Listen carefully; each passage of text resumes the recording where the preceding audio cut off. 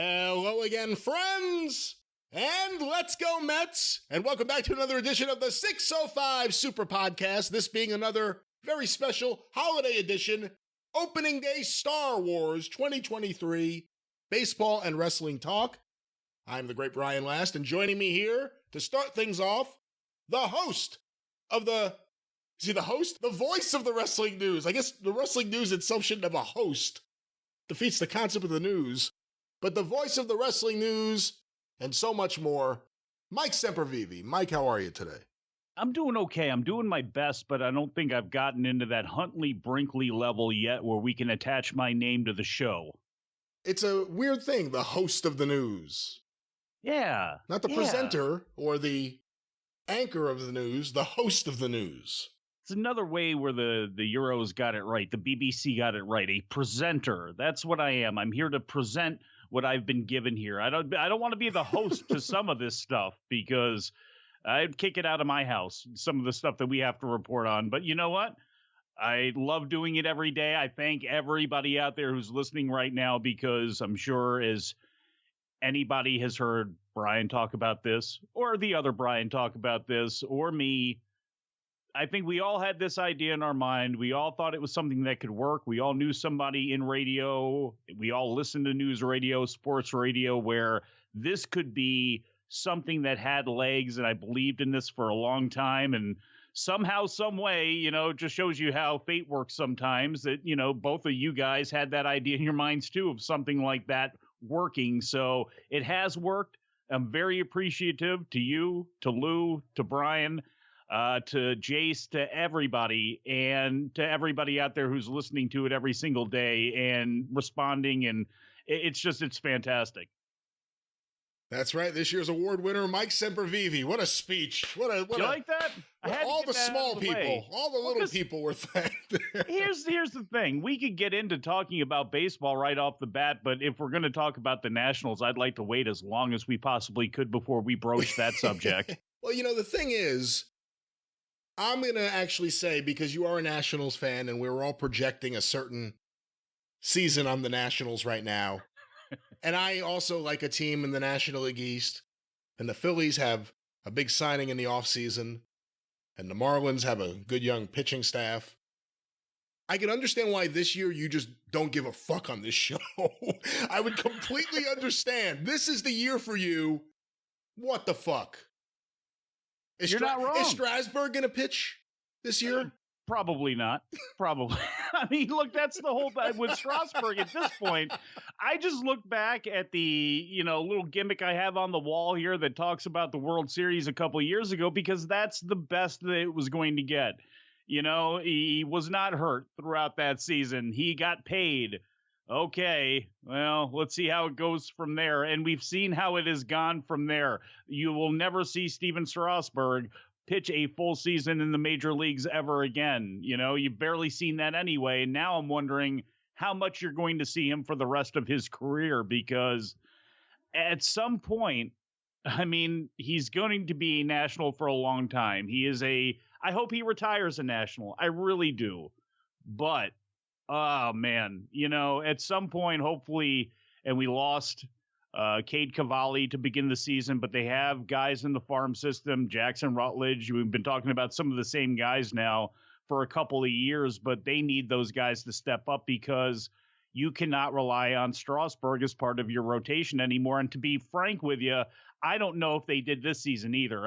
For a guy that was never talked about being put on the 60-day, DL, and granted, they have a long time and there's roster reasons why you don't make that decision, but it's like you're just waiting for him to go on it and the season starts and that's where he's going to be. And maybe, hopefully, he'll be around by maybe early June. We'll see what happens, but it is a 105-loss season, if not worse than that this year for the Nationals. Would some of these flamethrowers or get hurt? I can't speak. You could tell, ladies and gentlemen, this is going to be one of those episodes where there'll be minimal editing. It's just one of those kind of episodes. With these flamethrowers, and after they get hurt, I always wonder, in some of these cases, and I recently thought about DeGrom when he was still with the Mets, about turning them into a closer, like Eckersley or like John Smoltz for a period of time. Like DeGrom pitches like a closer for 6.5 innings or whatever it may be. Chris Sale. I mean, Strasburg. There are other examples. Do you think Strasburg would work as a closer? I don't know. It really comes down to psychologically, can they do it? It seems to be more than anything, because you look at, man, how many starting pitchers wash out, but they're good for 1 or 2 innings, but they just can't handle the bullpen. It's just something about the mentality of it. And I don't know if Strasburg can, but I would love to see him give it a shot. Isringhausen, also another Jason guy. Isringhausen, yeah, that's another one, and that's a little bit more recent. But I would love to see them try to give that a shot. They don't seem to have somebody floating around AA or AAA that they're looking at as, okay, this could be our closer, for the next couple of years. They do have, like I said, they have arms that they are hoping to start with, but that, to try to get something out, because that's $20 million or whatever it is he's making this year. Actually, it's more than that. I think it's about $35 million. Jesus. So how do you get that back? And this is where insurance. Well, there it is. That's it. Because this is what, Phillies fans and Aaron Nola now are going through agita, because now he's not signed. And if he has a big year, I think he's 32 by the end of it. And you go, okay, God, he's due for an injury. He's due for something to happen here. Do you sign him for $200 million if that's what he's looking for? Because he kind of gave you a good deal last time around. You got a great value and bargain out of him. But at $20 million, which is the direction that this thing is going, it's like, oh God, then what do you do if he gets hurt? So if they can get anything out of Strasburg, I'm for it. I would rather it be as a starter, even to last 4 or 5 innings. Like, they could always just attach, Edwards to him. Like, okay, Strasburg's pitching, just be ready to go 4 in case we need you to, because I don't, certainly the rotation can use them. When you look at that rotation, I mean, yeah, what do you have to look forward to this year? Like, what if you have to look at the entire year, looking at prospects that may come up by mid-season or late season, so taking the entire season in advance into account, what do you as a Nationals fan have to look forward to? C.J. Abrams, number one, obviously, one of the guys that they got as part of the San Diego deal for Turner. Or I'm sorry, that was it was for Soto. I'm sorry, for Soto and Bell. It's Scherzer and Turner. See, that's the thing, when you have 97 players that you got back in both of those deals, I mix them up sometimes. But when it comes right down to it, the guys that they got in those deals are their entire backbone of their future. K-Bear Ruiz, who was looked at as, we have good catchers in our system. They gave up Ruiz. He's starting right now. He was fantastic last year, stepping in and being able to handle a staff that, you had one vet that you could rely on. That was Patrick Corbin, and he had his worst season that he's ever had. He had one of the worst seasons in Major League Baseball starting pitcher history.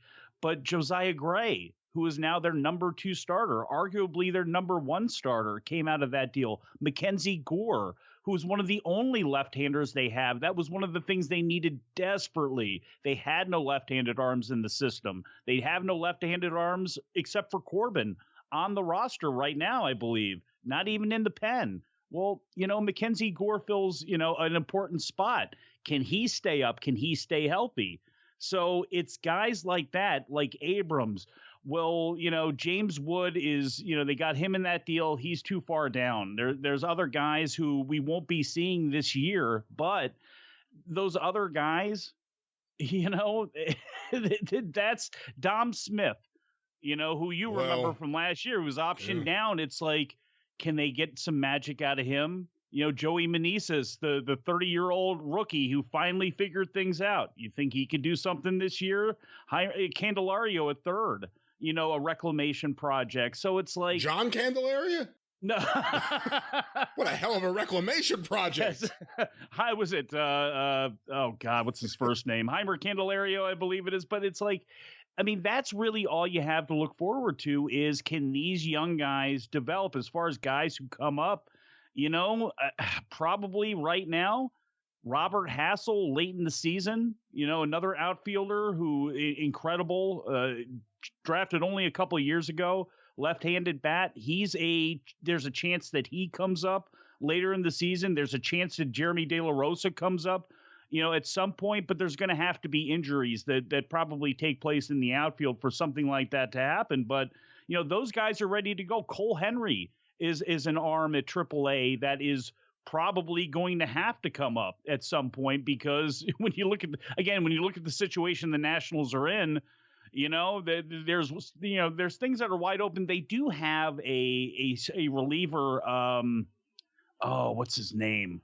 Why am I brain left? Thad Ward. I'm glad they got a reliever. Yes. That's Thad Ward, who's a right-handed reliever who I'd have to double check. I believe he made the team. He was one of the last arms that they were looking at. The odds are when spring started, they hoped he would look good, but they figured he'd start in the minors. But he's looked really good to the point where in some of the betting, although it's, you can get incredible odds on him because there's so many great rookies out there that he's actually slipped in, to some of that voting and some of the money that you can put on futures for rookies. So that's not the worst sign in the world. Again, not much to look forward to, but at least there are some things there and talent there where if this team gets sold and you have an owner that's again willing to spend, well, there's the core is there. Now from there, again, the ownership situation is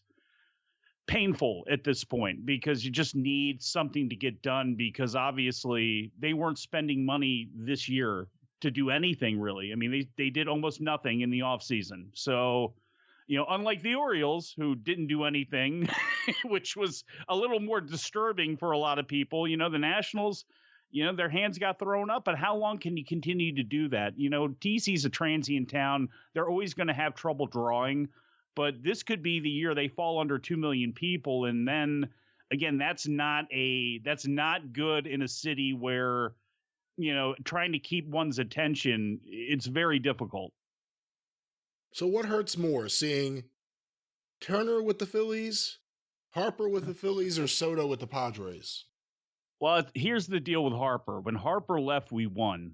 And that's one of those unfortunate things because everybody that saw Harper play, for the most part, liked Harper. Until he left, then if there were things about him you didn't like about his personality, then you could hate him. But the bottom line is, he left, we won. What can you say? Trey Turner is the one.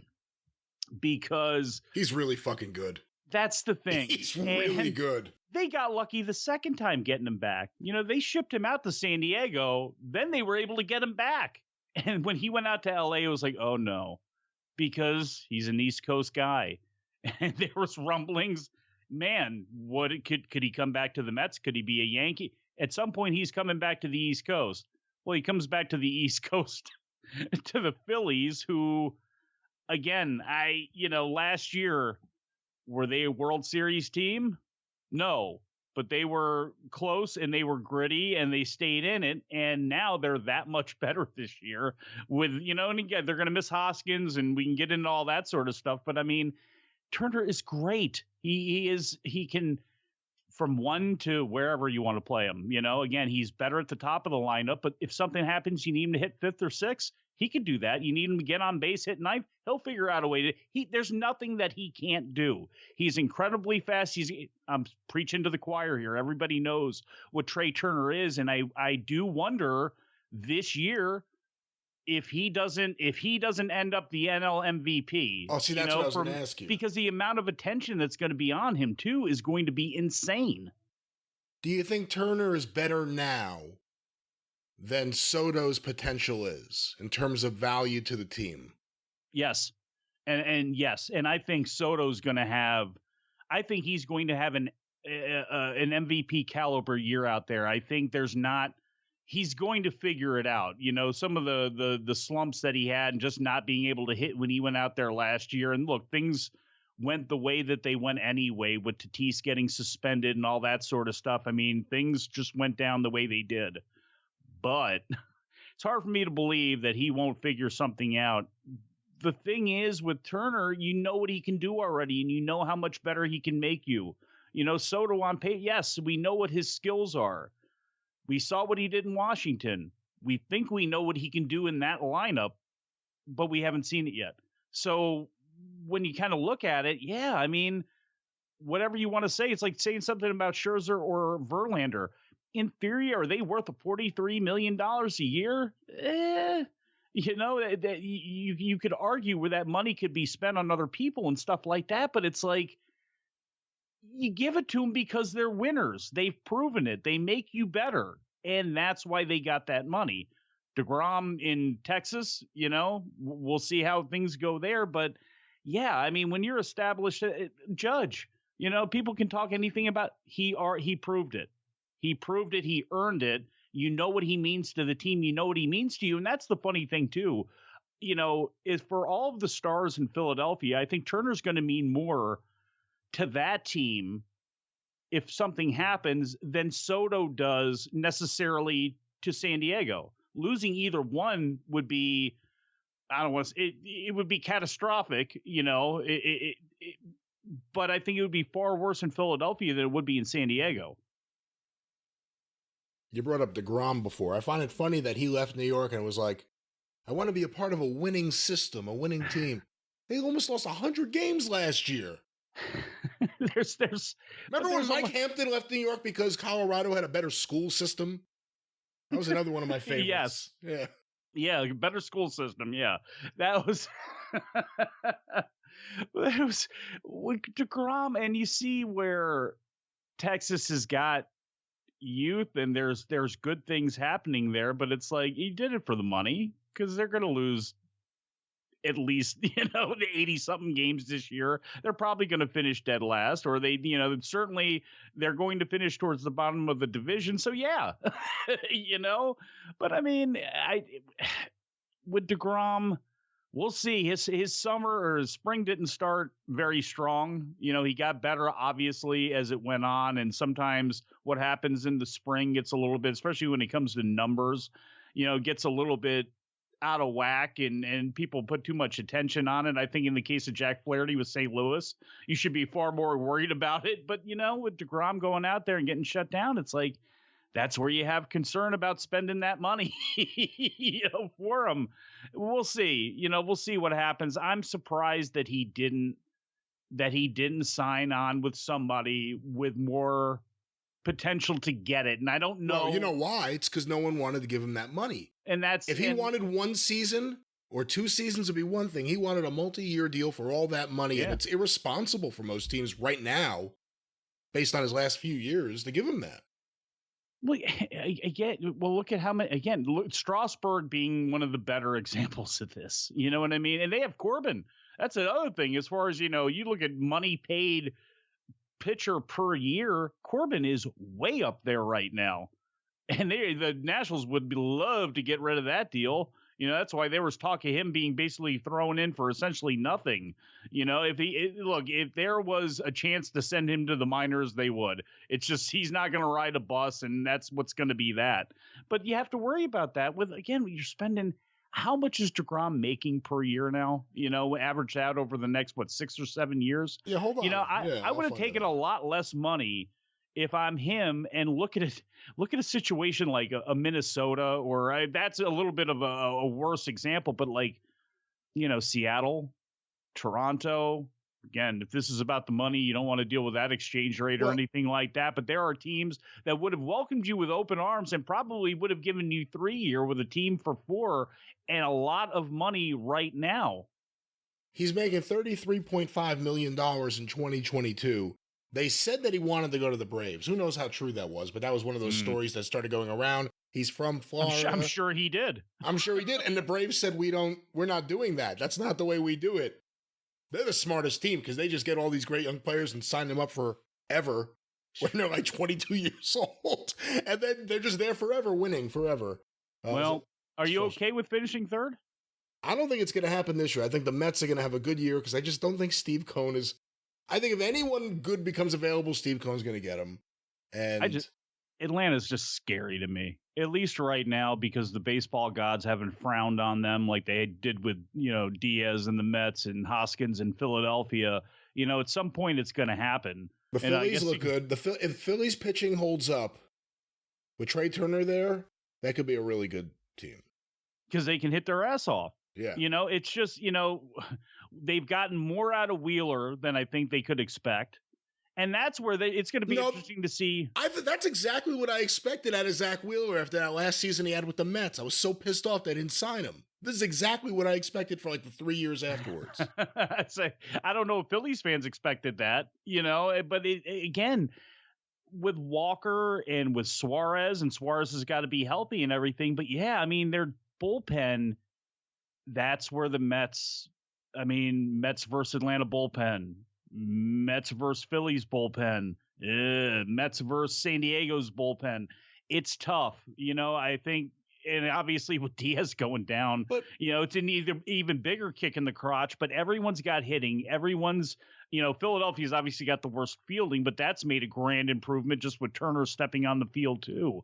But it's like when you kind of look at everything, it's hard for me to not go right now, Atlanta, Philly, Mets, all of them making the playoffs. But oh man, the Mets. See again. I don't know. Playoff system. Don't even get me started on that. I hate the fact that every team now makes the playoff, and then the Phillies win. Get to the World Series.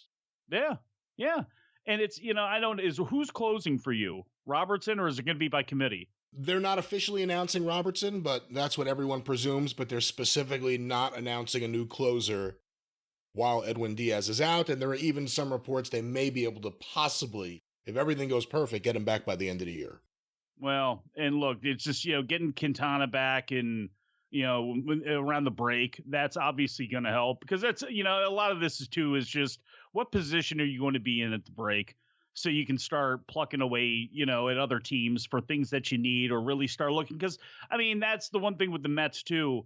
Yeah, not everybody had a good spring, but Batty had a good spring. You still got Danny Mendick, who is, coming back. And they sent him down, and they sent Batty down. Yeah, and Mendick's coming back from the knee, but you can rely on him if he's healthy, to fill a void, at least defensively if somebody goes down. Vientos had a good spring. It's like Syracuse is looking really good right now. And if Francisco Alvarez continues to develop, I'm Mauricio at short, and I don't know what position he'll play if he comes up. But it's like, they have a lot of good things there where if things start to break down too early, that's where I think Atlanta and the Mets do have a little bit of an advantage over the Phillies just because their systems, especially guys who are ready to go right now in case something happens and not having to be desperate to make a trade or give somebody up. I think that's where they're in a much better position. Well, I'll tell you what, we've been dominated so far by two fans of East Coast teams. We're talking predominantly East Coast baseball. Even though I'm a Met fan, I'm allowing the opposing view to get a lot of comments in here, and I'm playing along. But let's go to the West Coast. Let me add someone right now, if any of this works, because you never really know if it's going to work. And I promise everyone listening, hey, where's the baseball talk? It's coming. Don't worry. And I don't know why you sound like Rocky the Flying Squirrel, but we are adding this person right now. We are calling. He has a booming voice that we all love. I know I do. Saves me, that's for sure. Hello there. Hello. How are you, Lou? Oh, hey, can't complain, though it's mighty wet out here. See, that sounds like a guy who's a little bit annoyed because he's waiting for a text from someone in the East Coast to go, hey, could you do a couple of these stories to kind of save me a little bit? Well, welcome to Opening Day Star Wars, Lou Kippelman. Oh, thank you. Good to be here. Glad we're back on the horse here.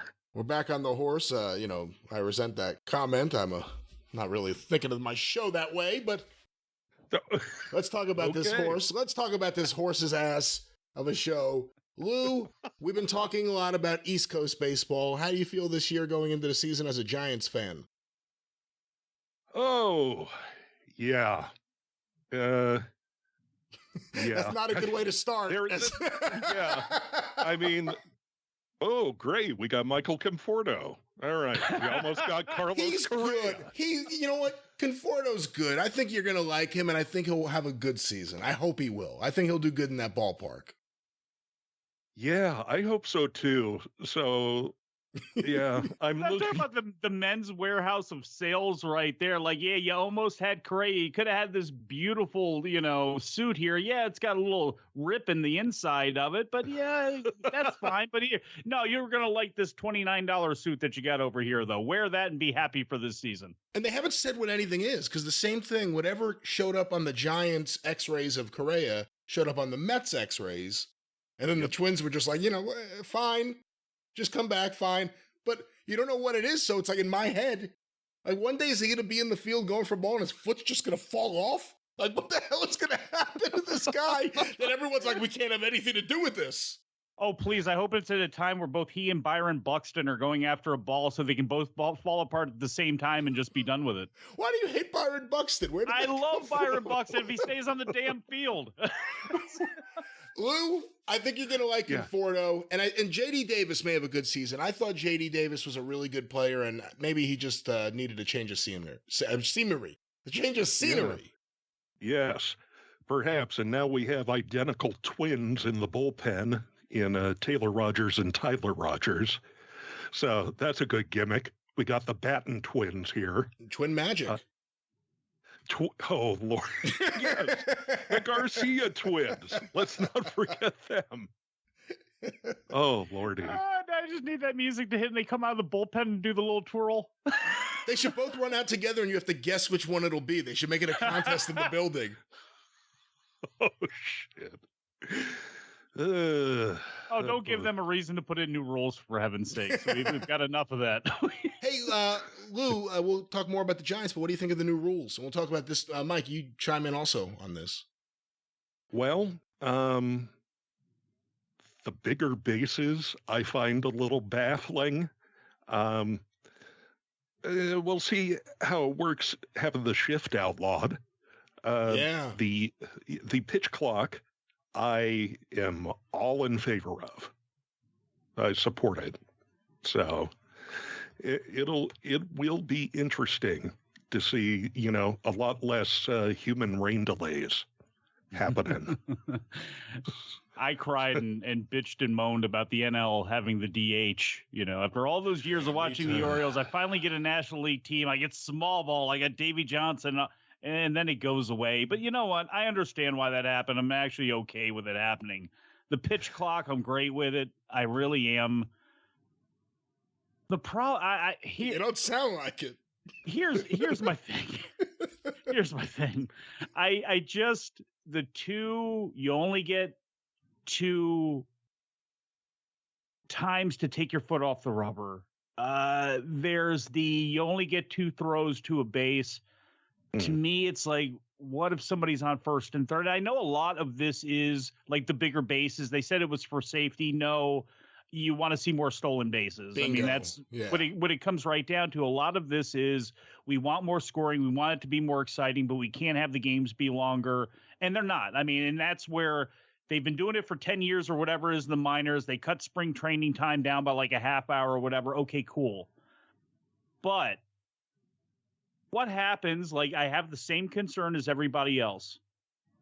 What if there's a situation that happened with like Real Muto where the umpire believes something about something. You disengaged, for the wrong reason. That was the quick pitches, all that stuff. When it happens on the last play of a series, much less the World Series or in the playoffs, but just during the season, it will be interesting to see how they respond to that and how the fans respond to it. And if they're going to do anything, they seem to be open about changing things as it goes along. Because apparently they did tighten down some things in spring about little things here and there about, catchers, if you end the inning on base, okay, we're going to make sure that the umpires are going to give guys enough time, that sort of thing. Like, okay, but it's going to affect the game. And that's one of the problems I have with the shift is that you're fundamentally changing baseball, in my opinion, because you used to have to actually kind of be able to hit,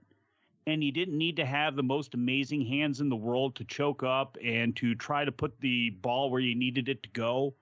And I don't know if it sounds good on the surface, but I think I know one team already did it. What we're going to now see is the outfield, which has no restrictions, is now you're going to pull the guy out of left field, and now he's going to go and play in the spot that your second baseman or your shortstop on that shift would have. So I think we're going to see more of that because to me, again, I mean, look at any number of players who, they're trying to protect with this shift. Is it really going to help them? Is it really going to help a Gallo or this person or that person if they just go ahead and instead of the shortstop or the second baseman doing it, it's just going to be the outfielder doing it? And I have a problem with just the shift in the first place because the whole point of the game was to hit them where they ain't.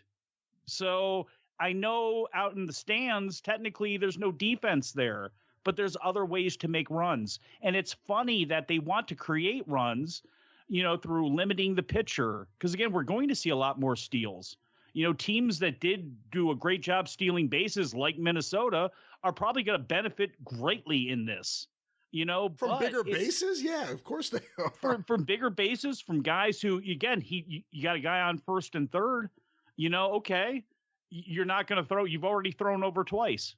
Somebody's taken off. So it's like, it's amazing. They want to increase runs. They want to increase scoring.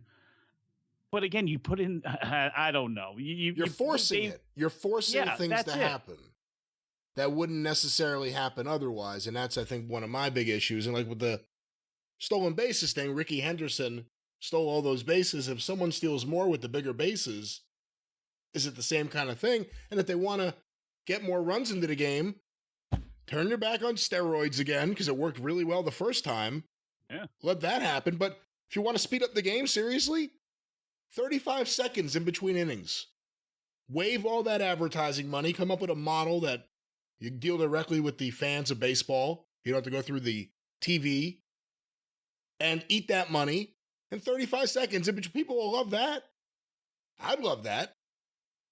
Yeah, but that'll take away from the find the ball under the cap gimmick. Yeah. And the race around the stadium. The sausage races. I'll say the presidential races. Who's the guy in Atlanta?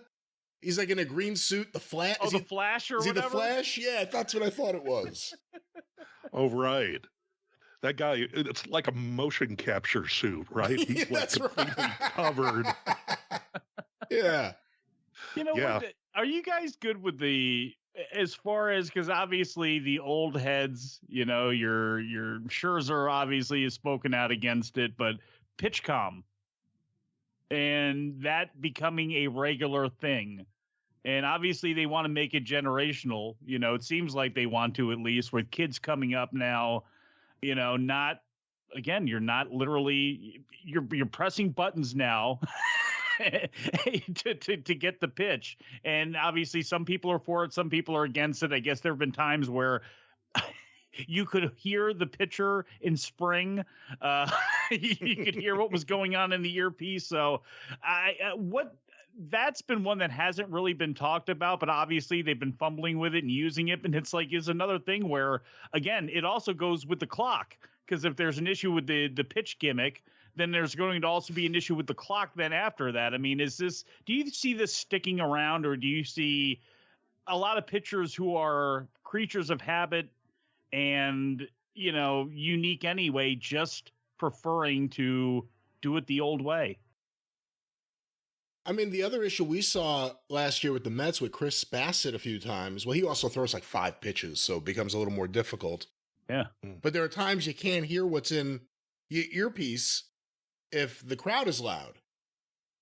So the catcher couldn't hear what was...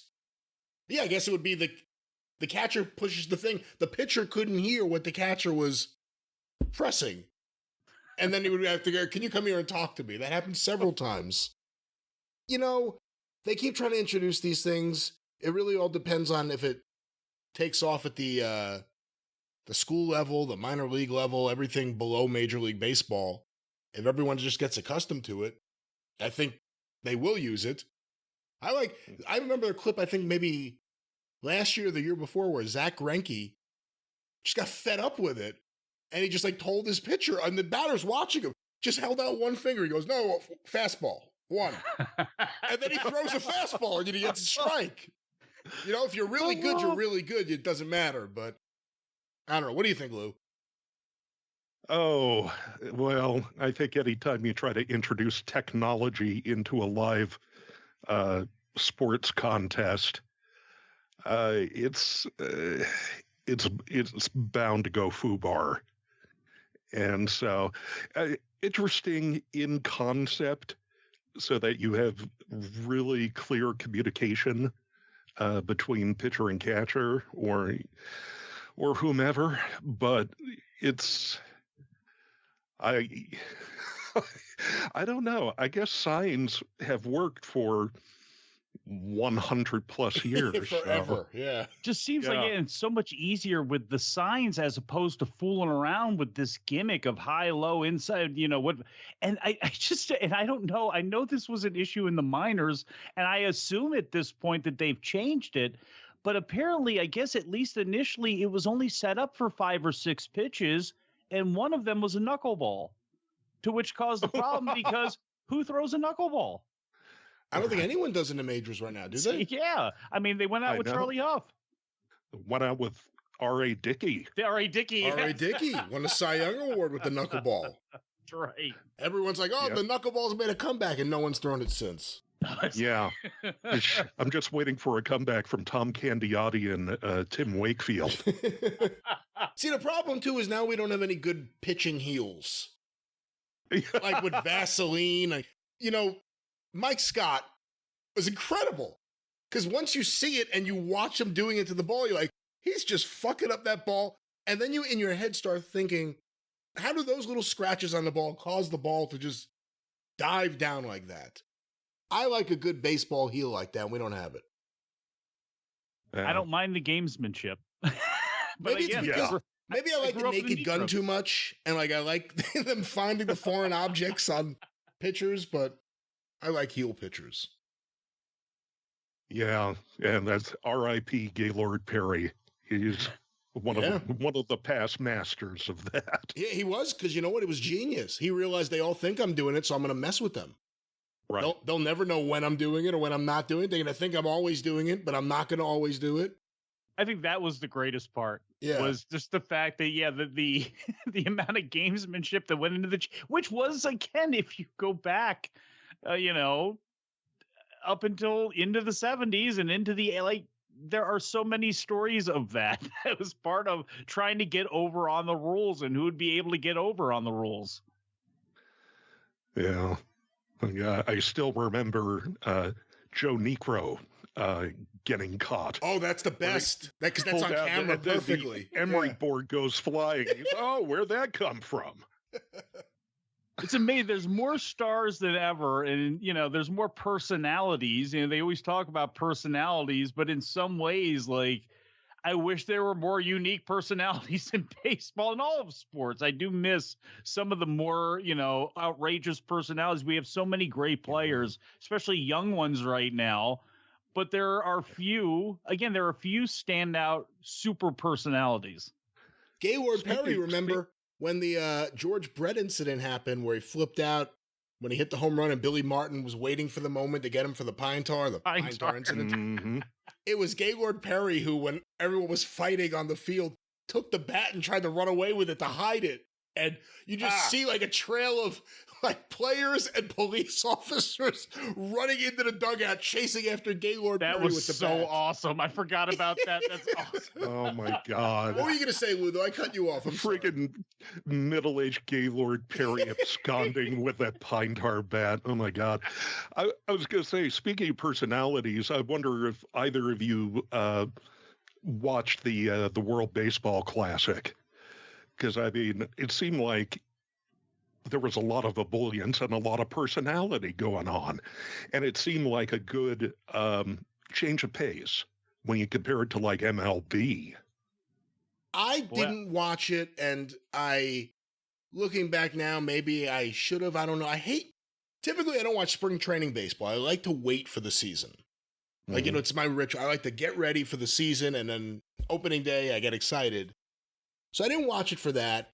I've never felt a nationalistic pull towards my love of baseball. So maybe that's one of the things that makes it different for me or for a lot of Americans versus people around the world.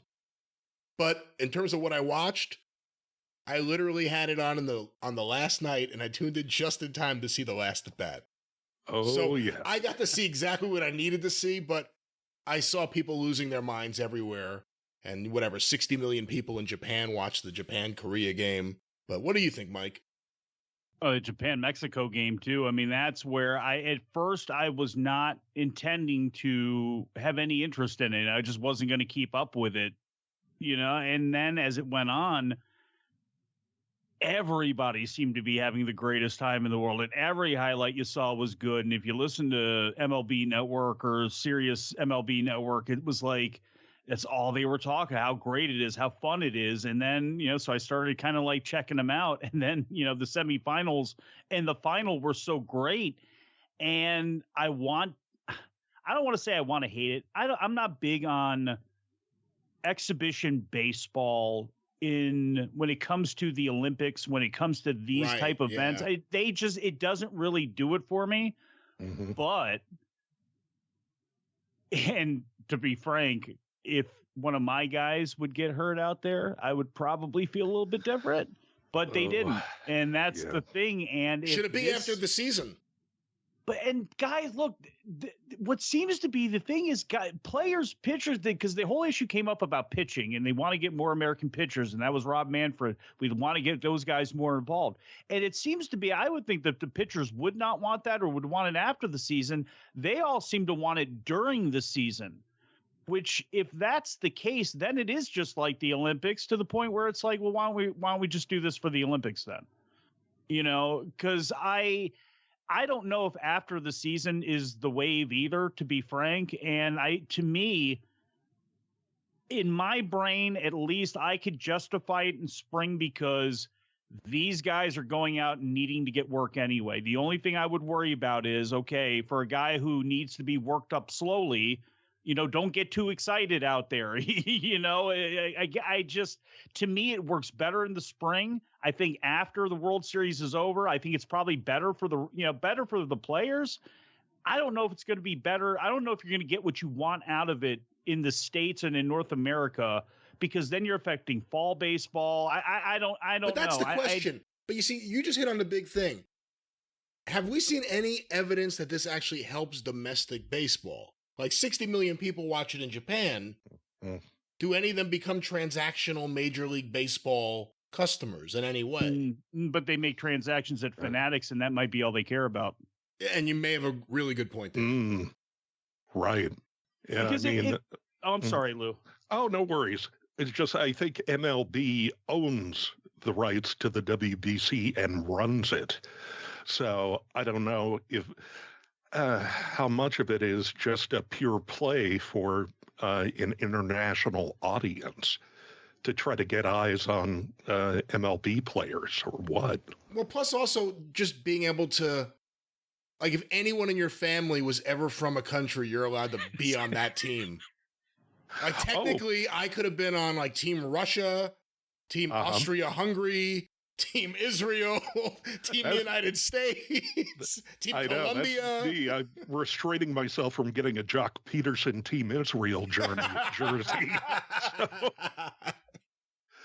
I still remember a couple of WBCs ago, they had the mensch on the bench. They had it in the WBC? Yeah. It was instead of the elf on the shelf, they had. No, I have one. We have the whole family here. There's a mensch, and then there's like I forget what like a bubby on the rubby. I don't remember what it is. But there's like another one, and we have like the whole family of these elf on the shelf competitors. And all I get is an espresso maker in my dugout. That's it. Not even a real, it was a Nespresso. I think that should be, that should have been fleshed out better in the media. There's a big difference between an espresso machine and just that quick Nescafe maker that you got there. Yeah. But that upscale K cup. If insurance is willing, if That's the perfect sponsor, the K-Cup. Every time you get a strikeout, this strikeout's been brought to you by the K-Cup. Drink one of these every time there's a strikeout. You'll run right through the fucking wall by the end of the game. Yeah. Oh God! And instead of the whistle from not Modell's, but PC Richards, you could actually have the little of the espresso getting crushed and starting up. That's a fine idea. You could have the sound of you running to the bathroom after having too many of those. Well, look, and too, insurance. One thing I do want to say is, if insurance companies and teams are willing to go through that risk because they think they're going to get something back, because that's where, how many major players, how many will it take before you just go, okay, we can't do this shit? Because again, the Diaz thing was a freak thing, but like the case can be made for in like an Altuve or whoever, where would you be crowding the plate at that point in camp? Would you be doing this? Would you be doing that? Would you take a risk to challenge somebody? So it's like, it comes down to me to the injuries too, where again, what the Mets lost their all-star closer, who's arguably the best closer in baseball. Imagine the year one team loses 2 star players. Yeah. Yeah. And if it's at the end, again, you had a very good point about timing, and that's why none of this is perfect. If it's at the end of or after the World Series, you have not more time, but you have, well, I guess technically more time to heal up from any injuries before spring training or the first months of the season. If it happens during spring training, you're out for the season like Diaz. Yeah, but if you blow a knee or something like that, at least, hey, this can be cleaned up and hopefully you'll be back, in June, July, August, even, something like that. At least you'll have some better idea if it happens, but we'll see. They should get AEW's doctor and clear him. Like, oh yeah. Doc Samson. Look, this game technically doesn't mean anything. It's only the WBC you can play. That's right. Rules don't count here. Yeah. Exactly. That injury is bad, but it's not like, landing on your head, falling off a scissor lift like Matt Hardy. We let him go.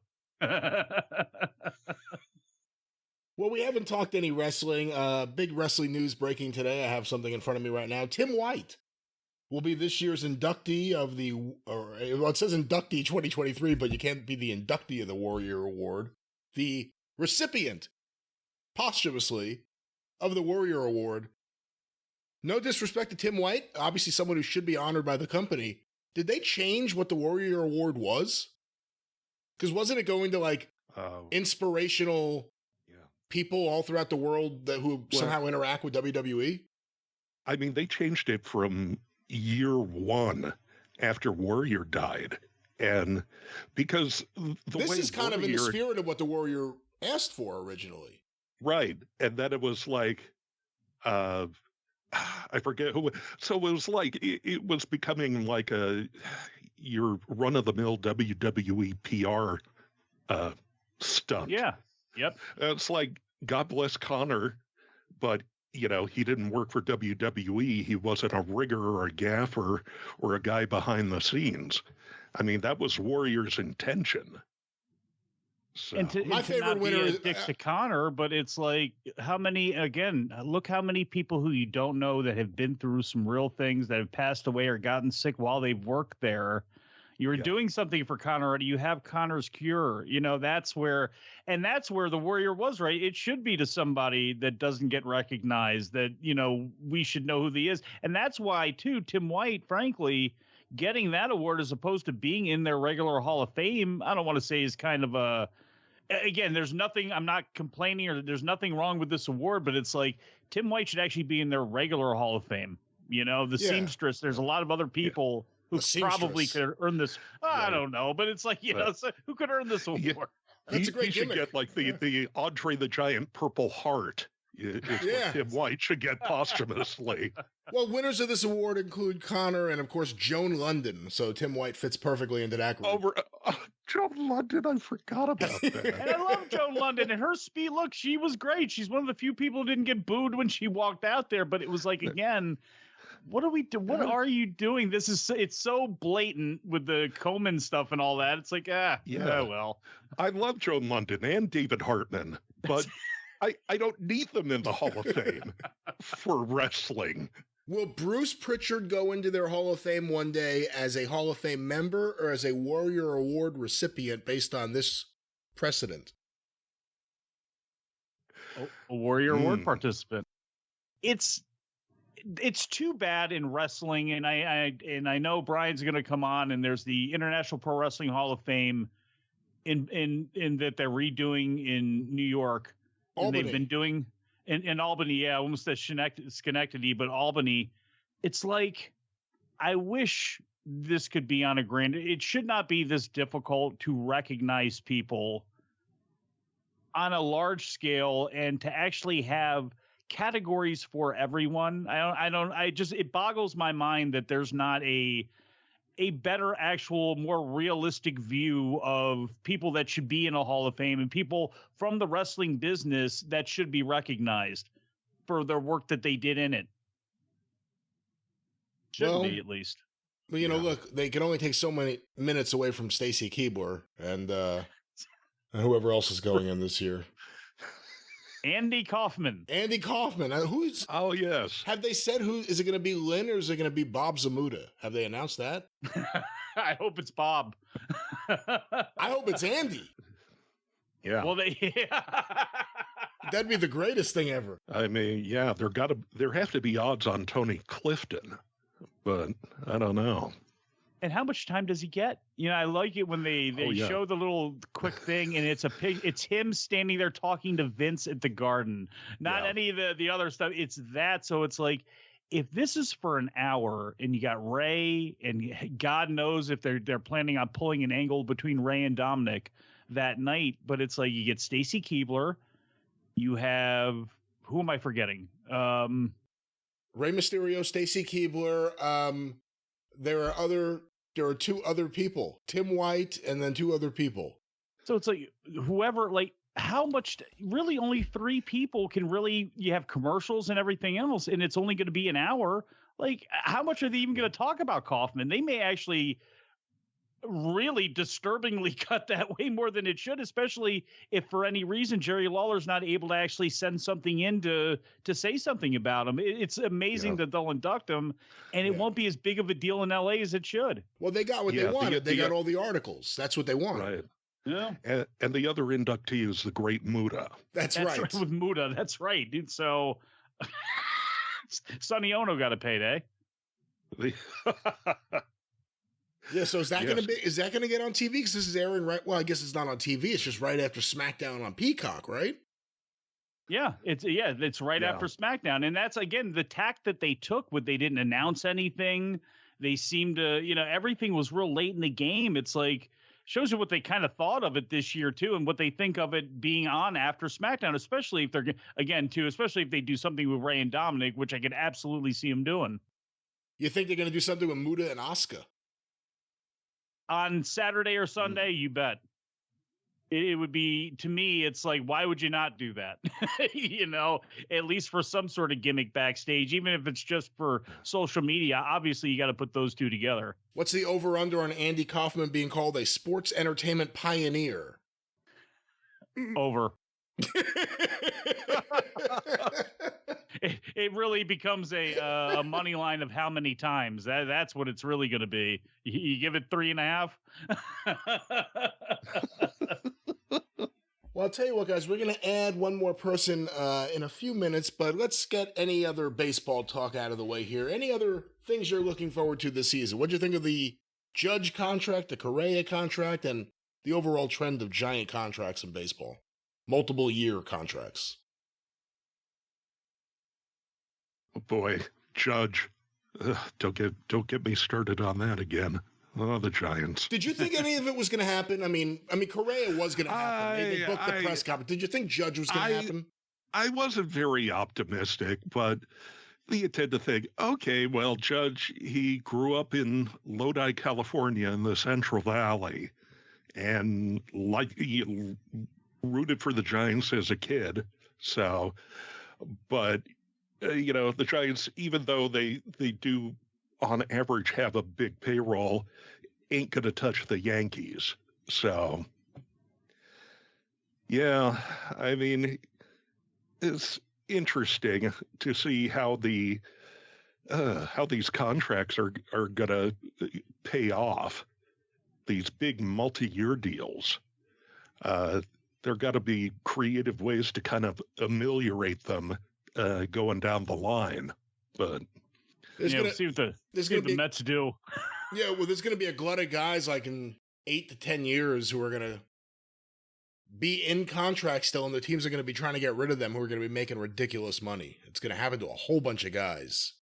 Well, so how can this be sustainable? And I'm all for everybody getting every dollar. Somebody's going to give you $15 million a year to play, then absolutely you take that. But how is this sustainable for the long term? We've already seen where we've seen a benefit for fans for sure, not a benefit for teams, obviously, because they're losing that extra year. But there is no real need now, and everybody's philosophy is different, but we're seeing younger guys.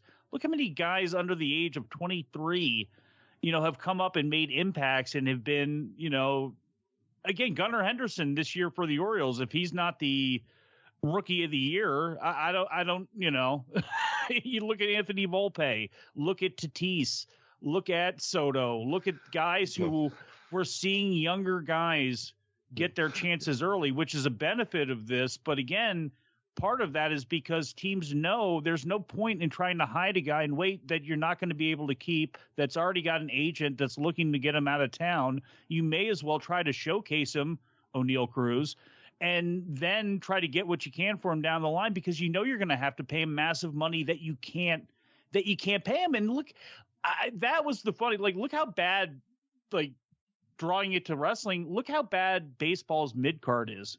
The stars on top, you have 8 teams in the race. I mean, there's only one race. It's all about the promoters. The promoters have to want to spend the money. Pittsburgh, I feel, but you bring up the Pirates. Yeah. I feel awful for the fans of Pittsburgh.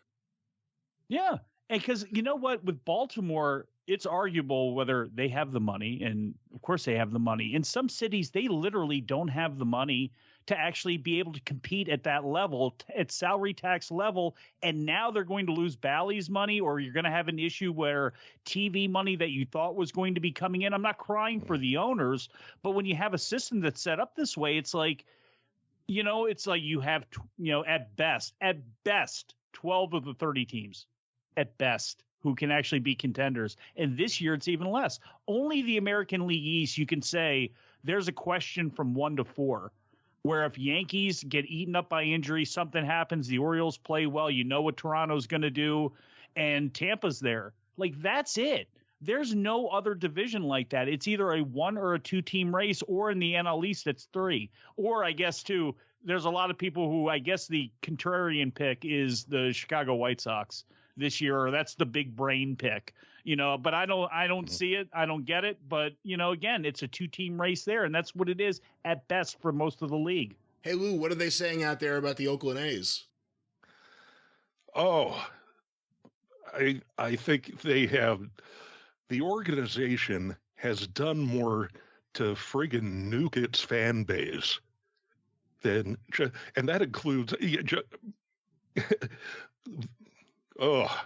I can't speak. Sorry. Hey, that's my gimmick. I was going to say, I do that every day during Observer Live. But they have done more to disenfranchise, so to speak, their own loyal fan base, because they're making a play for Vegas. And I think the fans are just, you can tell they're getting depressed. They're not showing up. They hiked the ticket prices last season a great deal, and that was certainly reflected in the attendance figures. So it's like dead team walking, I'm not sure. The thing is, I'm not sure how well they would fare in Las Vegas after the first couple of years, because I don't know, the front office, they've always been hot on the trigger as far as trading their good players, but it's just an awful mess at this point. I really don't know if they'll get any approval for this stadium that they would want to build at Jack London Square.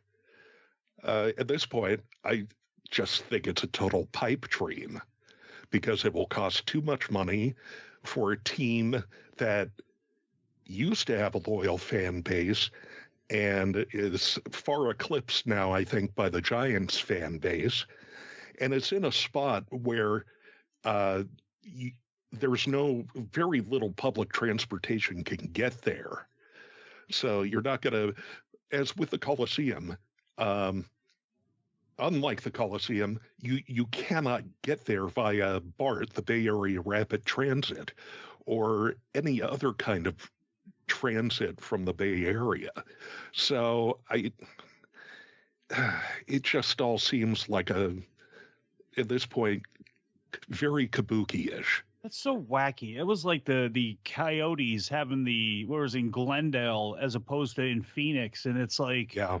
Nobody's going out there. I'm surprised. I didn't know that. I'm surprised to hear that, and I'm surprised to hear that because in my brain, you always hear about Oakland, and there's so much, everybody always making fun of what their stadium and their attendance is at now. I've always, I've put them in Vegas quicker than San Francisco. I'm surprised they're making a play that way, and it seems to be really ballsy from, again, in the position they're in where you don't have people, again, obviously you're hardcore baseball fans, but there aren't a lot of people just going, all right, leave. Go ahead. Yeah, I think there's a great number of people saying that.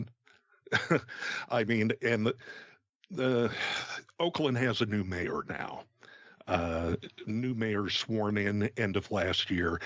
The previous mayor, Libby Schaff, was very gung-ho about because the Warriors left Oakland, the Raiders left Oakland, and who they have left, the A's and the Oakland Roots, which is like a minor league soccer team. And I think they may have a arena football league team too. So it's all sort of a status symbol thing about, well, there is a level of identity that gets stripped away when, you had 4 major sports teams. Oh, I mean, when were the Seals there? I guess I'm going back. Yeah. It wasn't even there, was it? But it's like, it was. They were. The Seals were a big deal. They were they moved to Cleveland in '76, I think. So. The Barons or whatever it was. But yeah, I mean, the it's Cleveland Barons, yeah. To lose all of your identity, again, especially when it's like, what from the outside, what else it's not like industry is going into Oakland. There's not like there's something filling the void where it's like, well, at least we got sports, even if they're bad. No, we're going to take that too. Right. But yeah, then again, I think the citizens of Oakland would want an administration focused more on the needs, their own needs, and maybe, investing in infrastructure instead of I'm going to say it, a white elephant at Jack London Square. So. Well, that's more than fair to say. Especially, again, if you can pay a play, look at what, again, not everybody's Steve Cohen, but we're talking about what, $1 billion whatever it was in like guaranteed money that was laid out. It's like, and I'm supposed to build your stadium for you, or we're supposed to help you with that. Where is the benefit? Because the people have now see through, well, it's going to create jobs. No, it doesn't. No, it doesn't. It creates very few for the people that are actually in town there working, and that's been proven in many places. Yeah. And if anybody should be familiar with that, it would be the people of Oakland getting boned upon the return of the Raiders. That was a tremendous fiasco for decades with the personal seat licenses and whatnot. Oh, yeah. I remember when they did those here, it was such a big deal. Yeah. Well, gentlemen, before we add someone here to the call and talk a little more wrestling, Mike Sempervive, who do you think is going to win the World Series? Can it be the Baltimore Orioles? I don't think, not on this planet or in this dimension, but in the Bizarro, possibly. It's really hard right now for me to go away from Atlanta and Houston, which is so boring, but it's like, well, somebody knock them off. And I hate to do this. It's because it sucks either way. It's either you give another one to Houston or it's Atlanta. And to be honest with you right now, I'm saying Atlanta. Lou Kippelman, who do you think is going to win the World Series? Not my favorite team, alas. Not as long as the Dodgers have a hot hand and the Padres are itching to, get back in the postseason again, and the Rockies. Anyway, I'm going to say from the AL, I don't know why I have a fondness for Terry Francona, but I just do. And I got to think the Guardians have to break through one of these seasons. The season with the new rules will be the season. Yeah, I think you're onto something. As far as the NL, yeah, I know the NL East is pretty powerful. It was fun to see the Phillies make it. I don't think they're coming back again this year, but yeah, it could be. Well, maybe I put in a word for the hated Dodgers, but yeah, in the end, I'd call it Cleveland against. Let's do a replay from '97. Cleveland, Atlanta, and this time Cleveland wins in 7. Man, see, and I want to go back to, what was it, 87? I want Minnesota St. Louis now that you said that.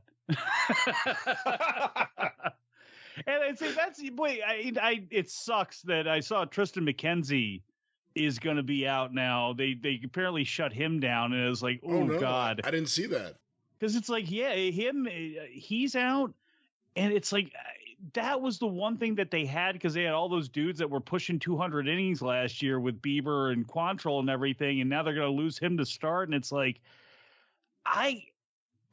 they have the best arguably now that Diaz is gone, they have the best closer in baseball. They've locked up pretty much all of their young guys. It's like, and they got Josh Bell, which I think is going to help them immensely, but it's like, I'm still picking Minnesota, and I still can't believe that Minnesota, it happened that they blew it that bad and they gave up 15 games to Cleveland, but it's like, they can't do that again this year, can they?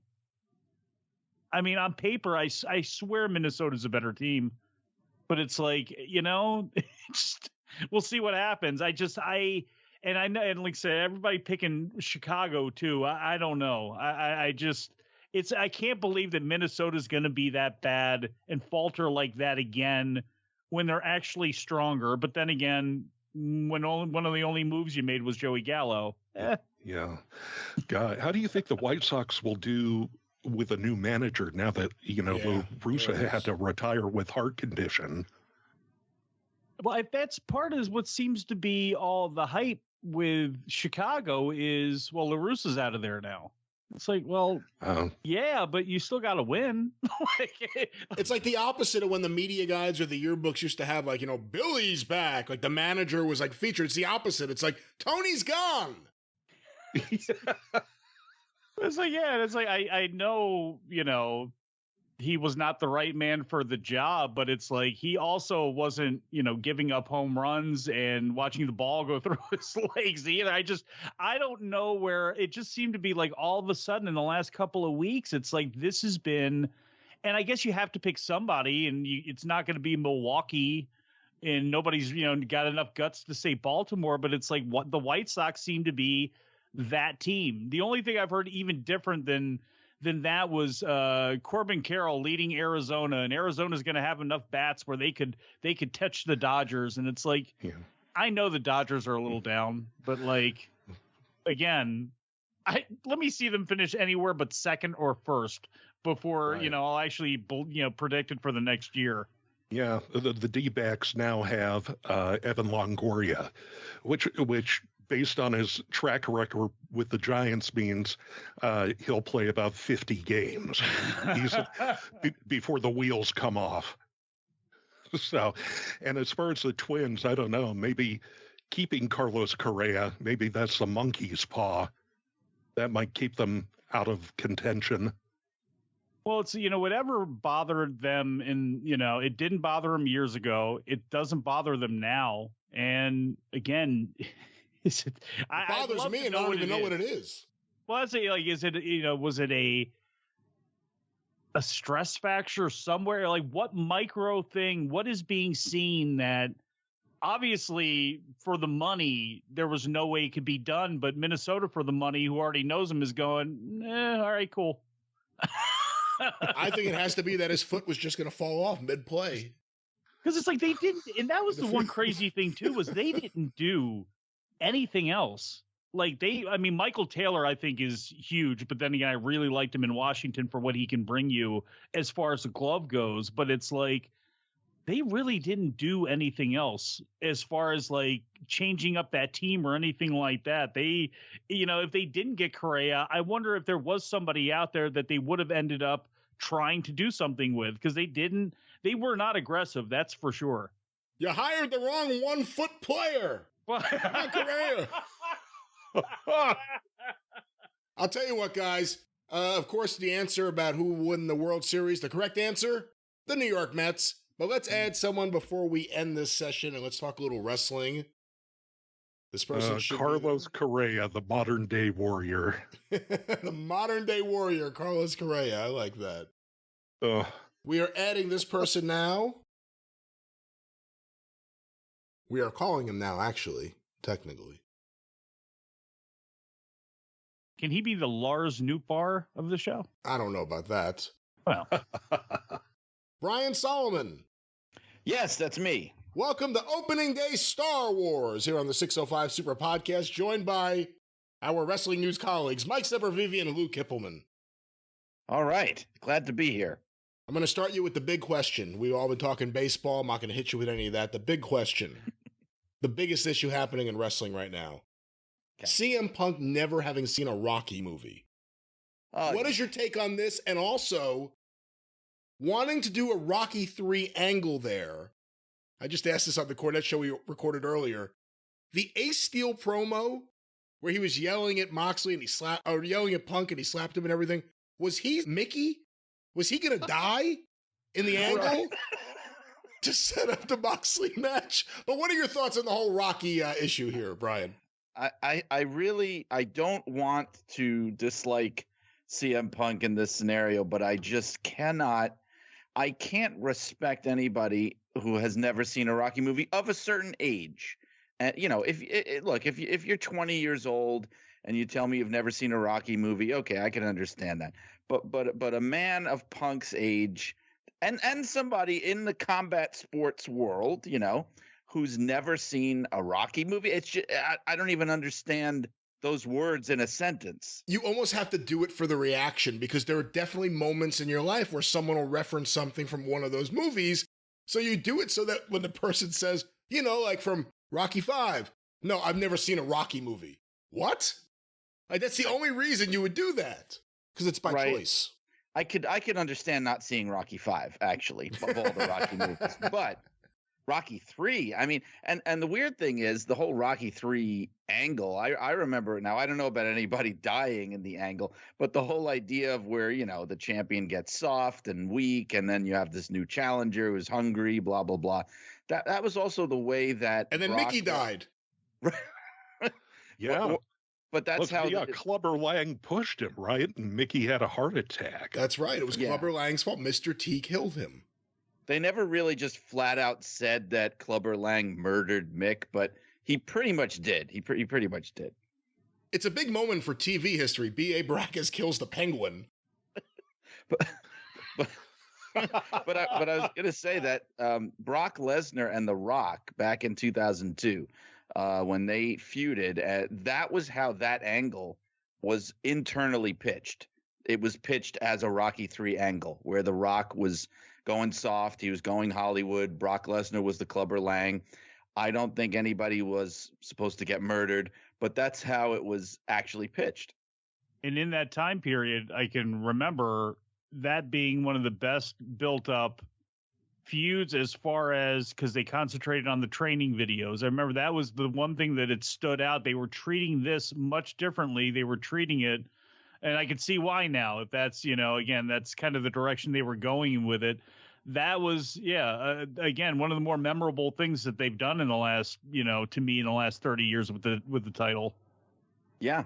Yeah. And I remember actually they came to me when we were covering it in WWE Magazine. And this is how I found out about it, because we had this meeting where Shane actually said, hey, it's going to be like a Rocky III thing, and I want you to do this write-up. And, Brock Lesnar is like Clubber Lang. And me, Mr. Literal, when I wrote the article, I literally actually mentioned Rocky III in the article, and Clubber Lang and Rocky Balboa. And later on he comes over to me. He's like, I didn't want you to actually mention Rocky III. I kind of just wanted it to allude. I don't think he knows what allude means, but whatever word he used, I wanted to refer to Rocky III. And I just straight up started, pontificating about Rocky III. You see, I want to go back a step to this whole thing with the Punk Moxley thing. In my head now, I want to envision that every idea John Moxley has is from a Sylvester Stallone movie. Like every idea is like, I have an idea, Rambo, First Blood Part 2. And here's what we do, And every idea is going to be that now going forward. Yeah. Well, now I hope he saw Staying Alive. Tagline. Yeah, I have a new tagline. You're the disease, I'm the cure. I got 2 words for you. Eye of the Tiger. I'm just waiting for Stop or My Mom Will Shoot. All right, here's what I'm thinking we'll do, Punk. Marissa Tomei's my daughter, and I got her in my house. And it's the 1920s, and I know the lyrics of Minnie the Moocher. Yes. Now coming to the ring, Mosker. You see? Thank you very much. Only here in this universe does anyone get a reference to the movie Oscar. Thank you very much. Mosker. Wow. Favorite Rocky movie, Brian Solomon? It's got to be the first one. I mean, that is Rocky. I mean, like, they could have just stopped it there and it would have been fine. I mean, I love all of them, but I mean, that's the movie. Well, let's not go too far with that. I mean, it was the best one. There's no question that was the cinematic masterpiece. But should they have stopped there? No, because then we would not have gotten Rocky III, but more importantly, Rocky IV and all the gifts that Rocky IV gave us, not from a film point of view, but the soundtrack, the montage, James Brown. Apparently now the Creed films. I haven't seen any of them, but we got them from there, I guess. So. Do they have a little Drago yet? Did Drago had a kid that's not going to be fighting? Yes. I think so. Oh, yeah, that was in Creed 2. Yeah, that's right. Of course. Of course. They haven't done Clubber Lang's kid yet. That's the only one who hasn't had a kid yet.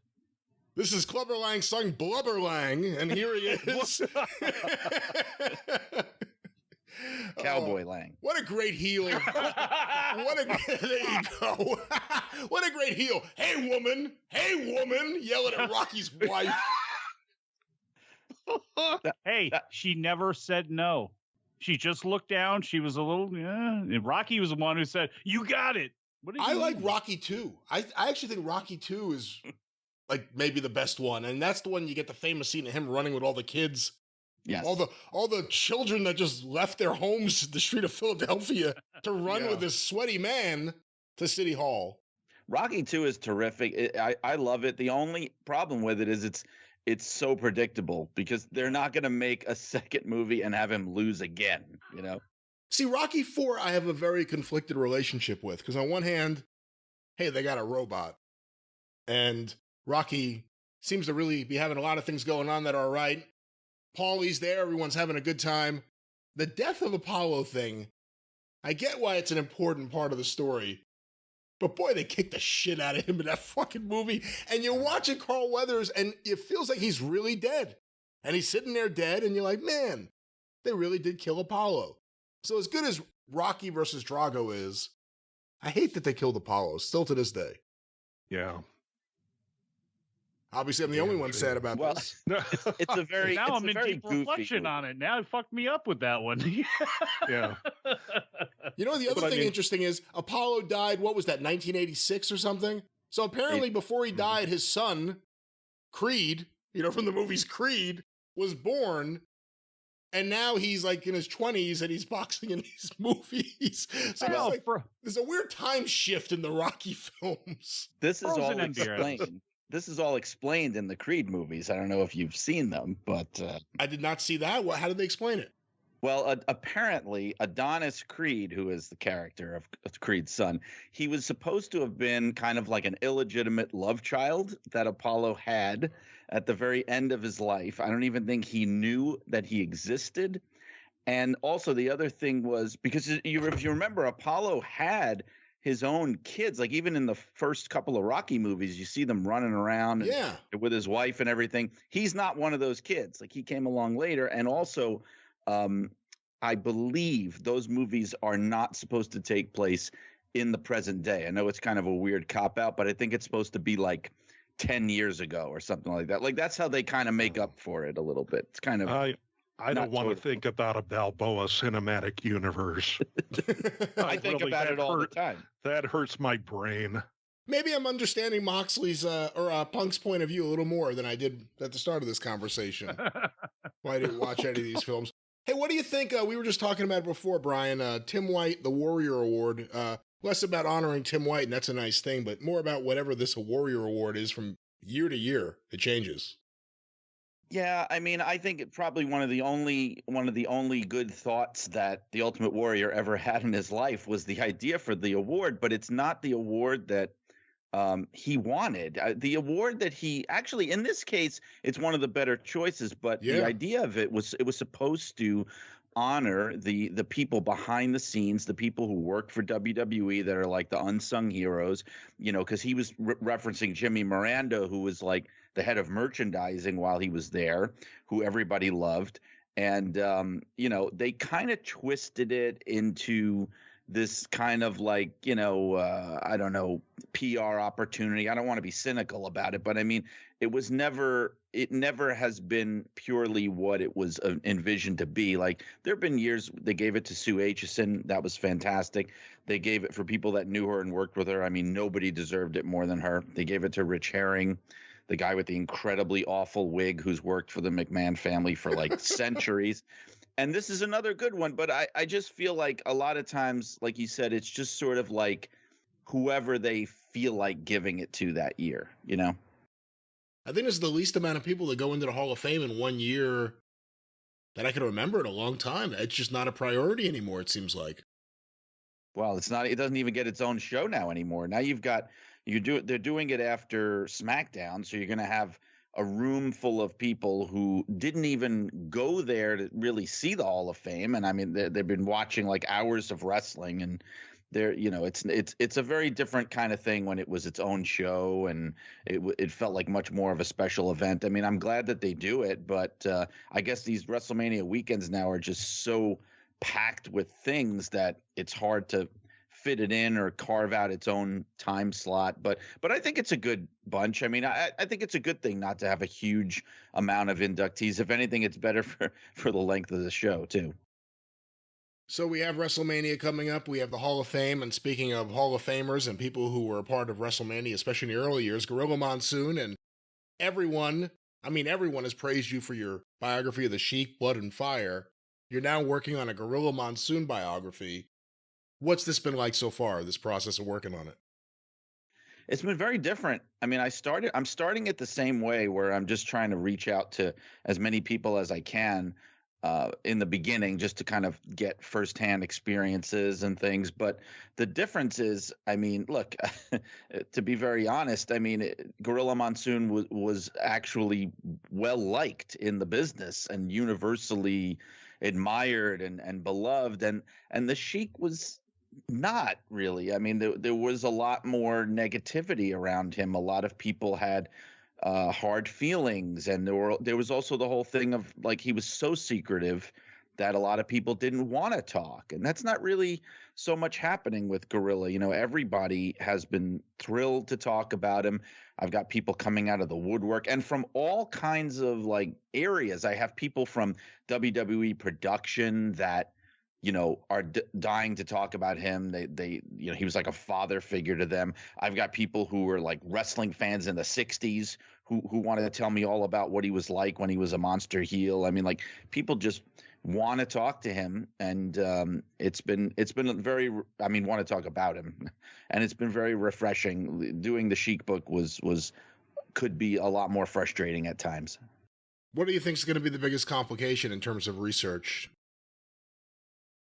Well, I mean, you have the same issue you had with Sheik, and in some ways worse, of there's very, very little footage of the prime years of Gorilla Monsoon. In fact, the only footage I have seen, and if anybody hears this and can point me to anything, the only footage I've seen of him in the 60s at all that exists is from when he was in Japan, because they just saved everything. Isn't there Calgary footage? Yes, there is, but I mean from when he was Gorilla Monsoon. That's true. That was before he became Gorilla Monsoon. I'm talking about when he was the monster heel with the crazy beard and the whole thing.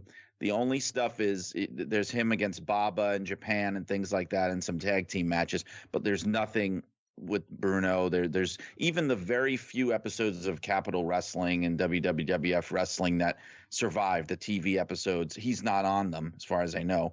So that's kind of an obstacle, where the only wrestling I get to see of him is, you know, when he's in the 70s, when he's admittedly, you know, past his prime, he's past his peak as a wrestler. He's more of an office guy. So, I mean, I wish I could have had more of that ability to actually see him in his prime.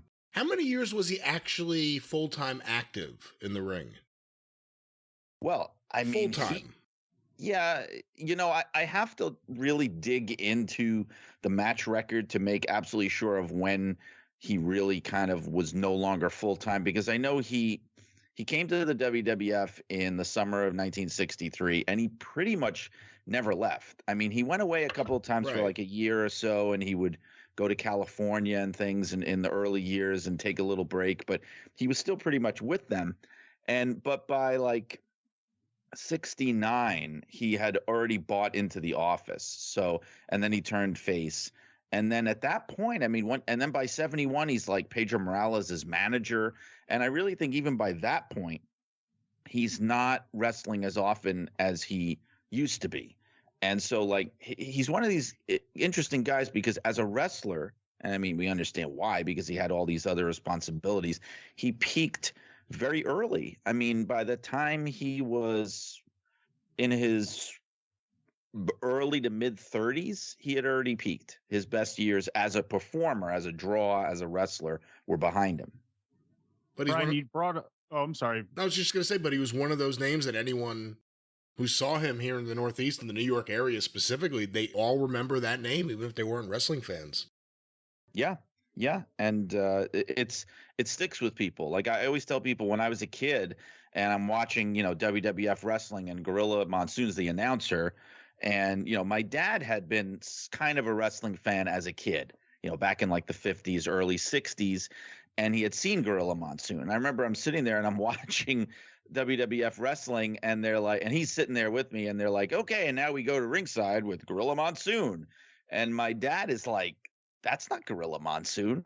Who is that guy? Like, that's not the guy that I remember seeing. He's wearing like a tux and these Coke bottle glasses, and he's talking, you know, but he remembered him even from, you know, 20 years ago. And my dad was not, as an adult, a wrestling fan, but he still remembered the name, the character. I mean, he made a big impact for sure. Well, we know for sure that he did not spend any time in Manchuria, but he did spend time.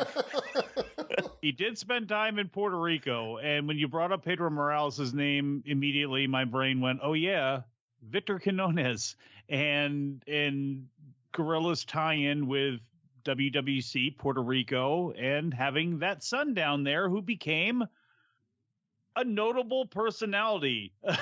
Well, that's a nice way of putting it. Yeah. So, I kind of, this is almost just a double-edged question here. And yes, I apologize that you are working with someone who actually has got a less of a grasp on the English language than Shane McMahon now with the wrestling news, but I thank you for that. But when it comes to how well known was it, or I guess it obviously was very well known, but was his relationship with Quinones ever discussed at all behind the scenes or in the office or anything like that, even coming up as far as just how did he buy in or any of that sort of stuff? And also, have you started to line up any of your ducks in a row yet to cover his time in Puerto Rico and his obvious interests there? That's going to be a part of it, and I definitely want to delve into it because for a guy that was kind of, especially in the world of wrestling, kind of an open book and kind of what you saw is what you got and liked by everybody, and definitely not somebody like the Sheik who had enough skeletons in his closet to build a graveyard. Gorilla, it's the one area that's kind of a little bit shrouded in mystery. Like, what was he doing down there? Why Puerto Rico? What's the story? And that's something that I have been researching and talking to a lot of people about. I do want to say one thing, because the Victor Quinones thing always comes up, and a lot of people have thoughts about it, and there's rumors and there's urban legends. And I know even in the New York Times obituary, and I think this is where a lot of it comes from. In the New York Times obituary, he is listed as Gorilla Monsoon's son. But I'm going to say this, and look, this is very early in the book writing process. I may turn out to have egg on my face and put my foot in my mouth or whatever other cliche that you want to give. But I do not believe that Victor Quinones was Gorilla Monsoon's son, not his biological son. His real name was Victor Lupton.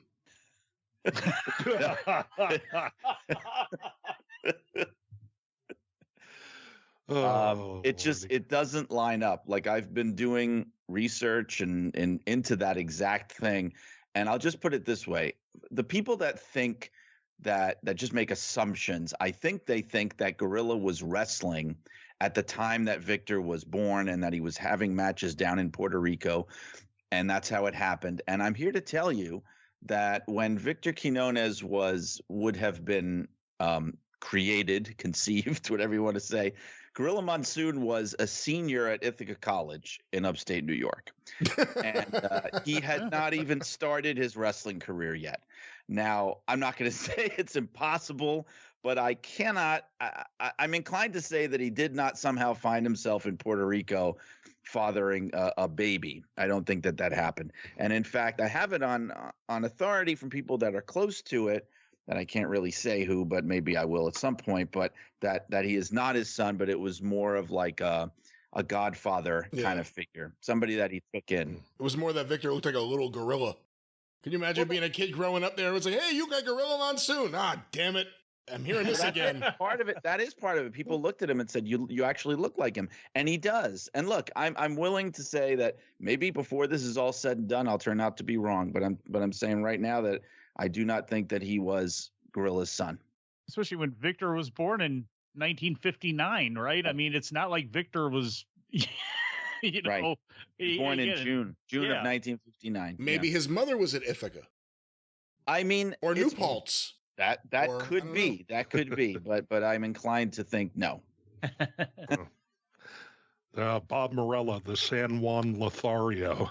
Is it true that after this book, you're going to conquer if Jerry Jarrett was really Roy Welch's son? Is that the next thing you're going to tackle? Yeah, I'm just going to stick with the idea of shady wrestler genealogies and who's actually whose father. That'll be my specialty. Yeah. Yes, that book would sell. Gino Hernandez and his father-in-law, Jimmy Snuka. Yeah. Well, didn't people say that Paul Bosch was Gino Hernandez's dad? Wasn't that another? But they only said that. They only said that because he was. Well, wait a minute. Was he? Wait, you saw that dark side. You heard Mama Hernandez. Yeah, Mama Hernandez is like, how I was a young woman. Why would I be sleeping with Paul Bosch? Yeah, that's true. Why did you sleep with the usher that got you pregnant? What the fuck?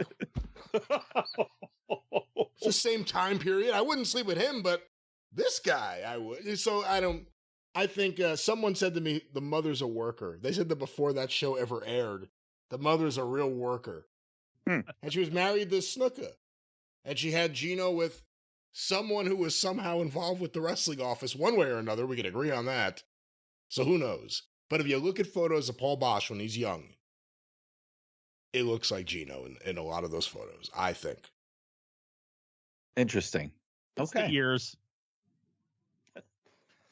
It could be the ears. It could be the ears. You know, I have photos. I was going through the Gorilla Monsoon file after you announced the book, Brian, and he must have gone to the office of Ring Wrestling one day and just took off his shirt and took tons of photos in the office.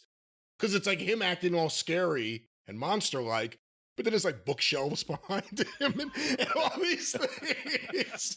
So It's pretty funny to see. Yeah, I don't know how they were able to control him in those offices there if he was on a rampage at the offices of Ring Wrestling. Somehow they maybe with some menthol cigarettes, I don't know, somehow they were able to calm him down. Yeah, in between his grunts, they were able to tell him what subway to take to get there. Well, the funny thing about him is I find that the more I read, I feel like, especially for a guy who had kayfabe on his license plate, he actually seemed to have been one of the kind of looser people in that era with regards to it. Yeah, because, and I wonder if part of it is because he was a very well-educated guy, especially in wrestling terms. I mean, he was a very articulate guy, very smart guy, and I sometimes wonder if maybe he sort of got a little chuckle out of the whole like kayfabe thing. Like, here I am, I'm this Italian guy from upstate New York. I'm playing a gigantic Manchurian wild man who Bobby Davis found swimming naked in a river in an ice flow somewhere. And I think he got a kick out of it because I can see there's a couple of times, like even when he was in his phase where he wasn't supposed to be speaking, where he actually gave comments in newspaper articles about some of the matches that he was in at the Bruno matches, which would have totally broken kayfabe. And the whole idea even that by like 1970, they had pretty much given up on the idea that he was supposed to be this Manchurian lunatic. Like they even got to the point where they announced him as being from Willingsboro, New Jersey. Once he got rid of the beard, right? You know, the act was up. And it was not. It was like an open secret. He would sort of wink and nudge. I think there's even an early show that he called when he first started announcing in '82, where somebody made a joke like, "Oh, Gorilla, you can speak," or something like that, and he sort of said, like, "Yep, well, I learned how to speak English." Ha ha ha. You know, like it was. He had a little more fun with it, is what I'm saying. What a weapon he was for that office, because I was going back through the Battleground Baltimore book. I hadn't looked at it in a while, and there were all these old Washington Post clippings from the 60s and in the 70s. And of course, you know, is wrestling fake? Or there'll be these things that people will bring up, and it seems like, and maybe it was just circumstance, where most of the quotes, almost anytime you read them, they're coming from Gorilla Monsoon. It's like, I don't know if he was the official guy that they sent out there to, okay, hey, you know, talk to the, you know, because of his education, but it always just seems like he was the guy to talk to the media. That was not Zacco or McMahon or whatever. Like, if there was going to be one person, it was going to be Gorilla that talked.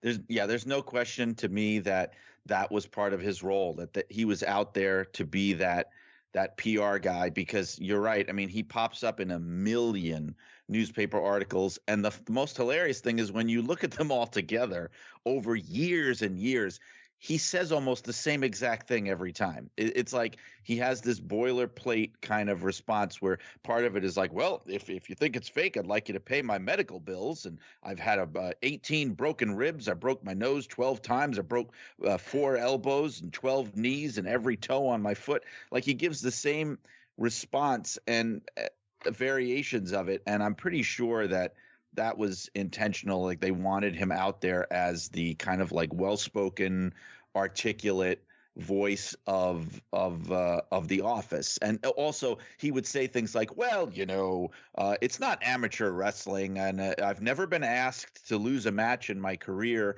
But what we do in there is we give color, and we put on a show. There have been times where I've been in a match with a guy and I knew I could beat him in like a minute, but I let it go on for about 15, 20 minutes because I wanted to give the crowd a show. Like, he'll give these very like detailed kind of breakdowns of how wrestling is real in a way that, especially back then, if you're reading it, you're going like, yeah, okay, that makes sense. I believe this guy. You ever think we'll get to the bottom of why he said superstar Billy Graham died in the newspaper in Philadelphia, and then, of course, never retracted it? So that when Billy Graham did come back, fans in Philadelphia thought it was an imposter? And in fairness, I mean, looking at him, it would be hard. It would be easy to understand why they would think that. I mean, that's true. Unfortunately, he really did look like a different person. But yeah, I haven't looked a lot into that yet. But I want to get a hold of a lot of those columns, because he had that column. I forget what paper it was in. It's a defunct Philadelphia paper. But yeah, it's really weird. He did that, and then he would not walk it back or deny it. It was really strange. And you know what another thing is, if you notice, I don't know, maybe he had it out for Billy Graham. I don't know. But that interview, the one that you had on the 605 that we were just talking about a little earlier that I listened to. Ron Luck live at the Ribbon. Yeah. There's a moment in there, and he always would put over everybody. I mean, especially in an appearance like that, talk about everybody. And they mentioned Superstar Graham, who I think was back at that point. This would have been like March 83, and I think he was doing the karate thing. And somebody asked if he was going to be getting another shot at the title to get it back from Backlund. And Gorilla just shit all over him. I mean, it was very uncharacteristic. He was like, I don't think that Billy's going to be getting a title shot anytime soon in the near future, because you really need to be in shape and you need to be prepared and blah. He was really running him down, whereas the easy thing for him to say, even if it wasn't going to happen, would have been, oh yes, I'm sure that Superstar will get another shot down the road and he might just win it back and that kind of thing. But he didn't do that. He really just kind of trashed him. Yeah, it'd be interesting to see in your research what you come up with on that. If because I just, Superstar Graham and Ernie Ladd and Ivan Koloff, I don't want to say throwing their weight around, but seemingly throwing their weight around and getting all equal deals. And we know how, Graham tried to start a promotion in Arizona. It's not like he was easy to deal with, especially if he thought he was right about something, as in not wanting to lose the belt and we're making a big mistake and, we can't do that. And then he makes this hard right turn to this gimmick where he looks nothing like what he used to. And he's addled, probably to the point of frustration for those who actually have to deal with him and try to control him and book him and deal with him. I wonder if he got, again, if it was just somewhat like, again, if everyone speaks highly about you and there's always going to be somebody you're going to have conflict with, no matter how good. I could see that being the case with Graham. It'll be interesting to see what happens with that, because I could see Graham being the one guy and the one personality that Monsoon, especially who's got to deal with this on behalf of the company, let alone any personal, one-on-one differences, has got to be like, just screw this guy. This is a completely different person than the man you did see, 3 years ago. I think that he was difficult to work with, Graham. I do think that he was, and I've heard stories to that effect. I think basically, I know he's very ill now, and he hasn't spoken publicly in quite a while, but Billy Graham dying since 1979. This is true. But the way that he has often been publicly in recent years, where he'll just seem kind of unhinged in a way. I really think that that's how he was back then too, except the public just didn't know about it, but I think people in the business did. And he could be a difficult guy. I remember the one time that I interviewed him when it was back when I worked for WWE, and I was interviewing him because he was going in the Hall of Fame, I think, and he was back in the fold again. And, and I took the opportunity to ask him because I was working on my Legends book. And I also thought, hey, I could ask him about the Grand Wizard, and I can ask him about Backlund and Bruno and all this stuff.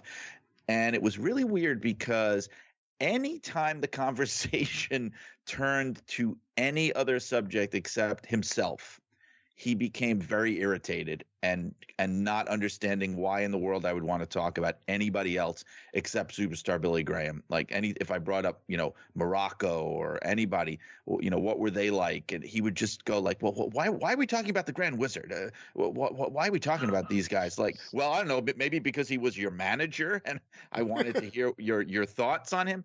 So, I mean, I could see how he might. I mean, I talked to him for 20 minutes and I was getting annoyed. So I could see what it would be like maybe working with him for years. It might be, and sometimes in wrestling, it's weird because you get these guys, you get married to these guys because they draw money and you're kind of stuck with them and you want to make money with them, even if sometimes you can't stand them. Well, yeah. And, SummerSlam 88, Gorilla Monsoon and Billy Graham on commentary, just a god-awful commentating team. Every other word was brother. Brother, brother, brother. I guess Pete Doherty had another engagement that day. You take that back. Well, actually, as far as I could tell, it wasn't Graham who was the guy. Because Mike, you were talking about like who would be the guy that even Gorilla Monsoon couldn't get along with. Apparently, that person was Bruiser Brody because they did not. Oh yeah, I did hear about that years ago. Yeah, they did not. I could see that very easily being the case as well, too. Right. In fact, go ahead. I even heard that and I hadn't heard this before, but when I was digging into it, I was even hearing that one of the main reasons that they didn't bring him back in the 80s to feud with Hogan, I mean, there were several reasons, but one of them was that Gorilla was absolutely dead set against it, and he still did have some say and some influence. After the initial run that they did with him, they never brought him back again. And it was one of those situations, I think, where it was like, we're not going to get rid of this guy because we can still make money off him for the next year or so, working with Bruno or whoever. But once he's done, that's it. We're not bringing him back. And I think that's what happened. Yeah, there was John McAdam talked to somebody on his podcast, somebody who I guess was at a TV taping in Philadelphia when Brody was there in like 76. And he tells the tale of somehow Brody was done with the match and Brody was being Brody, his wild man sort of persona. And nearby, there was Gorilla Monsoon with a clipboard, I guess, trying to, keep everything moving. And somehow Brody came into physical contact with Monsoon. And, I mean, they both went, to the back really quickly. But it sounded like, things going sideways.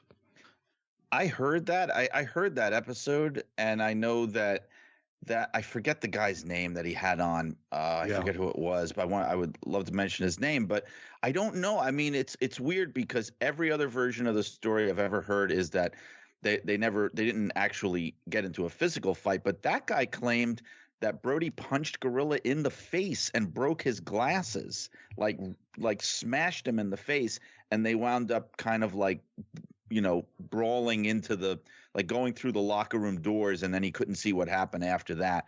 But I don't know. I mean, the one thing, I don't mean to call this person into question, but the one thing that strikes me as odd about that story is, like you said, Lou, he talked about how Brody was like going through the crowd doing his like wild Bruiser Brody act, where he's like, the match is over and he's still running through the crowd. But then somebody pointed out to me, and I think this is true, that early on, like in his WWF run, he wasn't really doing that yet. He wasn't the full wild man Bruiser Brody yet. So I don't know what to make of that story. I almost would love for it to be true because it's a great story, but I don't know what to make of it. Could just be a case where it's an amalgamation of stories, of mixing it up with another physical story that somebody had gotten into. Because that seems to happen. I used to interview wrestlers a lot more when we did that show with Les Thatcher way back, as we talked to whoever it would be, Bill Dromo or Larry Zbyszko or whoever it would be, where these guys just don't sometimes. Again, it's just the stories over time. They'll mix 3 stories into one, and they don't mean to. And then you'll hear them actually do a different show, and they're giving a little bit of a different version because they're mixing up 2 other parts of the story into one other story, where that seems to happen a lot. Yeah, it was happening. Even the episode of Shut Up and Wrestle I just posted with Ken Patera, where it was supposed to be just an interview for the book, but it was so priceless that I was like, please let me use this as a podcast episode, and he was like, yeah, do whatever the fuck you want, and but the funny thing is, it's exactly like that, where sometimes the stories are so good that you don't want to pick it apart too much, because you realize these guys just are kind of like, everything is a big giant blur in a way. Like when you do that many matches, you go to that many towns for that many years, and you do that many things to your body or whatever else is happening, it's hard. Like he mentioned in the Patera thing, because I asked him about when he retired Gorilla Monsoon. They had the retirement angle at the Philadelphia Spectrum. And he told me how they actually did the match the first time at the Igloo in Pittsburgh. Now, and then they did it like a month later at the Spectrum. Now, as far as I could tell, not only did that Pittsburgh match never occur, but the Igloo did not even exist yet in Pittsburgh. There was a different arena they were using. So there's things like that where in the moment you just kind of got to go with the flow and laugh. And then later on you're like, I don't think that really happened. Like he talked about the big crowd in Las Vegas or something. There was a big giant show. And I tried to find that show. And I think he was like blending a couple of different shows in his mind, He was blending a couple of different drinks, but go ahead. Maybe. Well, yeah, Andre was there and Dick Murdoch. Right. I was listening to that and I'm like, okay, was this for like an NWA convention back in the 70s? But why would there be a show with Thomas and Mack? I mean, there wasn't, as far as like Vegas being a part of any territory, you had Roy Shire and Mike LaBelle running shows there in any given time period. So. I know. I couldn't. I tried. I went into the archives and I tried to figure out, okay, at what point, because he said it was a WWF show. I was like, okay, Dick Murdoch was there. Dino Bravo was there. Andre the Giant was there. Arnie Skolin was running the show, apparently. And the closest thing I could find was it would have had to have been – I mean, I know Murdoch had to have been 84. 84 because – all the people that he claimed were there were not all there at the same time. But the one person I knew had to have been there was Murdoch, because Murdoch was the whole impetus for the story. So like Murdoch and Andre would have to have been there. And the only show I could find where he wrestled Andre the Giant in a one-on-one match, Ken Patera, and Dick Murdoch was on the same card. There was a show in 84, and it had about 19,000 people, like he said. I think he said 20,000, but it was not in Las Vegas. It was in the typical kind of like, it was somewhere in like the Northeast WWF corridor. I forget where. But obviously, again, it's just sort of like a bunch of synapses firing at the same time and different things getting crossed, There's your next book, Ken Patera. He's done a book. I'm not. Oh, yeah, he's coming out with one. Yeah. How about a book on just cranky barista, Ken Patera? That's Howard's book to write. Or Scott's. Oh, right. No, that's Scott's character. I'm sorry, Scott. I'm sorry. Yes, that's true. Psychedelic Ivan Koloff is staring holes at you right now. What were you going to say, Lou? What was I going to say? Patera was also talking about a TV taping of some sort, not like, their weekly shows or something, but something special. So, and I don't think Saturday Night's Main Event didn't start until 86? 85? No, Yeah, 86. 85. Yeah. Okay. So After he went away already, I believe. Yeah, he was. Oh yeah, he was a guest of the state of Minnesota by that time, or Wisconsin. Was it Wisconsin? Yeah. He was in the Who's Gal. I just know it was McDonald's. I mean, everyone knows that one detail. It was McDonald's, and there was a boulder involved somehow. I think it was Waukesha, Wisconsin, or whatever. Waukesha. Waukesha. Yes, that's right. That is right. That's where it was. Yeah. Yeah. He got to that subject too. I didn't even bring it up. He did. What did he say?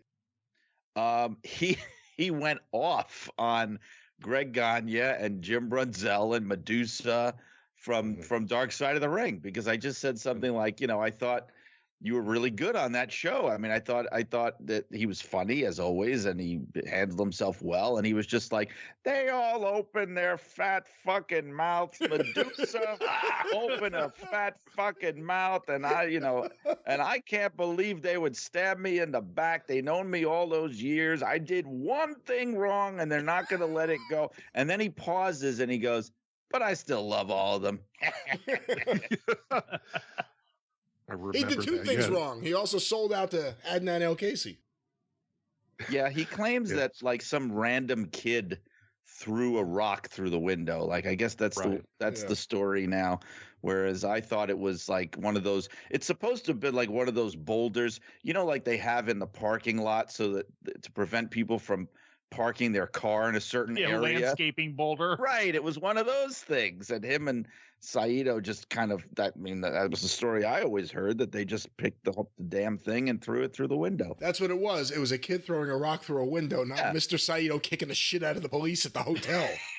Well, that was the other thing about the story too, because it was always Saito and Patera, and it's like, as it went on, it was like, well, I got the impression that it was just Patera, and then Saito helped him with all the cops when he got back to the hotel room. It's like, but I guess Saito was there too. But I can see Patera being the one, after all these years and hearing his interviews and hearing him talk and hearing how he is. Yeah, I could see him being the instigator of all that, with Saito just standing there. Well, the interesting thing is the incident happened, Wisconsin, obviously, when he was in the AWA, and by the time the wheels of justice had turned, he had already moved on to the WWF. It was like, I don't know, a year or two later by the time they finally hauled him in. Yep. He was raping Andre the Giant of his dignity. Yes, and then he had to go away for a couple of years, and King Kong Bundy took his spot there.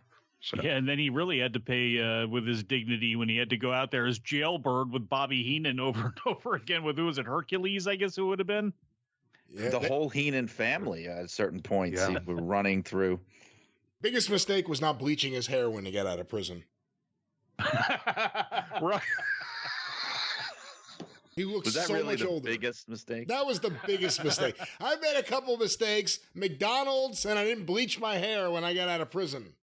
Well, like I told him in the interview, I actually said that when I was a kid, around the time I started watching, that was how I first saw him, was the baby face, fresh out of jail, paid his debt to society, Ken Patera. Like, that's my first memory of Ken Patera. I didn't even know he had been a heel at the time. I knew that license plates got made in prison just because of Bobby Heenan saying that Patera did it over and over again. And then the joke was, well, did he make a new version of the AWA title while he was in there too?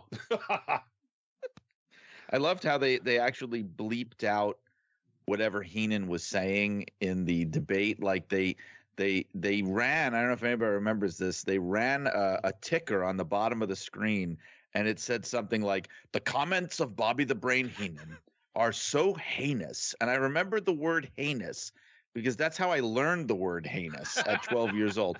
The comments of Bobby the Brain Heenan are so heinous that they are censored on television or something. And it was all like, and I'm wondering, what the heck is he saying, Man, as soon as I heard troglodyte a couple of weeks ago, I knew Vince was back with TV. Who said troglodyte?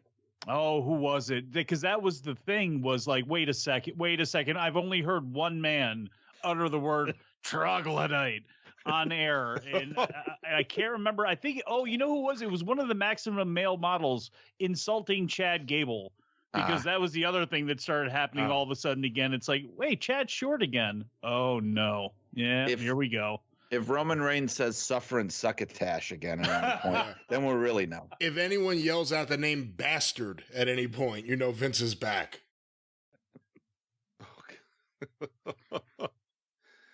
Maximum male models. Why is that still a thing? With Otis and Matisse and this Tease and whoever the hell. Masse and Mansoir. Brian, what do you think from the point of view of someone who worked there and the point of view of a historian? This is possibly the last WrestleMania with Vince. Yeah, I was thinking about that, and I know Mike Johnson wrote a piece about that on PW Insider too, and now you have all this talk of the sale, I guess, looking like it's going to be going down probably by the middle of this year, if not even sooner. I mean, it almost seems like they're trying to prepare us for the idea that it could happen like almost right after WrestleMania, That's going to be the real main event night too. It's going to close with Vince in the ring giving the keys to the building to the Saudis. Right. The Saudis come out and it's like Panama Beach all over again. They've bought the company. But it looks like this will be the last independent, I guess, whatever you want to call it, WrestleMania that WWE does. It's pretty wild. Well, gentlemen, we've been going a while and it's getting late, and I still have to record more tomorrow and every single day. WrestleMania week and opening day week are like hell week to put together like this. And then, of course, Passover is coming up. But I already did it with the other two. Brian Solomon, who do you think is going to win the World Series this year? Oh, my goodness. Who do I think is going to win the world? Well, I mean, I hope it's the Yankees. I don't know. We haven't had one in 15 years? Who do I think is going to win? I have no idea. Who do I want to win? The New York Yankees. All right. Well, that's wrong. That's not going to happen this year. But as we wrap things up, Brian, I want to go to you first. And we talked about your Gorilla Monsoon book, and we talked about, which is not obviously out yet, you're working on it now, your Sheik biography, which Blood and Fire, which is out, and I encourage everyone who doesn't have it to get it. But you have another book about to come out, not about wrestling, but I think there's a good crossover audience. So before we close things out, let the listeners know about your new book. Okay. Yeah. And it's I haven't talked a lot about it just because I'm mostly always posting, wrestling stuff. So it does slip through the cracks a little bit, but it's a book about the history of superheroes, the history of comic books, but even mainly the history of the whole genre of superheroes, even beyond comics. And it's called Superheroes, the History of a Pop Culture Phenomenon from Ant-Man to Zorro. And it comes out in May. So it's coming very, very soon. The pre-sales are available. And it is a look at the idea of superheroes, even going back to ancient times and then going to, early prototypes of superheroes that even before comic books, and then to today where it's really all about movies and TV. I mean, they've completely eclipsed comic books as the home of superheroes. So it's just that entire phenomenon. So I'm excited about it. It's sort of it got swept under the rug a little bit. It felt like I went straight from Sheik to Gorilla, but this book it took up most of my 2021 and early 22. And there's your memoir one day, From Sheik to Gorilla, the Brian Solomon story. Next time you come here to the office, I'll show you, because I have a lot of them out now. I have a pretty big collection of newspaper comics. And, especially when it comes to a Superman or a Batman, these figures that we think of, and we kind of think of them exclusively as comic book characters. I mean, later movies and cartoons. But the newspaper, the daily strip, and the Sunday color strips, in a lot of cases in those years, were as important as the comic books. Comic books, for a lot of different characters, started as collections of newspaper strips. Yeah, and for many decades, comic strips were actually considered the more kind of prestigious medium. They always looked at comic books as being strictly just for kids, and comic strips were kind of read by a wider audience, a wider age range. And I mean, they were actually read by many more people because everybody was reading the newspaper every day in those days. So, there's a lot of cases where like Superman had a comic strip, Spider-Man had a comic strip, and a lot of other characters. and their strips were probably seen by more people than their comic books at the time. And you had characters like the Phantom and that had originated in comic strips even before comic books existed. But even Mickey Mouse and Popeye, a lot of characters that we consider just to be part of the environment, it wasn't just cartoons. I mean, obviously with Popeye, because it started as a newspaper strip, but Mickey Mouse started as a cartoon for Disney, backed into being a comic strip, but having that strip there for so long helped get that character over, to use a wrestling term, with a bigger audience who may not necessarily be going to the movies. Yeah, it absolutely did, because again, you had these characters that were in the paper, they were there every day, and people read those comic strips. I mean, it was just a very popular thing. People of all ages loved them, and there was something about them, and I think that even persisted even into the 80s and maybe even beyond, where there was this attitude of, like, even among the artists, that for whatever reason comic strips were the more prestigious medium. And I don't think that really started to change until you really started getting into prestige comic books, like in the 80s with Frank Miller and Alan Moore and things like that, that they started making comic books a little more kind of respectable in the mainstream. And then you see the kind of, or rather comic books, and you see the decline of comic strips after that. Well, once again, your new book will be out. When is it coming out? It comes out in May. I think it's actually May 1st. I'm surprised, actually. I haven't gotten advance copies yet. I've been dying to actually see what it looks like. I mean, I know I've seen the layouts and things, but I haven't got my hands on a copy yet. But May 1st is the publication date, but the pre-orders are already being taken. I do not want to create a complete fiasco like I inadvertently did with the Chic book, where I pushed so many people to pre-order it that nobody could get their books, because it broke Amazon, because I guess Amazon had ordered like 8 copies. I don't know what happened, but the pre-order was a mess. So hopefully it goes a little better this time. But it's coming out from Roman and Littlefield Publishers, which is the same company that published my Pro Wrestling FAQ book and my Godzilla FAQ book. Well, very cool. We'll talk more about that here on these shows when it comes out. And of course, they could hear you, the listeners, that is, on suawpod.com or at SU. It is late, ladies and gentlemen. On Shut Up and Wrestle with Brian Solomon at suawpod.com, are available wherever anyone finds their favorite podcasts. You can hear this Ken Patera conversation we just referenced, suawpod.com. Lou Kippelman, as we wrap things up, what's going on with your superhero book? Oh, well, I'm still waiting for a crayon replacement. They have not come in. Oh, sorry, that's a coloring book. That was the coloring book. Yeah. Yeah, I'm just doing what I usually do, which is tell people for the wrestling news I'm me. So. Well, there he is. He is Lou Kippelman. And Mike Sempervive, you are you. Any closing words for the listeners as we wrap up this segment?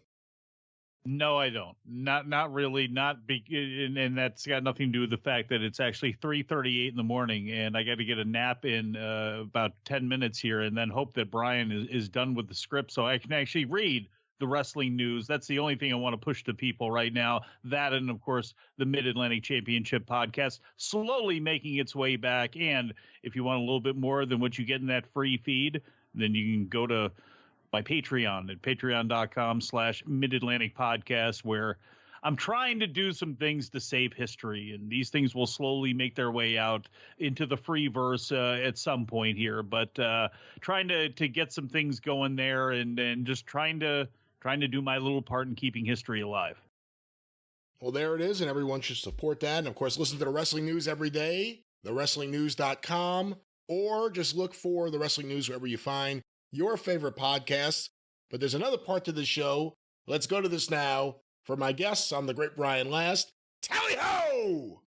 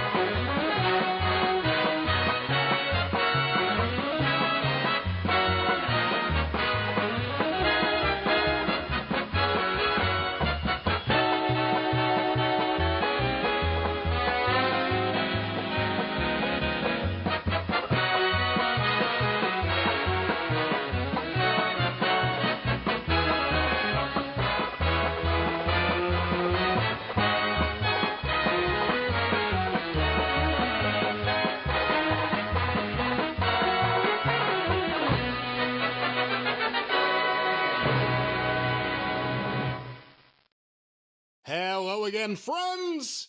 And you are my friends, and welcome back to another edition of the 605 Superpodcast, The Mothership! And you hear some laughing in the background. Opening Day Star Wars, a more freewheeling, footloose, and fancy-free edition of the Superpodcast. Less production, less care, more conversation. And here, speaking of less care, here he is, the host of Stick to Wrestling, Mr. John McAdam. The footloose and fancy-free tribute to Rod Stewart's 70s album version of the 605. I'm so glad to be here. Well, there you are. And actually, not even thinking of the Rod Stewart album, just thinking of the expression, but here we are. And I'm starting with you here because you and me have a little bit of a history of doing these Opening Day Star Wars. Last year, I believe, you picked the White Sox to win the World Series. Yeah, that's not my finest hour, to say the least. And then I took Bobby Witt Jr.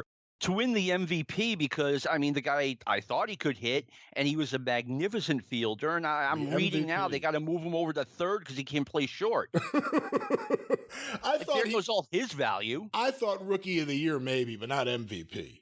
I wanted to go for a little bit of a surprising pick, and I thought he had a legitimate shot, and that didn't work out. Can I tell you what I'm wearing for this special occasion? What? Well, I hope you're wearing something. Yes. What are you wearing? I'm wearing a lot, but it got to the point where it's like, okay, it's cooling off in here. I could use a sweatshirt.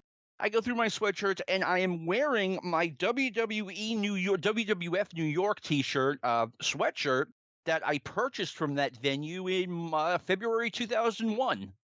Wow, that's probably a collector's item now. But I mean, anything from that place, like the menu is a collector's item now. I'm serious. I believe it. And we went there on a Tuesday night late to watch the SmackDown feed. We got an ice cream sundae and a 6-pack of beer, and it ran us over $100 in 2001 money. That's incredible. It's not surprising. No, it's Times Square. But again, you're kind of trying to take us away from baseball. This is Opening Day Star Wars, wrestling and baseball, and I brought up you picking the White Sox, and here we are at WWE New York, which closed many years ago.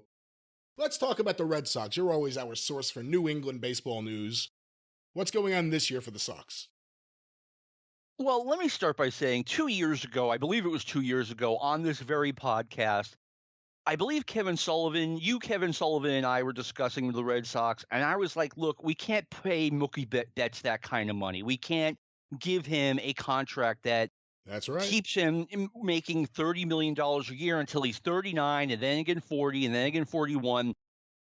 Johnny Mac was behind the curve, Brian, and I never liked being behind the curve, but I was, because that's what it costs. If you want to have a player like that, that's what the cost is. You can't get around it. Red Sox, I see them.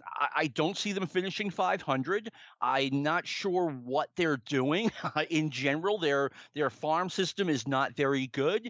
Their major league team is not very good. Their pitching staff, frankly, stinks. I mean, you can't expect. I grew up a Mets fan, so you can't expect every season to be really, really good. You can't lay claim to Mets fandom once you leave it. That's it. It's over. You can't go back to it.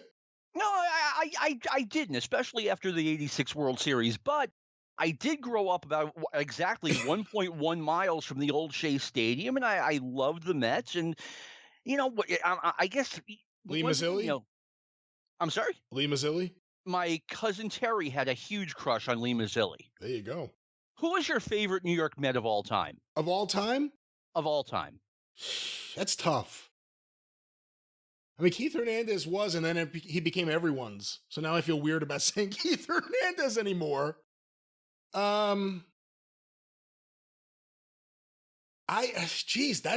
never think of it in that context before. You know what?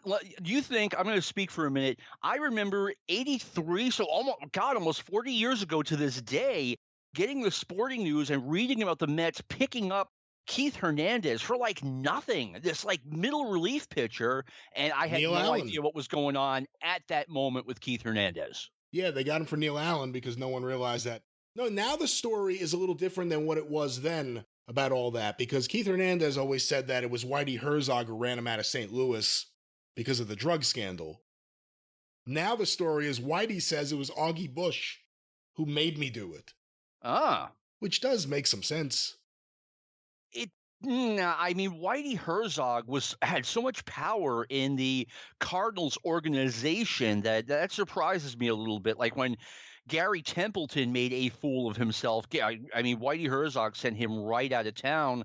And what I had heard over the years was after what happened with John Mayberry, I want to say in 77 or 78, when Herzog was with the Royals, he just had a zero tolerance policy for all of that.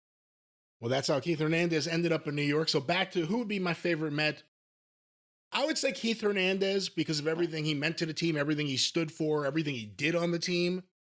But for a short-term period of time, John Olerud. John Olerud with the batting helmet from Washington State. Batting helmet because he had the brain aneurysm. Yep. And he almost hit 400 for the Blue Jays, but he came over to the Mets.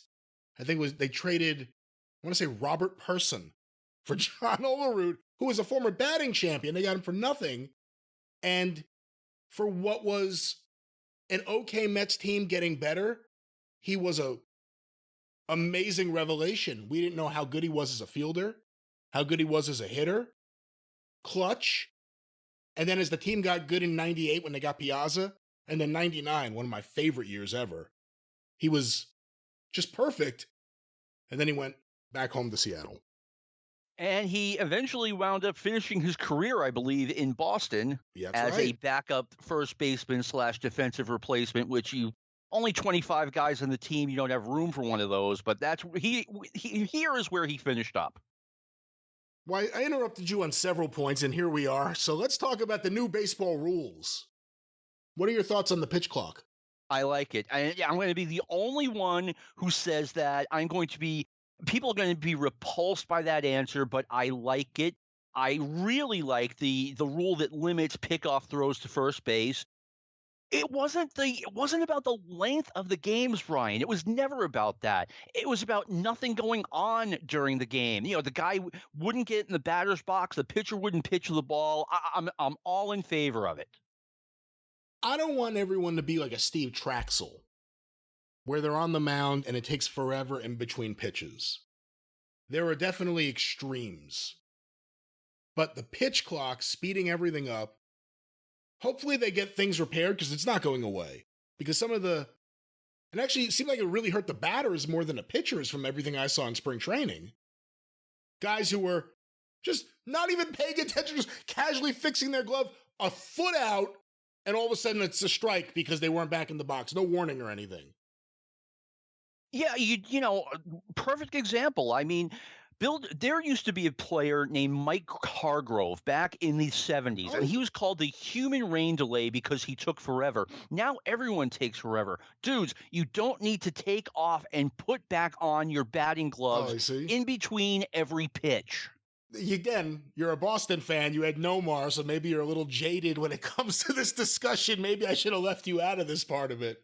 My favorite Boston Red Sox player of all time. Nomar Garciaparra? Absolutely.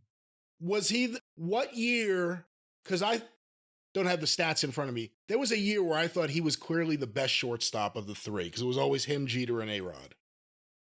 The trilogy. Yeah. What year was it that, there was one year he was close to winning the MVP, wasn't it? I believe that was 99. 2000. What do you think about him going to the Dodgers?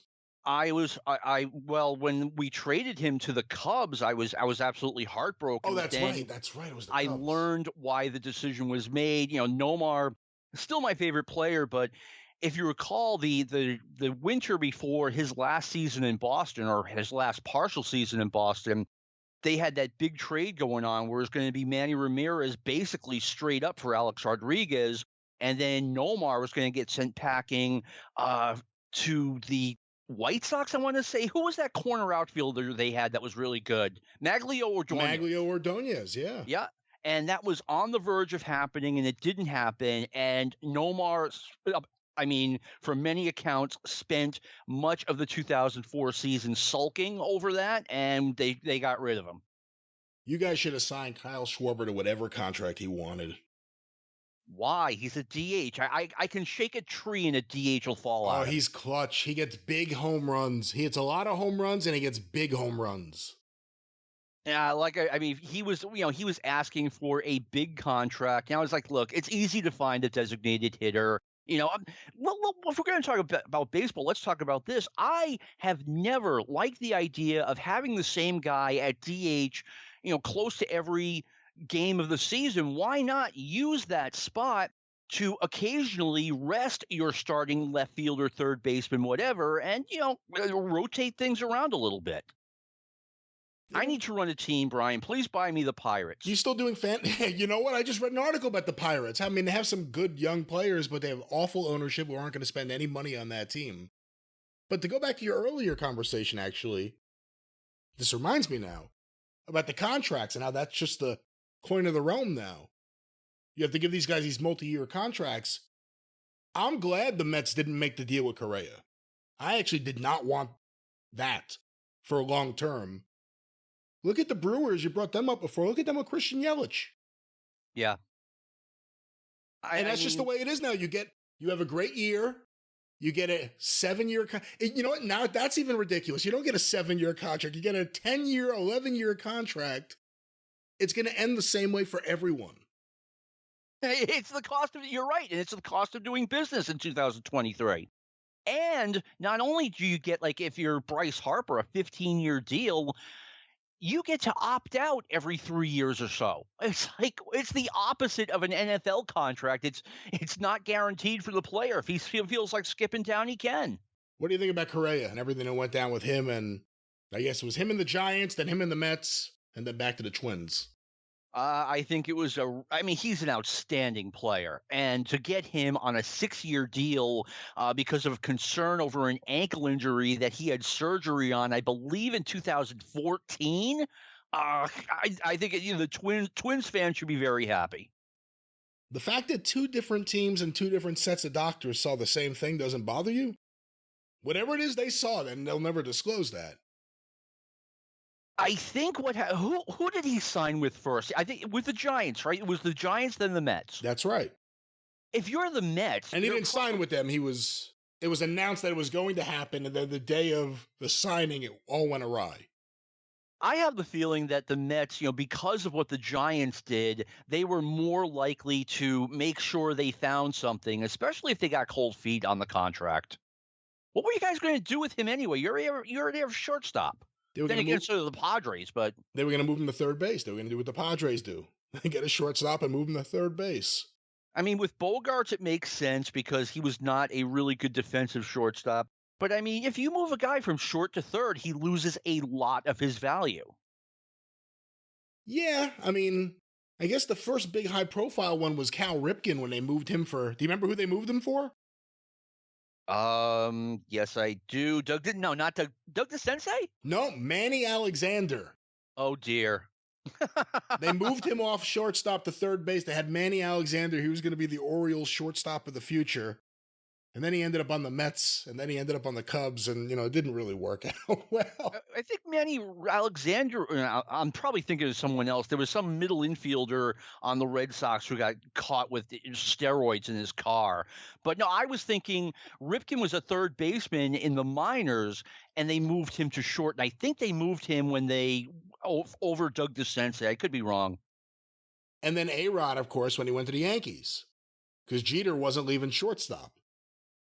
Jeter was not leaving shortstop, and guess who the better shortstop was at the time of the trade? But hey, if you're the captain, hey, here's a humble brag. Maybe almost 30 years ago, I got to see at a Pawtucket Red Sox game Nomar Garciaparra playing shortstop for the Pawtucket Red Sox, and Derek Jeter playing shortstop for the then Columbus Clippers. No shit! Wow. Yeah, I saw some cool stuff in Pawtucket. You like minor league baseball? I love minor league baseball. I haven't been for a while, and they moved from Pawtucket to Worcester. I hate Worcester, and they are not called the Worcester Woo Sox. I'm like, I'm not going to that. Just because of the name, that's enough to protest. And Worcester. I mean, no offense to anyone in Pawtucket. Pawtucket's a dump, okay? But you can get in and out of there safely. Worcester, I'm not so sure. Plus, there's good restaurants in Pawtucket, believe it or not. Are there good comparisons, you think, between minor league baseball and independent wrestling? No, not really. I mean, minor league baseball teams are completely controlled by the parent team. So I guess there's somewhat of a comparison, but like in terms of the actual going to the live event or the live game in this case, what the experience is like. No, not really. I think it's basically minor league baseball is just kind of more inexpensive baseball, and you're seeing a lower quality product. I think what, the more I think about it, there is an analogy to be made, but I think they're very different. I think you made the analogy for me maybe a little bit there at the end. Hey, while we're talking here, because I have so much to do and I'm going to have to rewatch most of it tomorrow, but I have Monday Night Raw in the background. How much wrestling do you watch nowadays? Of modern the current stuff. Products? Modern stuff, yeah. I watch the WWE live premium events on Peacock, and that is pretty much it. I knew Tony Khan back in the 90s, and I feel bad that I don't watch that much AEW, but it just didn't drag me in, and it's less a reflection of AEW or Raw or SmackDown of just me getting older and my tastes changing. Is it your taste changing, or is it wrestling changing so that it doesn't match your taste anymore? Like, what do you find is lacking in wrestling that draws you in to watch it regularly? There isn't one thing I can point to and say, aha, that's what I don't like. It's like when someone recommends a show to me, Mad Men. And great show. Okay, here's the thing. It didn't drag me in. I wasn't like interested in, okay, what happens next, the way I was with Breaking Bad, The Sopranos, etc. I just watched the first season, watched a couple of episodes of the second season. I'm not saying it was bad, but it just didn't reel me in. Oh, and Brian, there's something I'm also known for. I have a lot of wrestling footage. I don't know if you're aware of that. I've heard a little bit about that. I just have so many alternatives. What are you currently watching? Is there anything that you are currently watching, classic wrestling-wise? I just got done watching all of the Worldwide Wrestling episodes from 1986. What a year that was. It's a great year. That's probably the best year to watch that show, I would guess. I think it was the NWA's best year by far. I mean, they were on fire. I miss the whole thing. I mean, I love that promotion so much. I drove from Nashua, New Hampshire to Philadelphia, Pennsylvania to see the Great American Bash. Was it worth it? Yeah. What was it? It was worth it just for the experience, just to say I did it. Just, I knew I would be on a podcast. No, but growing up in WWF territory, I'm guessing mainly seeing, other than that world-class show, WWF Wrestling Live. What was it like seeing the NWA live for the first time? I mean, the first time I saw the NWA live, I didn't even know really what the show was going to be. We drove down to the New Jersey Meadowlands for the first night of Champions, and I could not believe and let me say this, I had no idea, Brian, what work rate was. I understood the concept, like George Steele and Big John Studd suck, and, certain guys are better. Adrian Adonis was really good. But when I saw Ric Flair against Ricky Steamboat that night, I mean, it blew away everything else I had ever seen. And that was him and Flair that night? Yes. And we had no idea, like, if that was going to be the match, because Kerry Von Erich was on Boston TV winning the NWA championship, and they didn't mention it on WTBS. So we're like, okay, we have tickets, we're going, what's the show going to be? And it turned out to be a great show. Well, let me add someone here because he's on standby, and let's see if his phone sounds all right. I'm going to the dial pad. I'm dialing the secret number right now. If I could see it. There it is. My favorite game hen. Here he comes. You're talking about Omos on TV? No, my favorite game hen. No, I know. All right. Yeah, I'm sure you've never heard that one before. We are dialing him now. It says we are calling. It remains calling. Hello? Oh, you stopped my commentary on us calling you. Ladies and gentlemen, welcome to Opening Day Star Wars, the man behind the hot dog, Scott Cornish. Oh, my goodness. Oh, it's wonderful to be with you. Also on the line right now, John McAdam. My favorite man from upstate New York. How are you, Scott? I'm all right. How about you? I'm doing fantastic. It's good to speak with you. Oh, same here. We're off to a roaring start. I was going to say, your enthusiasm is off the charts this evening. You have Raw on? It's our. You have Raw on in the background? Yeah, no sound, but I do have Raw on. Yeah. Me too. It's enjoyable a little bit with no sound because you just kind of have to guess what's going on and what's being said. Yeah, big weigh-in for Omos at this moment. Yeah. What do you think of Omos and this match with Brock Lesnar coming up at WrestleMania? I don't think anybody has to worry. They're saying, how are they going to do that? Oh, he's so awkward, this Omos. This match. Here's my my hot take, my bold prediction right out of the gate. This is going to be King Kong Bundy versus SD Jones. Oh, really interesting. I'm going to say less than 10 seconds. However long it takes to get an F5 pin, go home. That's it. They're making it look like it's going to be a big clash of the Titans, but it's going to be quick. I think that's good booking sometimes. Like, not every championship match, not every big match, if wrestling were a shoot, would be a 10, 20, 30-minute match. Sometimes you're going to, if it were a real sport and you should book it that way, you should have that occasional Mike Tyson knocks him out in 60 seconds finish. Yeah, they've done that with Brock, and it was good, This is this is probably the best if it goes that way, and I'm saying it'll go that way. But,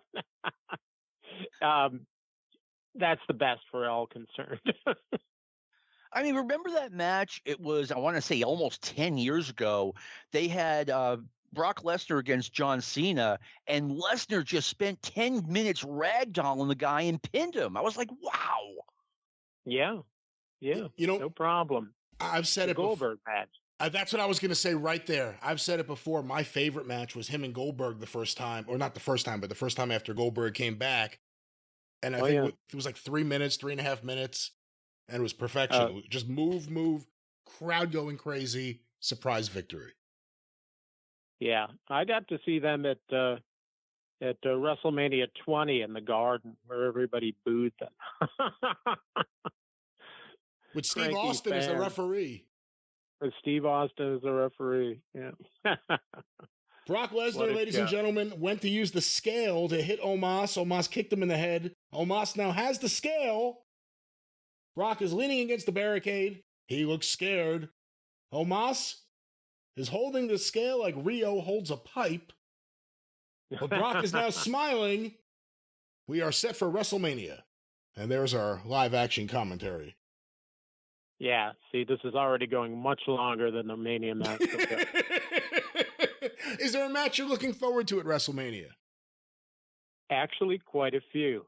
The main event with Roman's going to be worth watching. I think both of the women's singles matches look good. The tag match with the Usos against Sammy and Kevin has a lot of intrigue. As much as I despise the current character of Seth freaking Rollins, I think him and Logan Paul will be good, actually looking at it now, I go, boy, this looks halfway decent. Hey, John, if you don't mind me saying, because you brought it up, you made me think of it at least, Scott. John, you've watched a lot of wrestling footage. Did you ever think in 2023 we would have so many stars named Sammy? Not really, but I want to say this. I declare the Usos one of, if not the best tag team of all time. They are fantastic. Really?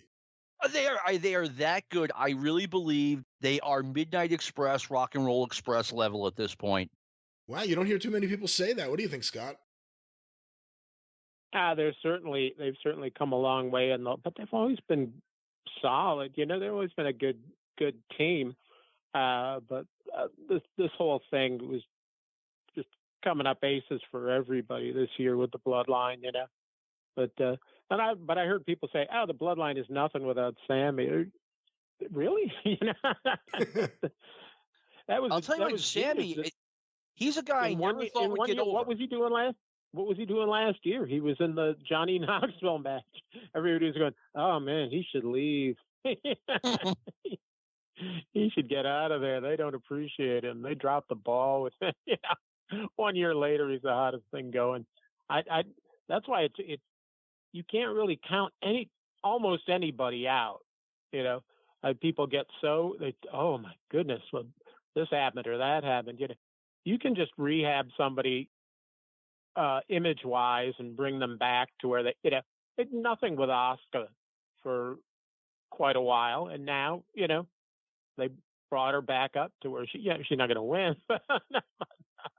but people like that you know, they worry so much about her. Remember when Daniel Bryan was there? Oh my God, get rid of that Roman Reigns. He's the shits. You don't want to see Roman Reigns. Oh, come on, get rid of it. You know, oh, they're just pushing him down our throats. Oh my goodness, he's just horrible. You know, and now, you know, they stuck with him and they were right. Whatever, but I don't like it being 2 days. They should just get rid of all the nonsense that nobody cares about. You know, I think John said it on his show the other day. Battle royals are always horrible. They are. I think always that's not horrible. Yeah. Oh, especially when you go to see them live, you convince yourself. The first time I got to see one in Utica, oh, I'm going to see Andre in a battle royal, and it was Andre and a bunch of, you know, mostly preliminary guys. He didn't even get a different singles match during the regular card. He literally was just there to walk out there into the battle royal. Well, I got to see Andre. That was something. But then watching all those dull matches leading up to the battle royal, you know. Oh God. If I was a wrestler, Israel Mattia versus Dominic DeNucci. Oh no. If I was a wrestler in like the 70s and I was like 5'5", I'd do everything I could to become Andre's best friend, just so I can go with him everywhere and be in the battle royal and be like the little guy that gets thrown around and makes him look even bigger than he is. Yeah. You know, I've discussed this on. Sorry? No, I've discussed this on Stick to Wrestling before. It's been a while, but growing up, little kid, they talk about the battle royal coming to the Boston Garden. It just sounded like the greatest thing ever. You've got all 20 guys in the promotion, and they're fighting each other, and it sounded like a dream match. And then 82, I saw my first battle royal, and it was like just an immense disappointment. And not only was the match horrible, the match wrecked the rest of the card because they had it on early. They made you think that, okay, the promoters will be filling out the rest of this card based on who is not injured from this battle royal. And they just put on the worst matches imaginable. I mean, they already had your ticket money. Yeah, right. The first battle royal I saw was Andre the Giant's last match in WWF. Wow. At the Nassau Coliseum, won by Kerry Von Erich. Oh, man. I believe. Oh, gee. Have you ever been to a WrestleMania live, Brian? WrestleMania 10. I had fourth row tickets. Oh, wow. That was when Randy Savage chased me, Mark Cooperman, and his brother-in-law out of the I didn't realize that was at Mania. Out of the bathroom. Yeah, that was at WrestleMania 10, yeah. Oh, man, you got to get out of here. Macho Man, we gotta piss. I don't care what you gotta do. You gotta go. And that's where they finished the match that night. It was incredible. Oh boy. What about you, John? Have you ever been to one live? They had WrestleMania 13 in Boston, and we talked about this recently on Stick to Wrestling. I didn't go. And I didn't have a reason to not go. I just think that there were like 18, 19,000 more people that wanted to go just more than I did. That makes no sense, I know, but no. I get on a plane and I go to Smoky Mountain Wrestling in Barberville, Kentucky, but I can't get in the car and go to WrestleMania. But do you think there are certain things that you enjoy more at home, sitting in comfort, whatever, on the couch, in a chair, on the floor, whatever it may be, in comfort with your food? And sometimes it's easier to enjoy that than schlepping over to the arena, putting up with people, and where's the hot dog guy? I haven't seen the fucking hot dog guy in a while. Yeah, you're right. I mean, I watch it with my friends in my living room, and I had a good time doing it. But I do regret not going to WrestleMania 13 just so I could say, hey, I was there. Yeah. It's the same with concerts now, too. I don't want to go to anything big, especially after the pandemic. I'm going to sweat in here with it, and it's just a chore to get to the show and things like that. Having said that, I went to for me, I went to a lot of wrestling shows this year. I was just counting them up, and I was almost embarrassed. Don't talk about XPW yet, because we have someone else who's going to be on the show from California in a little bit. So let him hear some of that talk in case he has any thoughts too. Oh my goodness. Yeah. What have you gone to other than XPW? Now, I don't consider going to Albany. Albany is like 90 minutes away. I have friends there, and I like a lot of stores, and places to eat. And I like Albany, and I like the nearby towns, Troy and Schenectady. Goofy as that sounds. Yeah. So what are you saying? You're saying it doesn't count because you actually like other things in those towns, so you'd be there anyway? It adds to the experience, if I'm going, but I'm saying I wouldn't go to New York for a show anymore. I can't think of anything going on in wrestling that I would travel out of state for. Going into Manhattan is the worst experience in the world now. It's horrible. It is bad. Yeah. That's what I'm saying. You're right in that regard, that it's a hassle to go to a big building and go to a show. I went to the Garden. It's a hassle to go to the Bowery Ballroom to see a show if you're driving in. Yeah, that's true. And the older we get, the more of an annoyance that it is. But because I have friends to hang out with, and there's usually a rock and roll show that I can fit in during the weekend and things like that, I ended up going to a bunch of shows down in Albany. And without discussing, I can discuss whatever you like. I went to my crib notes here. I can't even remember them all. I went to a Dynamite taping in September at the MVP Arena. Oh, that's right. Yeah. I went to that. Like a month later, I went to the Washington Avenue Armory. Now, I love going to shows there. It's a classical building. That was our, it's much bigger and much grander, but that was our old classic building in Albany. I never went to it when I was a kid, but they had Impact's Bound for Glory pay-per-view at the Washington Avenue Armory. So my friends and I went to that. Month later, Monday Night Raw came to the same place where the Impact or where the AEW taping was, the MVP Arena. A friend of ours had got tickets for us, so we went to that. And because it was on the way, we can discuss it at length later. I ended up at an XPW deathmatch show in Newark, New Jersey, and that was another one. An experience of a lifetime. I'll say that as a preview. And I think I went to an independent show the weekend of the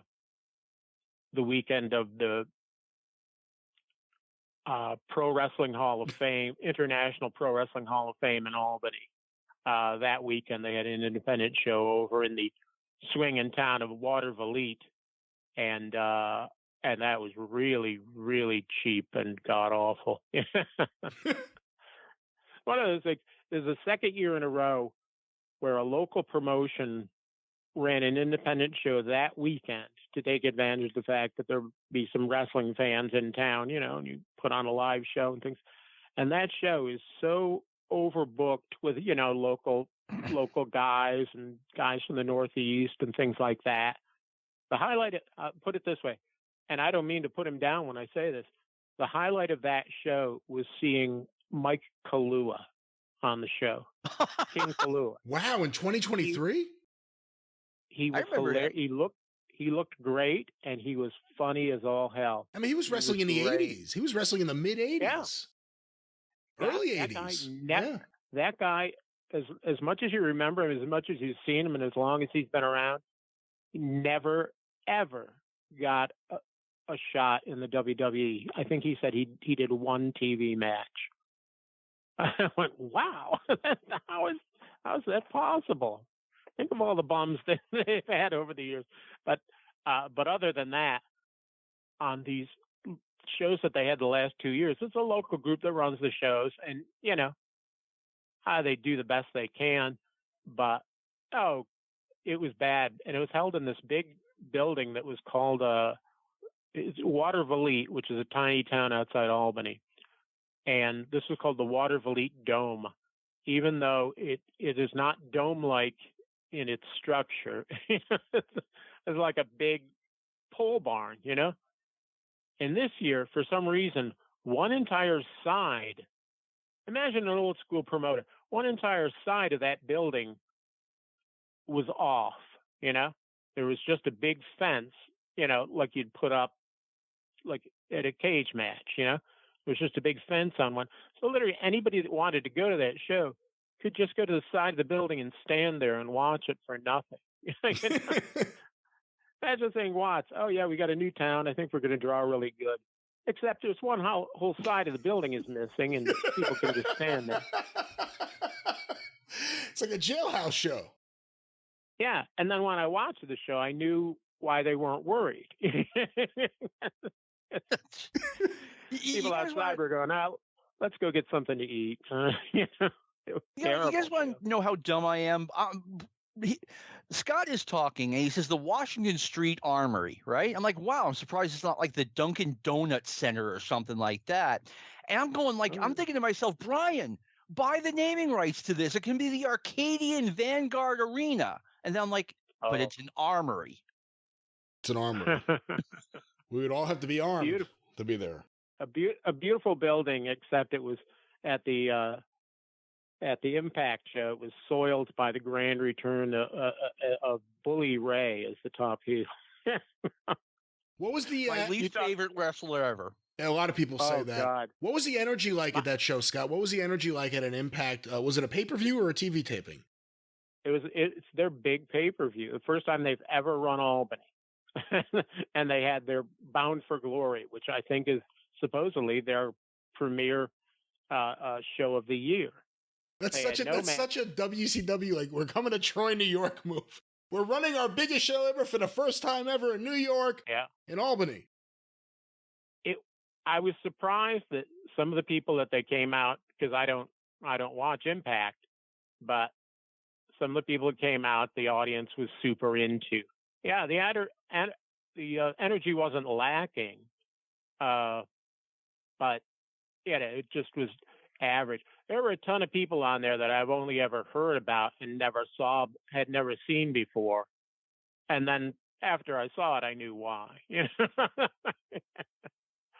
Jordan Grace being one of them.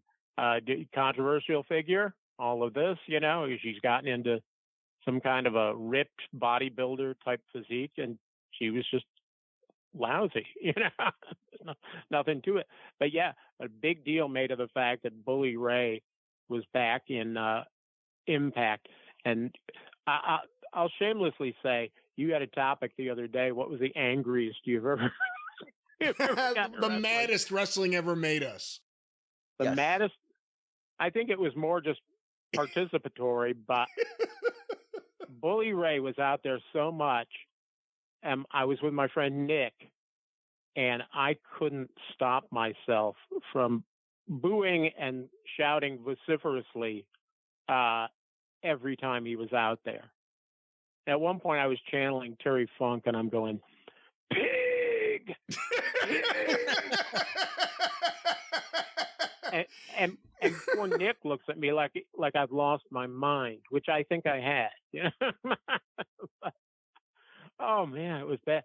We saw a lot of people on that show that was their last shot that night. I think Mia Yim left the next day. I know that the Kingdom, Maria and Mike Bennett and whoever the other guy is, they Matt all Taven. left the next day. Yeah. Matt Taven. There you go. Yeah. Opening match was this guy, Speedball Mike Bailey. And he does a lot of really quick, spectacular stuff. And I think he wrestled Kazarian. So they got off to a hot start, and the audience was really into it. And then it just sort of leveled off from there. But it wasn't, it wasn't full. It wasn't quite. It wasn't an embarrassing turnout, and the audience seemed halfway into it. And we got in for practically nothing. So. Well, there you go. So it worked out for everybody. I'm working the line trying to find somebody with an extra ticket, and Nick is a little reluctant. He said, "Oh, let's just go get tickets." I said, "Look, if I don't get a free ticket, or something very cheap, I'm not going in."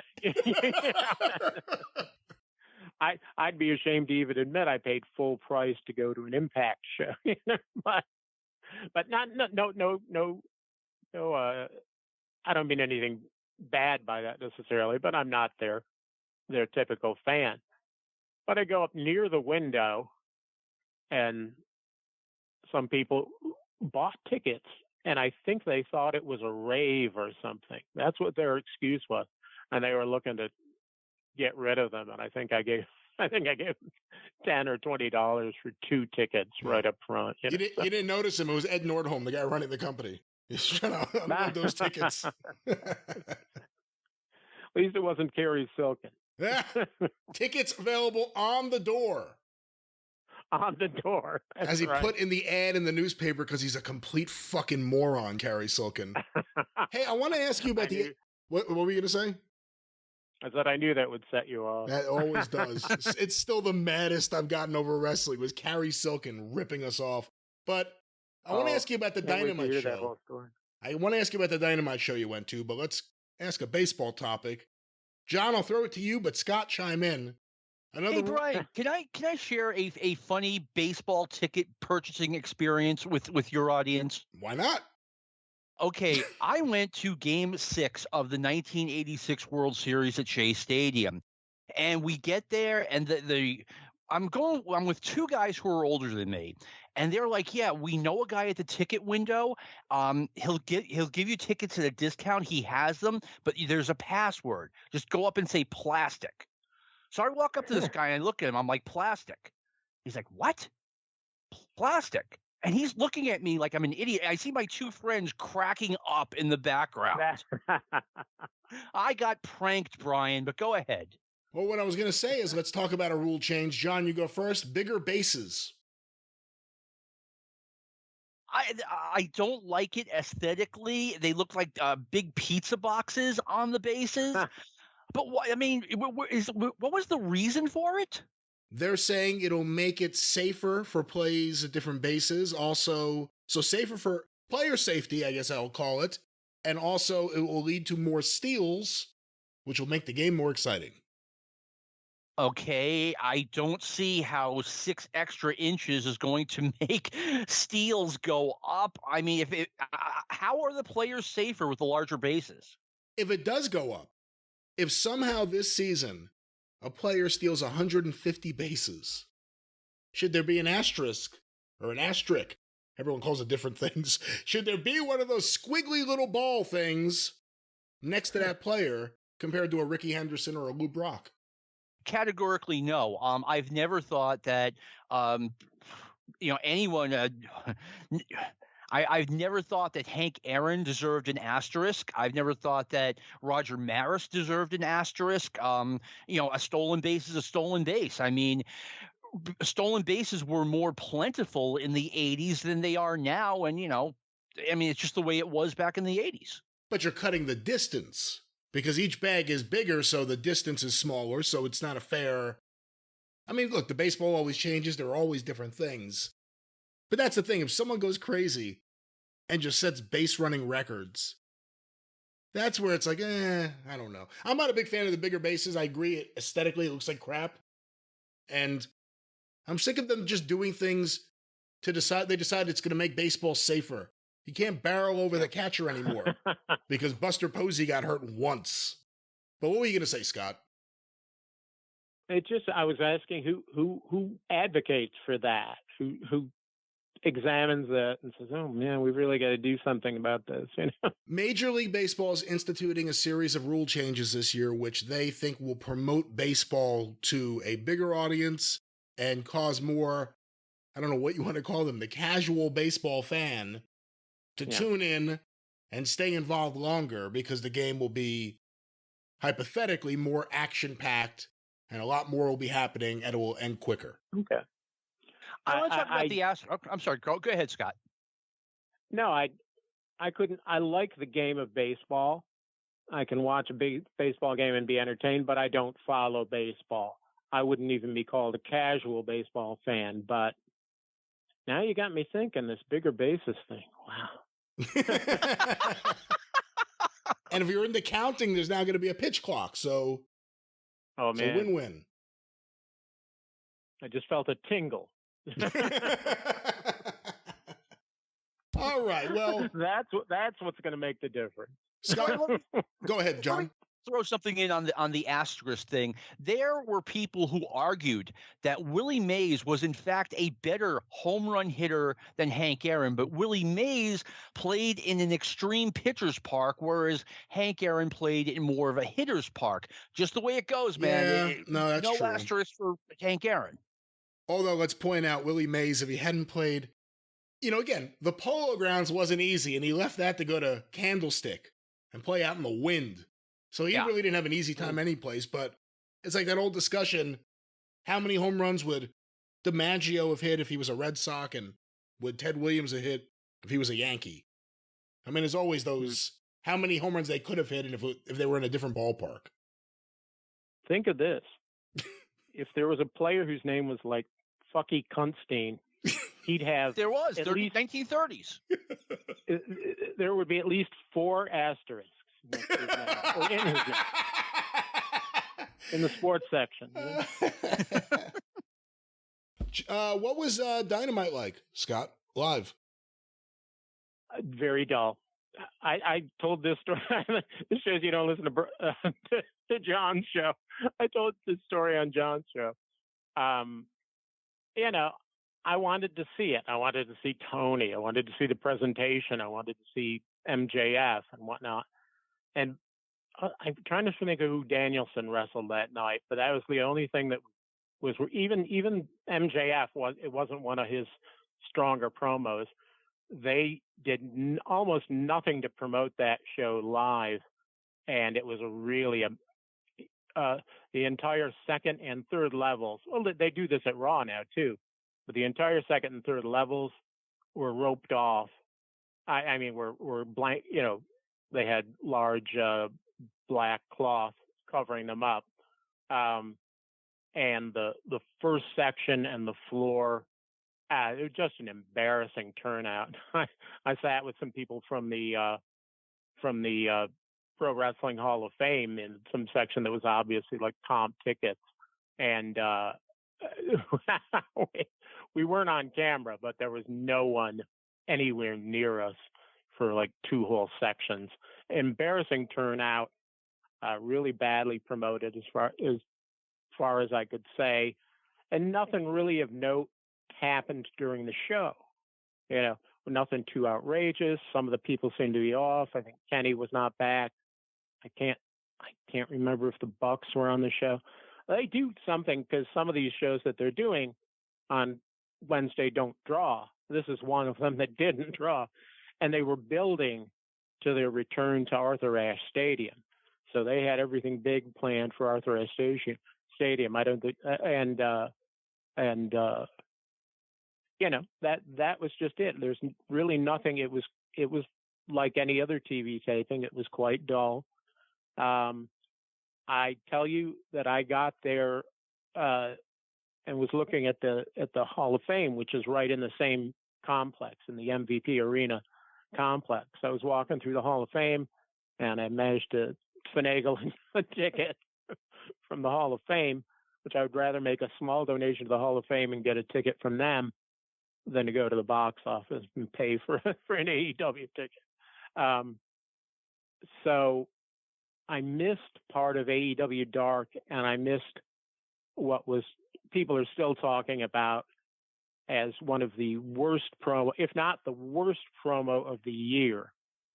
I missed Marina Shafir doing the promo that she did at AEW Dark with Vicky Guerrero. Man. That was the best promo ever. Yeah, I know. But so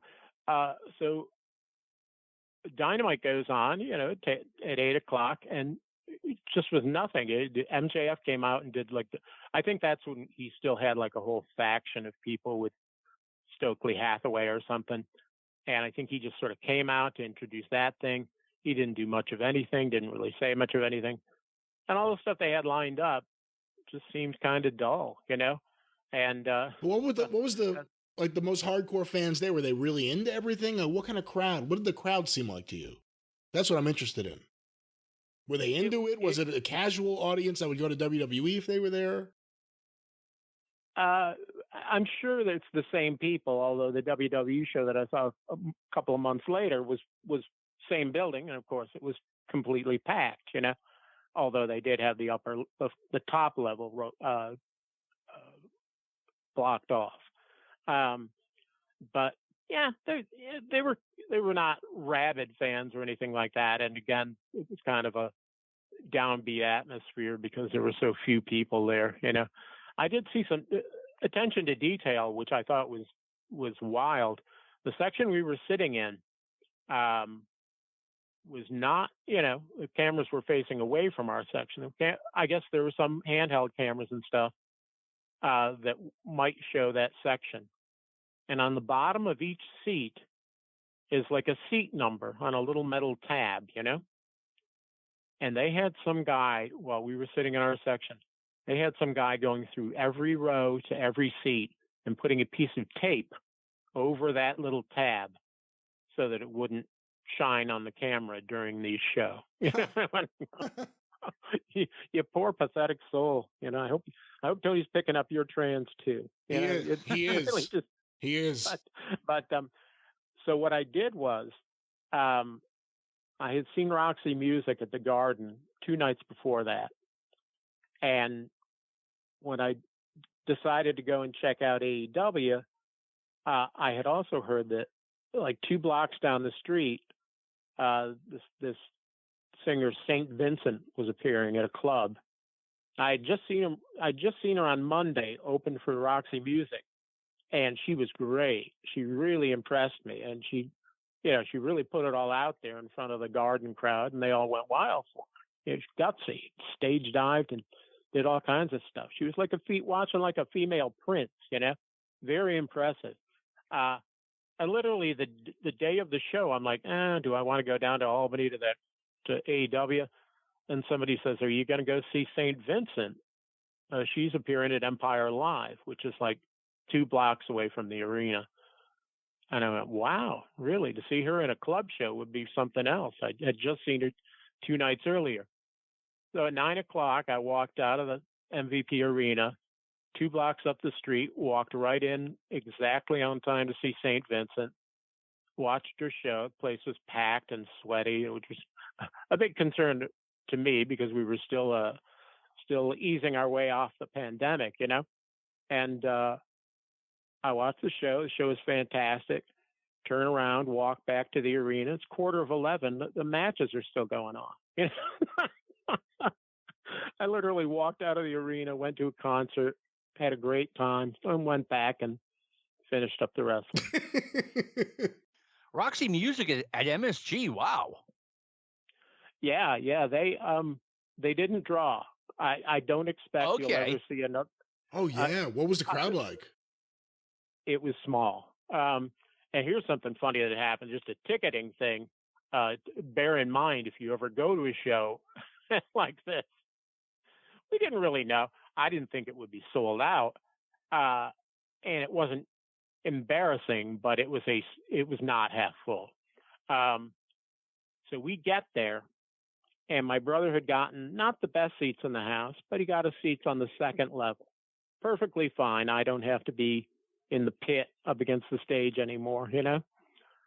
And as we're walking around, and this was true of other places they played on the tour, they're saying, "Oh, folks, make sure you go through this gate and check for an upgrade. You may be eligible for an upgrade."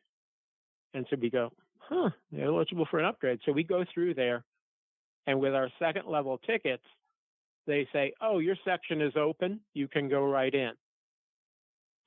Okay. So basically, they didn't want anybody in like the upper second or third level. So literally, if you bought the cheapest ticket possible for the upper third level at the Garden, they upgraded you to the first level. We had to sit in the second level because our seats were too good. Hello? Makes sense. How was the show? It wasn't bad. The guitar player, Phil Manzanera, and the sax, they were great, and the visuals were cool and all this. And it's great to hear all those unbelievable songs. Brian Ferry may be losing the voice a little bit, you know. I saw him play a solo show maybe 5 years ago that was fantastic, and the voice is a little weaker, a little worse for wear. And but the guitar player and Andy McKay, the sax player, were really on fire. It was really a pleasure to see them. You know, just brought down a little bit by the fact that the turnout wasn't so great, but it was a good show, and St. Vincent was really good. Yeah, Madison Square Garden seemed very ambitious for Roxy Music. Yeah. Nothing against the band. Especially right now. Yeah. I mean, in 2023, who would think that they would fill that building even halfway? And Yeah, Madison no. Square And I like Garden was them. impressive. Years and years ago, I think one of the last times they ever toured, and I don't know how long ago that was, but it was a long time, they played the theater. You know, they played what they used to call the Felt Forum, you know, and they filled that, you know. It's different. Yeah. I think they found that in a lot of the other locations. I was hearing a similar thing where people were going, "Oh, wow, we went to the show and we had cheap ass tickets and they gave us really nice ones," you know. So don't expect another major Roxy Music tour. So if you haven't seen them, you're not going to. What do you think of going to the Garden in general right now? You've been to it so many times over the years. It really would have to be for something special. It still has an aura about it, you know. It's still the Garden, and thank God it's still the Garden. It's not the, you know, it's not the Dunkin' Donuts Garden, you know. It's not the, you know, it's not the KFC Yum. It's not the KFC Yum Garden. Just wait until James Dolan runs out of money, and then it will be. But at least I've never had to sit through James Dolan's rock band, you know. Oh my God, have you ever Googled it to see what his band sounds like? Like him it's really not the band's fault. I hate to blame the band. It's him. It's him trying to be a bluesman. Oh, it's the Fozzy of blues bands, right? Pretty much. Wow. Well, I'll tell you what, John, I know you have to get running in a moment. So before we go, any closing? Well, first of all, who's going to win the World Series Always in a this year? hurry, this John. He's always in a hurry. He's a busy guy. Who's going to win the World Series this year? This year, I predict that for the first time since the 1999-2000 series, we will have a repeat champion in the Houston Astros. Even with Altuve being out for the first couple months, or I guess around that period of time, yeah. Yeah, even with that, and I'm not one of these people who hates Altuve. He's a great player. He's a great player, absolutely. Let bygones be bygones, if we will. But I mean, just up and down that lineup and the pitching staff, and plus, I can't see anyone else winning their division, and I think that's very important. I am going with the Houston Astros to repeat. All right. Any picks on MVP since you did so well last year? Since I did so well last year, I am actually going to go with Juan Soto to have a bounce back season in the National League. In the American League, I'm not going to go with Volpe. I'm not going to double down on that. You know what? In the American League, here's a crazy pick. You ready? I have the feeling Jose Abreu has one more really good season in him, and he won't actually be the best player, but he'll get the votes. All right, that's an interesting pick. I don't know. I mean, it may be a difficult season in Chicago this year for both teams. Yes. But John, before you go, let the listeners know a little bit about Stick to Wrestling with John McAdam. Stick to Wrestling is part of the Arcadian Vanguard series of podcasts. We just recorded episode number 250 with the great Brian Last as the guest. You can download that and listen to it now. Stick to Wrestling, if you give us 60 seconds, we will give you a wicked good and raw bone podcast. It's out weekly, and I hope it's a lot of fun to listen to. I thought we had a really good episode 251 that's coming out the last day of March 2023. Very cool. Check that out, McAdamPod.com, or look for Stick to Wrestling with John McAdam wherever you find your favorite podcast. But John, I always enjoy when the hot dog soundbite opens the show like it did on episode 250. Well, there you hear it. An endorsement from Scott Cornish, the noted wrestling humorist. But John, noted wrestling humorist. That's right. John will be talking to you soon. Brian, thank you for having me on this. I'm always very appreciative. We love having you on, and we'll talk to you again on the Super Podcast very soon, or maybe on Stick to Wrestling very soon, one or the other. But have a good evening, and let's go Mets. All right. And Scott, always good getting caught up with you. Oh, my pleasure. Take it easy. And with that, John McAdam has left. This phone call, we'll add someone else in a moment. How you doing? I'm hanging in there, doing okay. Glad that spring is here. Yeah, well, how did you get much snow this year? Nothing we can't deal with. I say up here at the very least, it was a mild winter for us. There wasn't anything that brought things to a standstill, or it definitely was cold, but the snow was, just what we're used to, nothing too tragic. I say we're sort of so used to it up here, places like Syracuse, especially Oswego and Buffalo, that just get buried every year. That was the only really terrible thing, was that I use Amtrak quite a bit, and for a while Buffalo was so buried that all the passenger trains in New York State were cut, because you couldn't go up to Buffalo, you couldn't go through Buffalo from Canada. So yeah, that was all shut down for a couple of weeks, but not a terrible thing. Like I said, other parts of the country, they get an inch of snow and everything grinds to a halt. They don't know what to do. We get a foot of snow and we go, well, better just start shoveling this crap. Yeah, we got barely any this year. It sucked. I missed it. Yeah. Do you ski? I do not. That'd be a problem. I just saw the Gwyneth Paltrow trial on TV earlier, the clips of it, at least from today. I'm not aware of that at all, other than it appears to be a thing. I don't know what's going on there. I know that she was in like Shakespeare in Love, and she won an Oscar years ago. and like there's a few other movies, like she was in a few Wes Anderson films, I think. But other than that, terrible actor. No, but other than that, I don't think I've ever watched her in any movie. And she seems to be a really annoying person. Every article I read is about like her steaming her vagina or whatever the fuck is going on. And now this guy's like, yeah, she skied into me, and her like defense is, he skied into me. So I don't know what to think of this whole thing. Yeah, well, celebrity trials. I haven't heard that this one is as good as the Amber Heard Johnny Depp trial from last year. Oh my God, that was ridiculous. Did you watch much of that? Not a lot, but you only needed to see a little bit, to be honest with you. Oh yeah, same thing. He's good. Boy, I used to like seeing him in movies. Now I can't even imagine watching a movie with him in it. I like it. But you talk about Jericho. Oh my God, had Johnny Depp on stage with his hired band, Alice Cooper and Joe Perry. That's the thing. Yeah. He thinks he's a rock star now. He actually looks disgusting now because he thought he decided to play Keith Richards, and then he became Keith Richards. No, well, it's two. He decided he was going to be Hunter S. Thompson, and he decided he was going to be Keith Richards.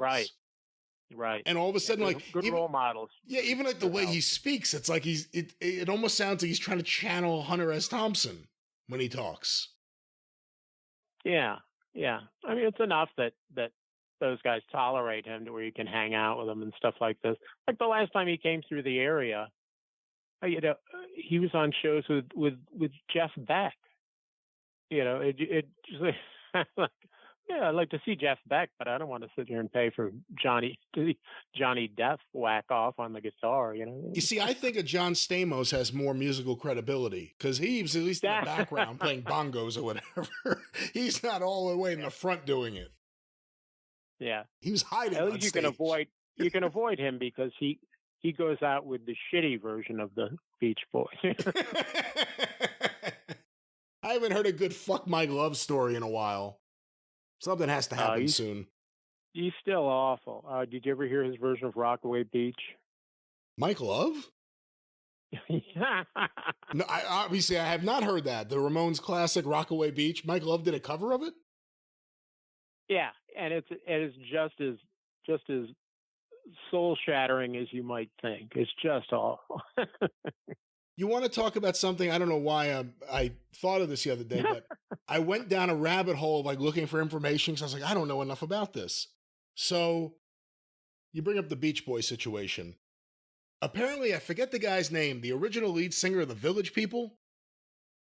Okay. The guy that kicked out of the band the guy that kicked out of the group in like 1980. The guy whose voice is the only voice you recognize for any Village People song. Victor somebody. The straight member of the group who was married to Felicia Rashad. So, I didn't know that. Yeah, well, before she was Rashad, I believe, but he was married to her, and he was at the time that they were married. She was known as Felicia Policeman. Well, he was the policeman of the Village People. Yeah, that was her married name, though. They kicked him out. They just got another African American singer to be the policeman. Another policeman. I didn't know that. Well, I didn't know too much about it either, but for whatever reason, I decided, like, whatever happened to like the original Village People? Like, where did they all go? And one of them died of cancer in like 1990. Apparently it was like lung cancer. The Indian is still alive. The original cowboy's alive, but he has nothing to do with any of them. I think the original construction worker may be alive. The other guy, I don't know. The military guy, he may be missing in action. But at some point... The original construction worker is working construction now. He's working, that's right, downtown Lower Manhattan. Yeah. And he didn't even have to get a new hat. So there was a touring Village People group with the original Native American. Originally he was called the Indian, but the Native American and the Village People, and maybe the construction worker every now and then. And then out of nowhere, off drugs apparently, and in his late 60s, the original singer decided to sue for the rights, and he got it. Oh boy. So he now, after like 40 years, has control of the Village People, and he kicked out all the other members, and he replaced them. So now there's just like a whole bunch of like guys that don't look like they fit in the Village People. It's like the stereotypical, I have a mustache, I'm in a leather jacket, I must be the biker. Like nothing works. Yeah. It's just generic Village People with the original lead singer who's now like 350 pounds and he's still wearing the police outfits. Imagine all these guys are all old and fat and slow. That's what you want to see. They can't even do the YMCA thing. Young man, where? Not up there. No, I mean the dance move, the YMCA That's right. thing. But I hadn't heard that. I see the Cowboy's name around New York. He's just, he's like a gay icon. He lives in a West Village or something, because I see him in the Post every now and then. I'm told he's a very nice guy, and he supports a lot of good causes and such. You better not say anything bad. He'll get his lasso out and capture you. There you go. Well, you examine some of those some of those Beach Boys songs. Wow, how did that get on the air? Even today. So it's now Mike Love. Who's in his band? Mike Love, Bruce Johnston. That makes sense. When available, Stamos on drums. What about Ricky Fattar? Ricky Fattar plays with Bonnie Raitt now. Oh no shit! I actually just pulled that out of thin air. I didn't think he was doing anything right now. I didn't know that. Wow.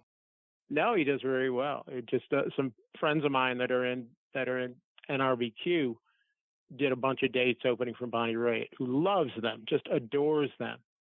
And I got to see a bunch of pictures of them posing with Ricky Fattar, and they were all very excited to meet one of the Ruddles. A Ruddle and a Beach Boy. How cool is that? Yeah, that's very cool. Is Stamos in the group now? The last time they came through this area, he was with them. It's based on availability, But, I mean, nobody's knocking down doors to hire Stamos to act anymore. So he probably fills in a lot of... He can drum, It's not like, So, yeah, he's there often as not as the drummer for the Mike Love, Bruce Johnston version. Did you ever hear the story about Billy Miller from Norton Records gets on a plane and he sees Bruce Johnston of the Beach Boys in first class? So Billy knows every obscure early record that any of these guys had when they were in early rockabilly bands. He knows their whole history and all of this stuff, So he goes by Bruce Johnston and he can't resist himself. And Johnston is in first class. And he says something. He drops the name of some obscure, like Bruce's first single before he was ever in the Beach Boys. And Bruce pops and says, "Oh, hey, hang on for a second. Let's chat." So they chat about this and that for about 5 minutes, and finally, the plane's getting ready to take off or something. And Billy says, "Well, it's nice talking to you, Bruce, and nice to meet you." And he goes, "Yeah." And he says, "I better go back to my seat. I'm back here in coach." Bruce Johnston says, "If you see Al Jardine back there, tell him I said hi." Oh, that's great. Oh, that's funny. So is Al Jardine playing with Brian Wilson? Yes. Yeah, he really... and David Marks? Marks was there for a while, and I think he's out of the band now. But it's Brian. It's most of a band called the Wondermints, who are really good, except their guitar player passed away. And Al Jardine's son handles the high harmonies that Brian and Al don't quite get to anymore. And I saw that, and Blondie Chaplin is in that band too. And Blondie comes out and sings Wild Honey and a couple other songs. It's just fantastic. Cool. Oh, that's cool. Yeah, it's worth seeing, except that it's disturbing seeing Brian Wilson at this point, because he just sits there like a statue. Yeah. They lead him out by the hand, sits at his organ and plays and sings a little bit. But the band is so good and the songs are so magnificent. I'd say to go see it, if you got the chance, even the Mike Love, 2 years after I saw Brian, and he played the Smile in its entire, or no, he played Pet Sounds in its entirety, and then a bunch of hits and stuff like that. But while he was playing Pet Sounds, he kept saying, like, he was afraid people were going to get up and leave if they didn't hear a hit, He must have said 2 or 3 times, he goes, "Yeah, we're playing Pet Sounds in its entirety. We'll be rocking again right after this." Like, please don't leave. Everybody came here to see me. Please don't leave. We're gonna play. We're gonna play fun in a little while. Please don't go. We'll be rocking again. I like that. We'll be. He said it at least 3 times. We're gonna be rocking again here in a minute. And He's become like Wesley Willis. Not quite to that degree, but it's a little. He's being led around now, and maybe he needs some money, and I don't know what. But you could tell he'd be just as happy being at home, or happier being at home, than he is on stage. And now he's an opening act. This year he went out with Chicago, and he opened. But if you got the chance and they were doing something like that, like playing all of Pet Sounds, I'd say go see it, And even Mike Love is a creep, but, you can't deny those songs, an hour of those songs, one more incredible song than the next, and you just go, wow, this is something else. But, there was that brief period where they all got together for like whatever their anniversary was, the 40th or 50th anniversary. Yeah, I missed them on that tour. Well, I'll tell you what. Let me try to add someone here, and let's see if this works. This may work.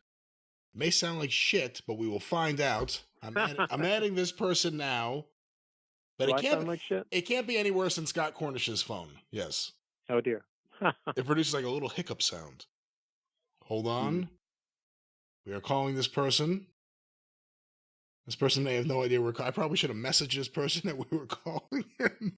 But we're calling this person. Maybe I should hang this up and let him know. Oh, that's going to hang up you. Don't do that. All right. You didn't give me any warning either. Yeah, well, you kind of had a heads up. I did. And I'm so desperate for human contact. All right. For that phone to ring. Ready. I'm asking him if he's ready. How you doing otherwise? Pretty good. Yeah, pretty good. I'm anxious to get out there and see some music. I've seen a couple of small shows. I remember John Spencer from John Spencer Blues Explosion. Yeah, of course. Pussy Galore. I saw him in Albany. And I think I'm done with really big shows. Like I said, like Springsteen, I've never seen him. He's coming through the area. Man, even his fans are done with him. I've been reading a lot of shit about that. Same set every night, and I've seen the ticket prices. Ticket prices, but in the end, his fans will somehow justify even that. They'll go far distances to see him, and with good reason. He always delivered a big show. Guy's in his 70s now. I mean, he looks good. He's not decrepit or anything. But I saw some video of it, and I'm not a big fan of Little Steven at all. Or Big Steve, as he should be called now. Or Rhoda with that mata on his head.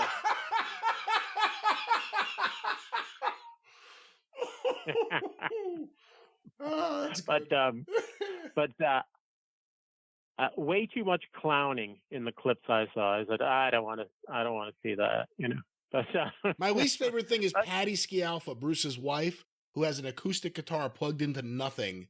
If you ever see any clip, she's at the front of the stage, the front, so you can't ignore her, and she's like rocking out on the acoustic, like there's one fan there for her. What's even better about her is she doesn't make all the shows. Sometimes she just doesn't feel like doing it. That's a good gig. Bobby has to show up and play for 3 hours. I'm just like the same set every night on this tour, and I think I would have liked to have seen him at his peak, but I didn't, and so now I'm just going to say I didn't. I never got to see him. Well, let me try. I'm sorry for that sad story, but whoa! Let me add someone else to the call. That's my Bruce tribute right there. We are adding this person again. He says he was slowed the first time.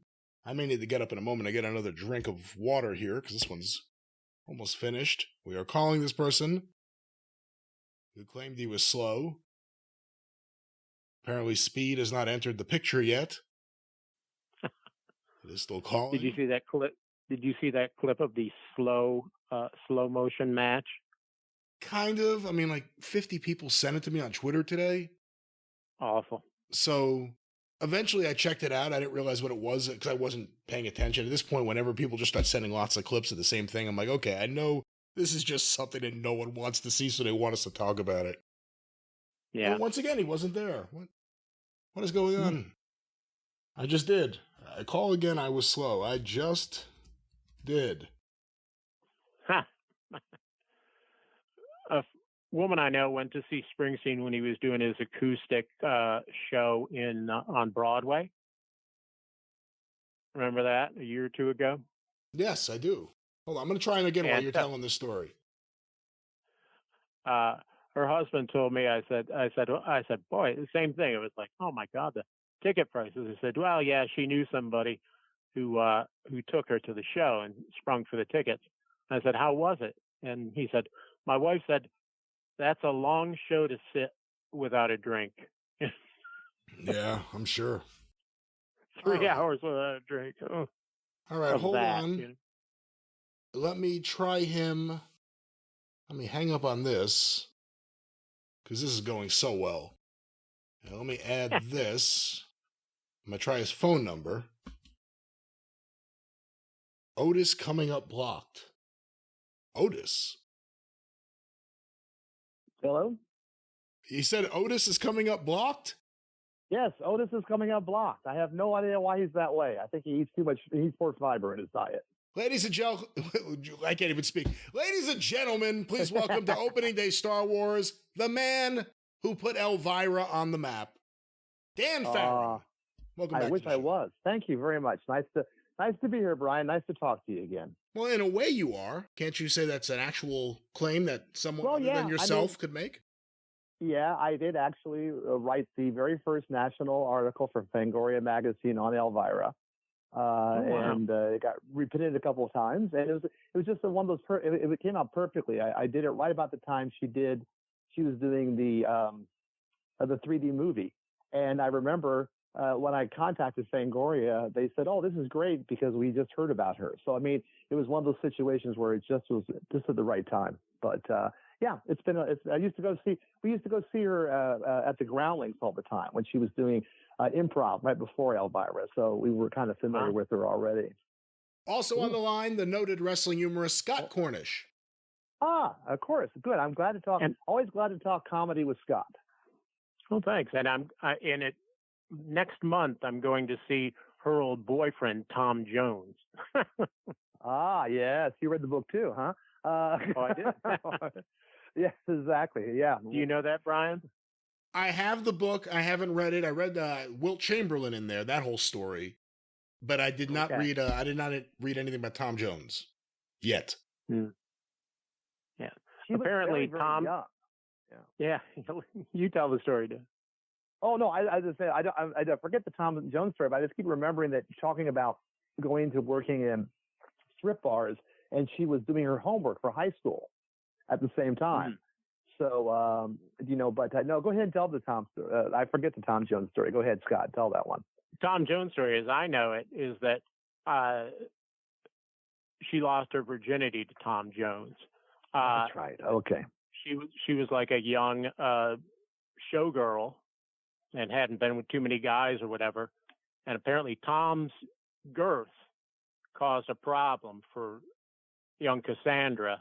And so it wasn't a wonderful rendezvous between the two of them. She even claimed he kind of got pissed off because she was too inexperienced and so forth. Well, welcome to the Penthouse Forums edition of the Super Podcast here. Exactly. Why Elvira?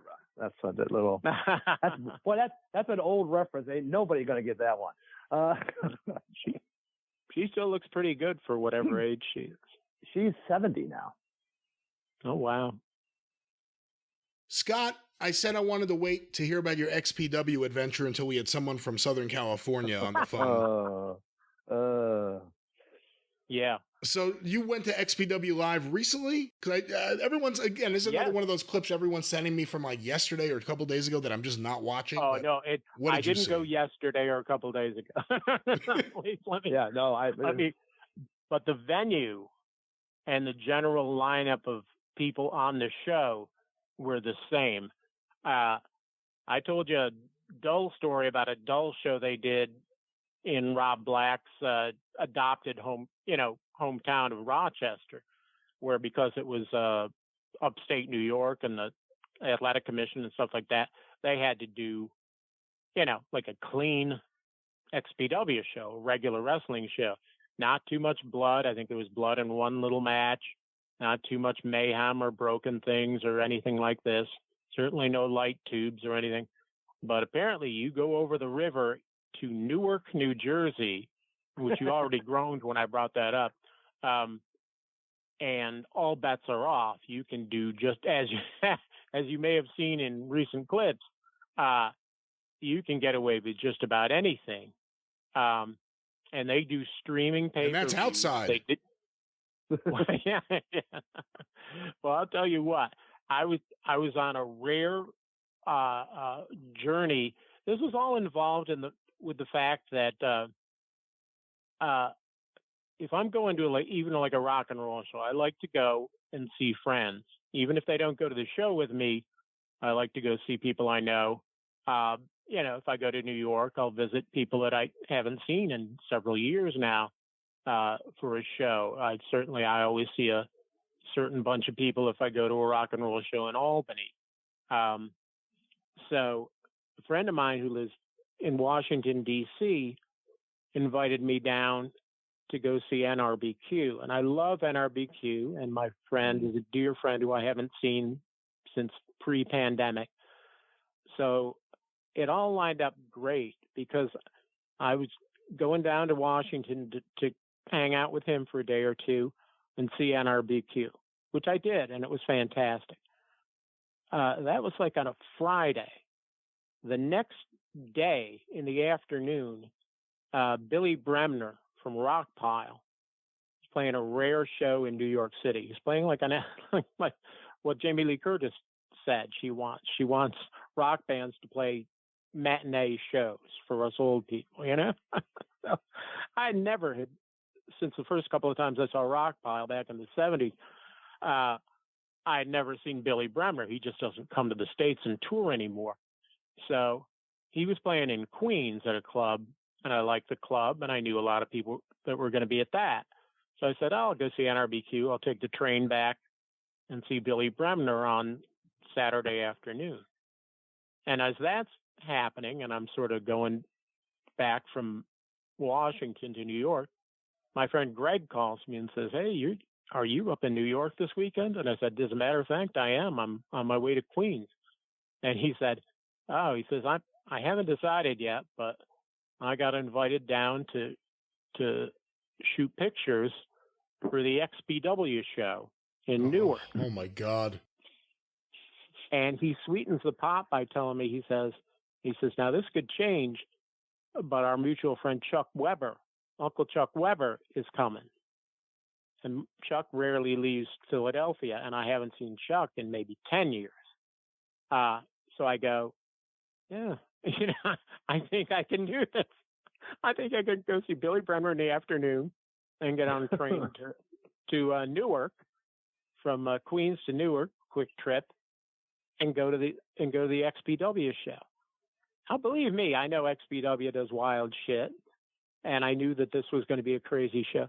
I didn't realize it was all death matches, every match, like a death match.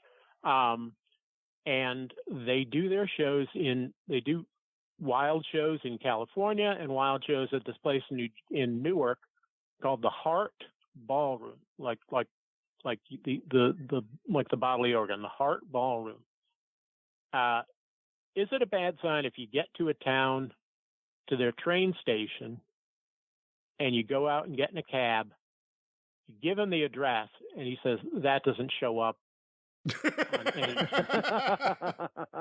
on any GPS?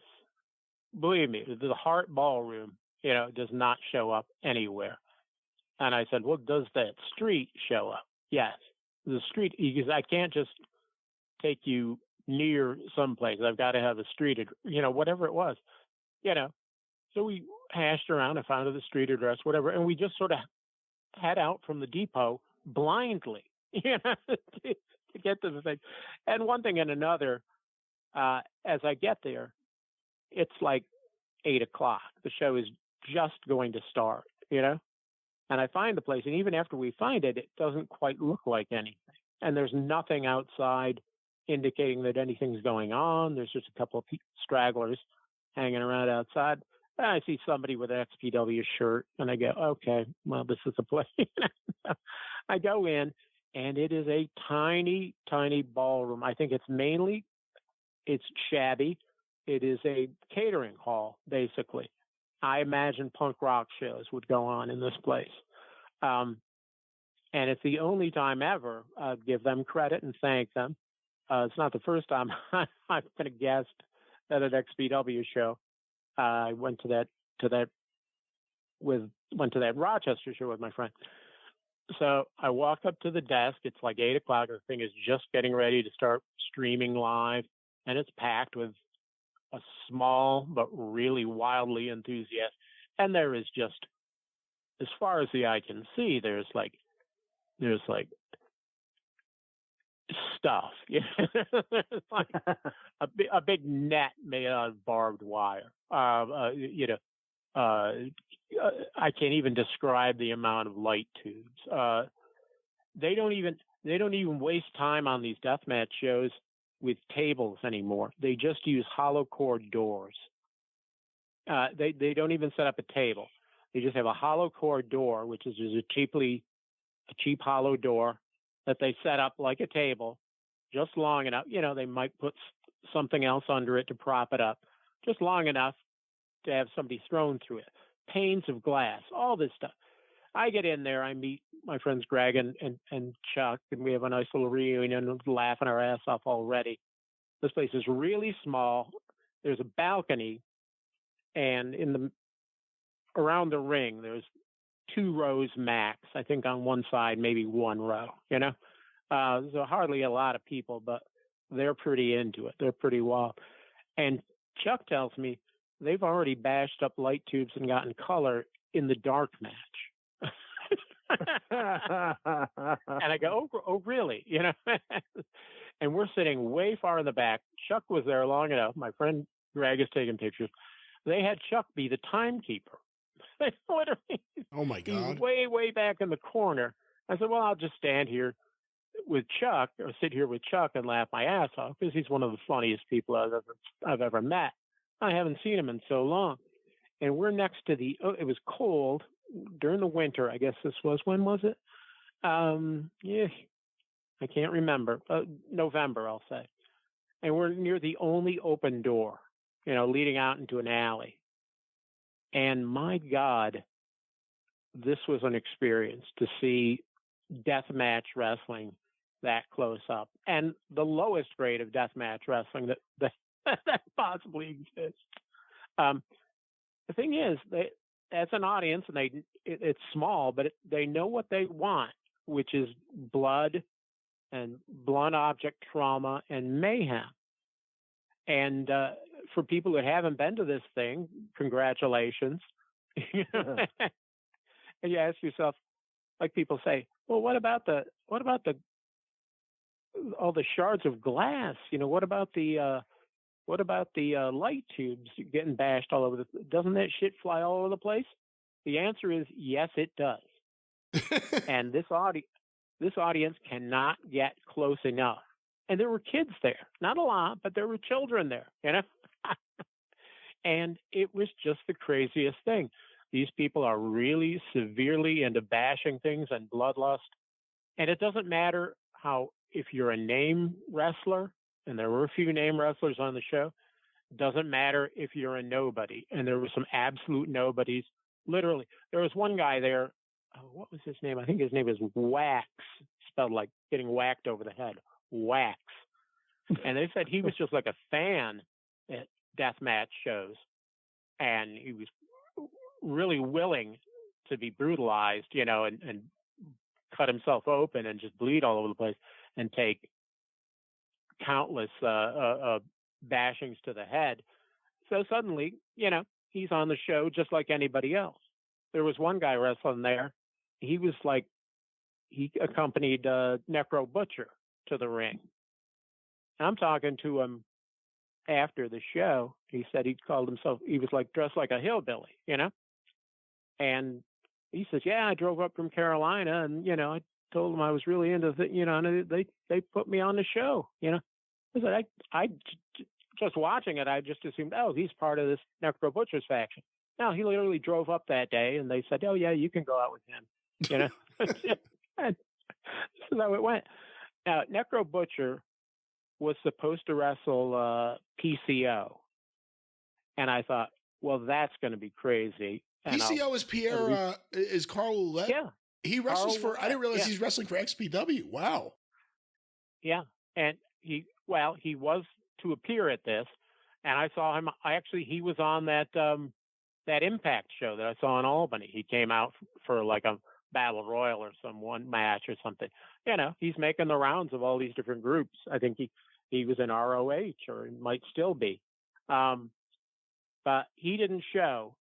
So they literally replaced him with some complete nobody that nobody ever heard of.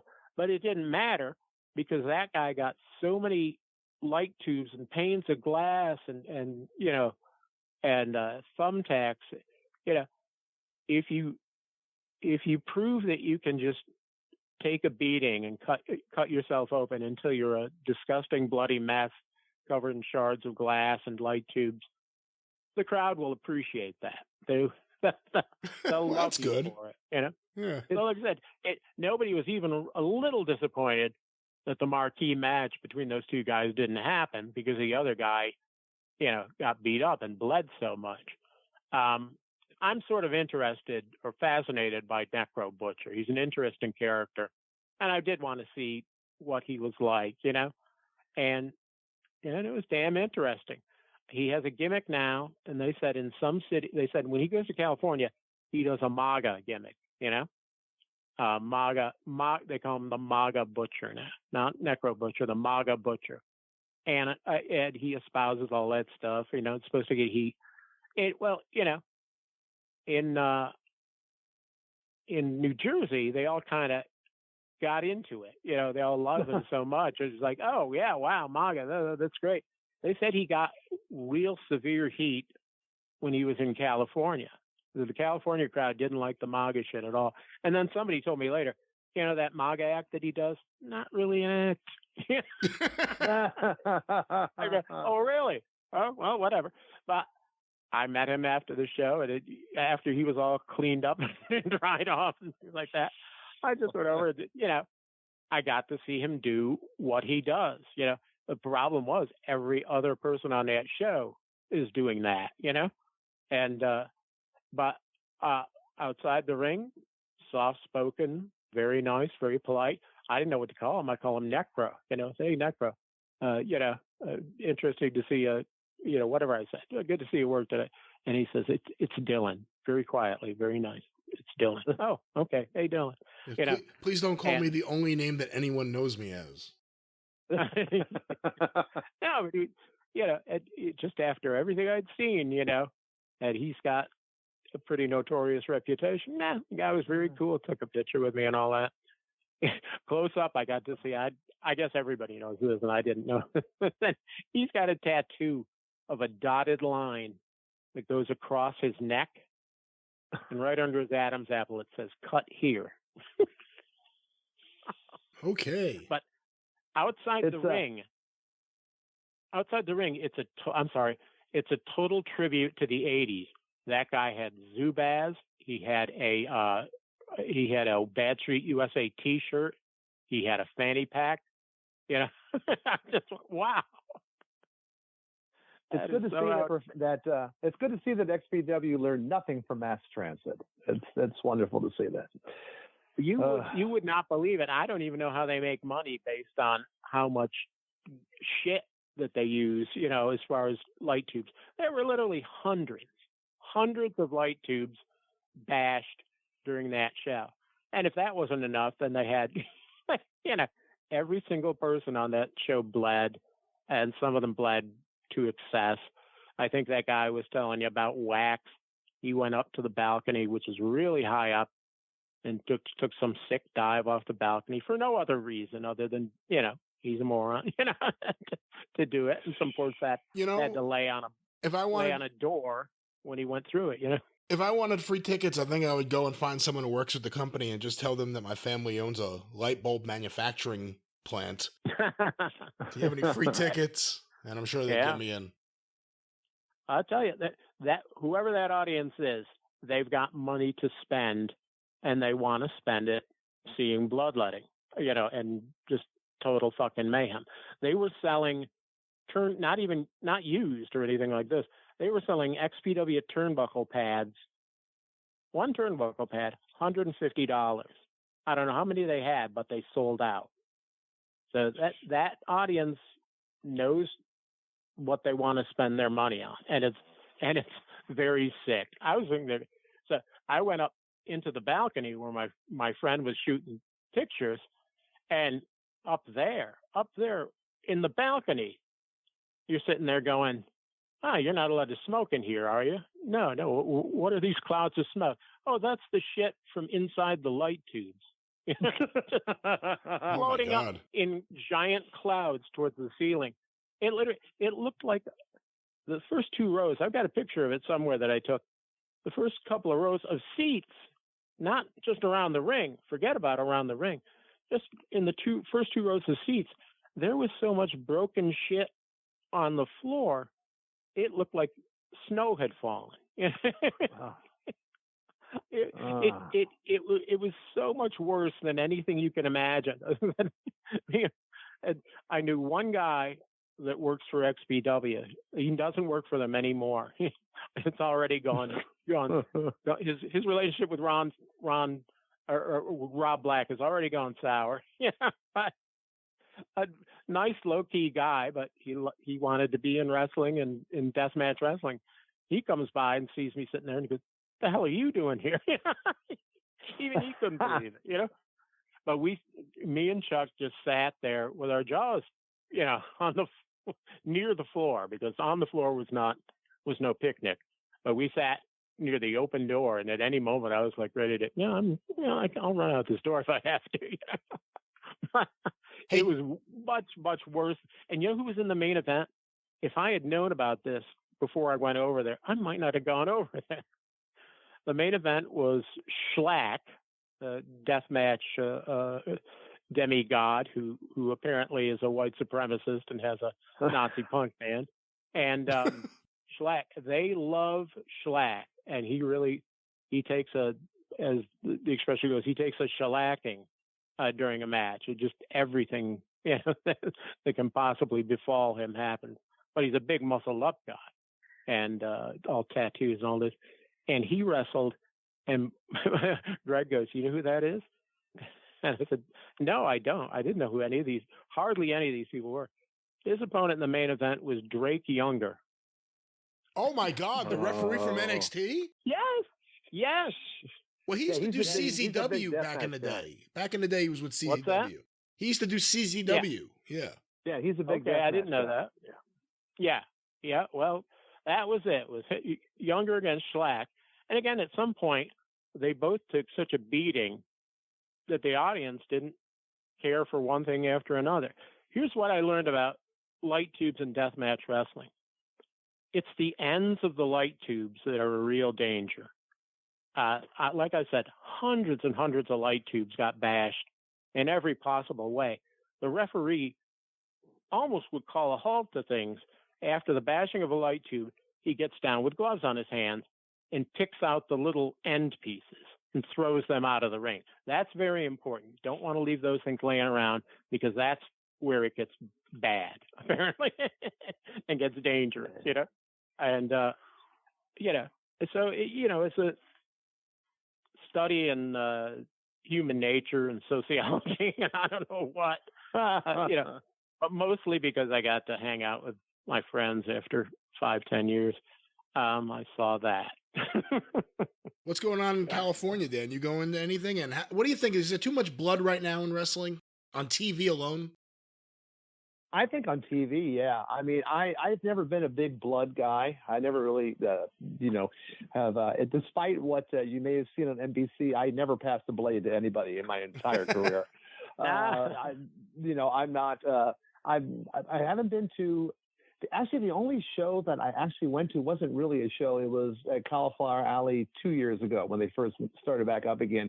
They had some wrestling there, but I kind of stayed away from shows because there hasn't been a lot of shows or ones that I want to see There's all kinds of little shows popping up here and there. The lucha shows always go on. And I thought I was talking to Kurt recently about we were going to definitely try to hit some local lucha shows. But yeah, I don't. I've seen audiences, especially in small shows, recoil in fear when blood starts up, especially small children and families or whatever, because you're so close to the ring and stuff. It starts splattering, it starts shooting. Plus, also, I worked when we did Hollywood Heavyweight Wrestling with Johnny Legend back in the 90, 91. We had a match. I think I may have mentioned it here once before, but we had a match with Tim Talltree, as Johnny called him, the Twisted Tonto, and our friend, the late Stefan De Leon. And Stefan had never bladed before. And this was in a small club. And Talltree cut him, but cut too deep and hit an artery.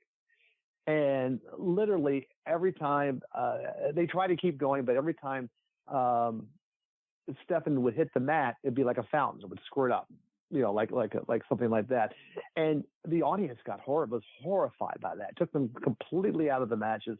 And we had to go to a quick finish and get it off and get him to the back. And I remember Armando Guerrero telling me to call 911 because that's how badly he was bleeding.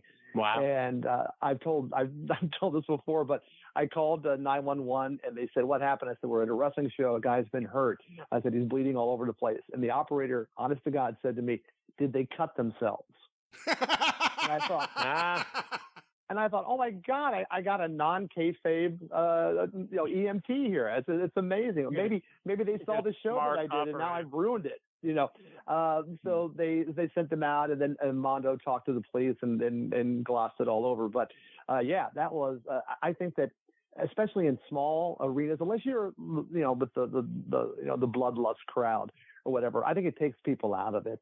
But I am kind of itching to get back and see some wrestling again. That may change after this weekend. I'm going to WrestleCon this weekend, so by the time that's over, I may not want to be with any other wrestling fans ever again. Roy Lucier this morning put up something on Twitter saying, for people going, may I suggest soap? Something just to make sure we did. And I wrote mouthwash is necessary also. You want to do that. So you've done some conventions. You've done some non-wrestling conventions though. My wife and I have been on. We've been on the last couple of years, right before the pandemic. The first one I went to see Elvira, Cassandra, because it was she doesn't make that many appearances, and she doesn't do it in the costume anymore. So I took the story that I wrote for Vanguard down and got a picture of her holding it. And I told her I thanked her for it, and she thanked me because it got her into Fangoria and then got the ball rolling. And after that, I said to my wife, I said, there's a lot of conventions going on. We had a really good time meeting a lot of these people who were from our childhood, from TV shows and movies and stuff, that we just started going to every freaking convention we could go to and getting pictures with people that we remembered and thanking them, saying, "Hey, I watched you when I was growing up. Thanks a lot. I really do appreciate that." And we did it for the year before the pandemic, and then we were off a couple of years, but we did it several times last year. And this will be the second convention this year, and we got 7 more we're going to hit here in Southern California before the end of the year. Everything from horror to wrestling and science fiction and everything else in between. But we have a lot of fun. My wife, somebody said to me, your wife is really nice that she lets you drag her to these things. I said, no, she enjoys it just as much as I do. We meet everybody from people who are like in classic movies. We met the little girl who was Zuzu in It's a Wonderful Life, who's like 90 years old and makes Christmas ornaments and sells them, to Reb Brown, who was in that horrible Captain America movie and in the Mystery Science Theater classic Space Mutiny. And he was a really great guy. He's like 70 years old. And he's buff like no get out. But yeah, we go to a lot of these conventions, and we've met a lot of people and had a lot of fun. And we go to as many as we can. That's our kind of thing to do right now. I didn't completely retire, but I cut back and got a site doing security closer to home. And I was in the middle of retiring because I got burned out, because where I was working over in North Hollywood, there was a lot of interaction with drug dealers, people going to the bathroom in the parking lot, trying to break into cars. And after a while, you get threatened. You get bored of being threatened to be killed on a regular basis. So I decided I was just going to retire, because they've been saying to me, "When are you going to retire? When are you going to retire?" And I said, "Okay, well maybe I'll just retire to get out of here." But they found me actually another post, which is only about a mile from home, where I do cybersecurity, and I mostly work at a desk, and I actually even have a day or two off during the week with pay. And so it allows us a lot more time to do stuff. So this year is our big year of doing conventions, because wow. I mean, for God's sake, it's since the last show that we did this, I actually am now on Social Security, but I still can work full time because I passed the 67 years old and 4 months date. So I'm trying to rack up much money as I possibly can. But yeah, it's our thing to do. I mean, the old Adam Ant joke: we don't smoke, we don't drink. What do? We go to conventions, at least for another year, and then we'll probably start doing other stuff that old people do. When we were in Vegas for Cauliflower Alley, we played bingo, which is law in Las Vegas. When you're 67 in Las Vegas, you have to play bingo. I think it's just a law that way. But yeah, so we go to a lot of the shows, and we've met a lot of people and had a great time doing it. I post the pictures all the time. I love seeing those pictures. I was so jealous of the one you had with the cast of Good Times. It wasn't even my favorite show. I thought, look at all those faces. Wonderful. It was the same thing. It wasn't even one of our favorite shows, but it was such a memory to us from growing up in that time. And what was ironic was the woman who played the neighbor died a week and a half after that picture. Wow. So that was like the last chance. Yeah, it was the last chance. And Johnny Brown, who played the superintendent in the building, passed away too. But we got pictures with a good amount of portion of grease. And actually, I'm a kind of a big Back to the Future fan, and it was really great several months ago when we got a picture with Leah Thompson, Doc Brown, and Biff. Wow. And who took the picture? Eric Stoltz. Eric Stoltz. Yeah, life takes strange turns. But what's funny was Michael J. Fox did a convention up in Portland with them, and the price of the photo went from $125 to $500 by adding Michael J. Fox. Yeah. So I mean, this is some big money. I mean, everybody's making big money. We were looking. I was reading to my wife. Ric Flair is going to be at the convention, and she said to me, "Do you want a picture with him?" And I said, "No, that boat sailed. I really don't. Don't want to really do him and Jake Roberts are the two guys that I used to like, but I really just don't want to have the memories of that." But I was looking at the rundown sheet of what he charges. There, he charges. I love this.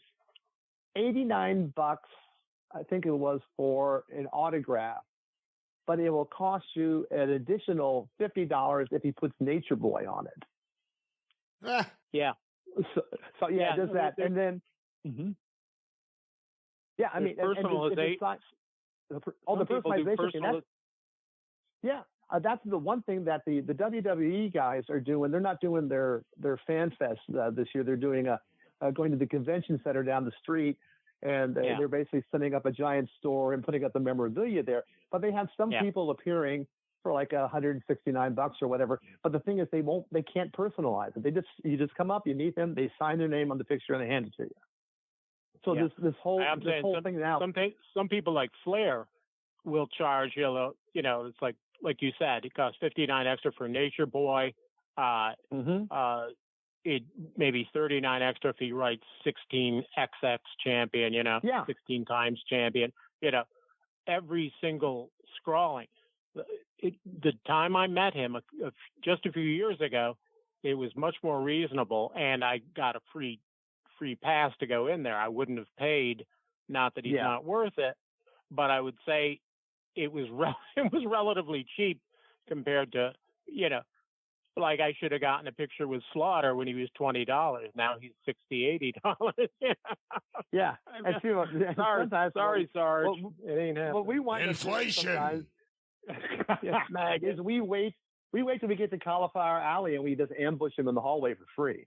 That's what we can do. That's the trick. That happened at. Sorry, no, go ahead. That happened at the at the.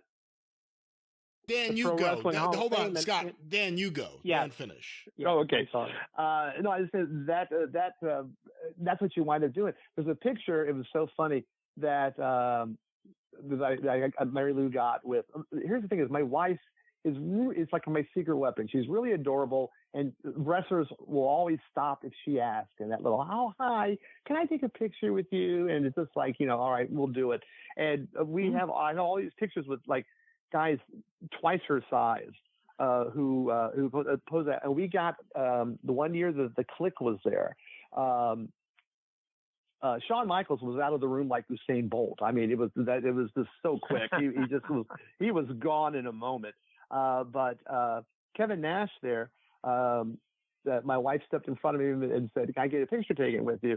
And I took the picture, and Jim Valley saw it, and he said that Nash had the look on his face like he was counting the dollars that he was losing by posing for free pictures. But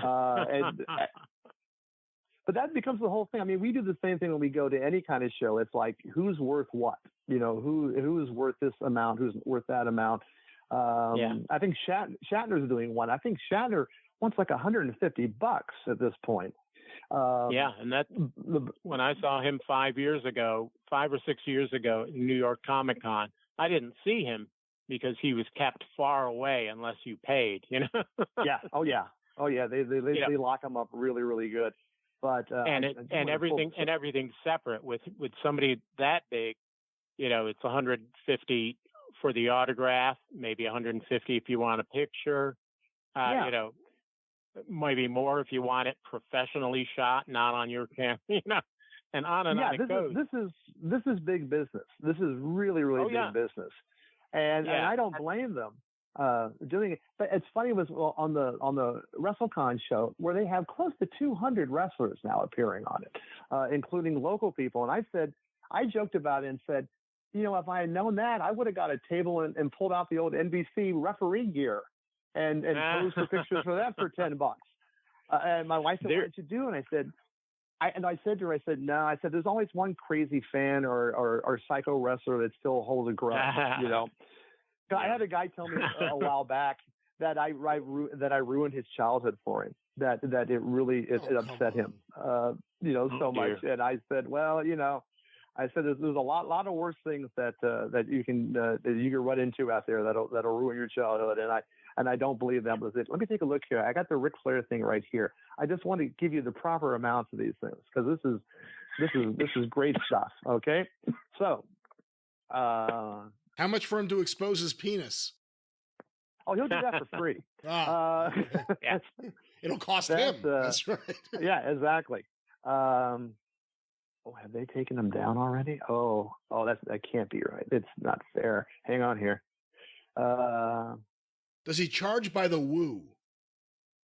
No, he hasn't done that. Don't give him any ideas. That's the move. Everyone, can I get a video with you and me? I would charge by the woo. No. But if you want him to sign a belt, the belt is $500. Yeah, that's not just him.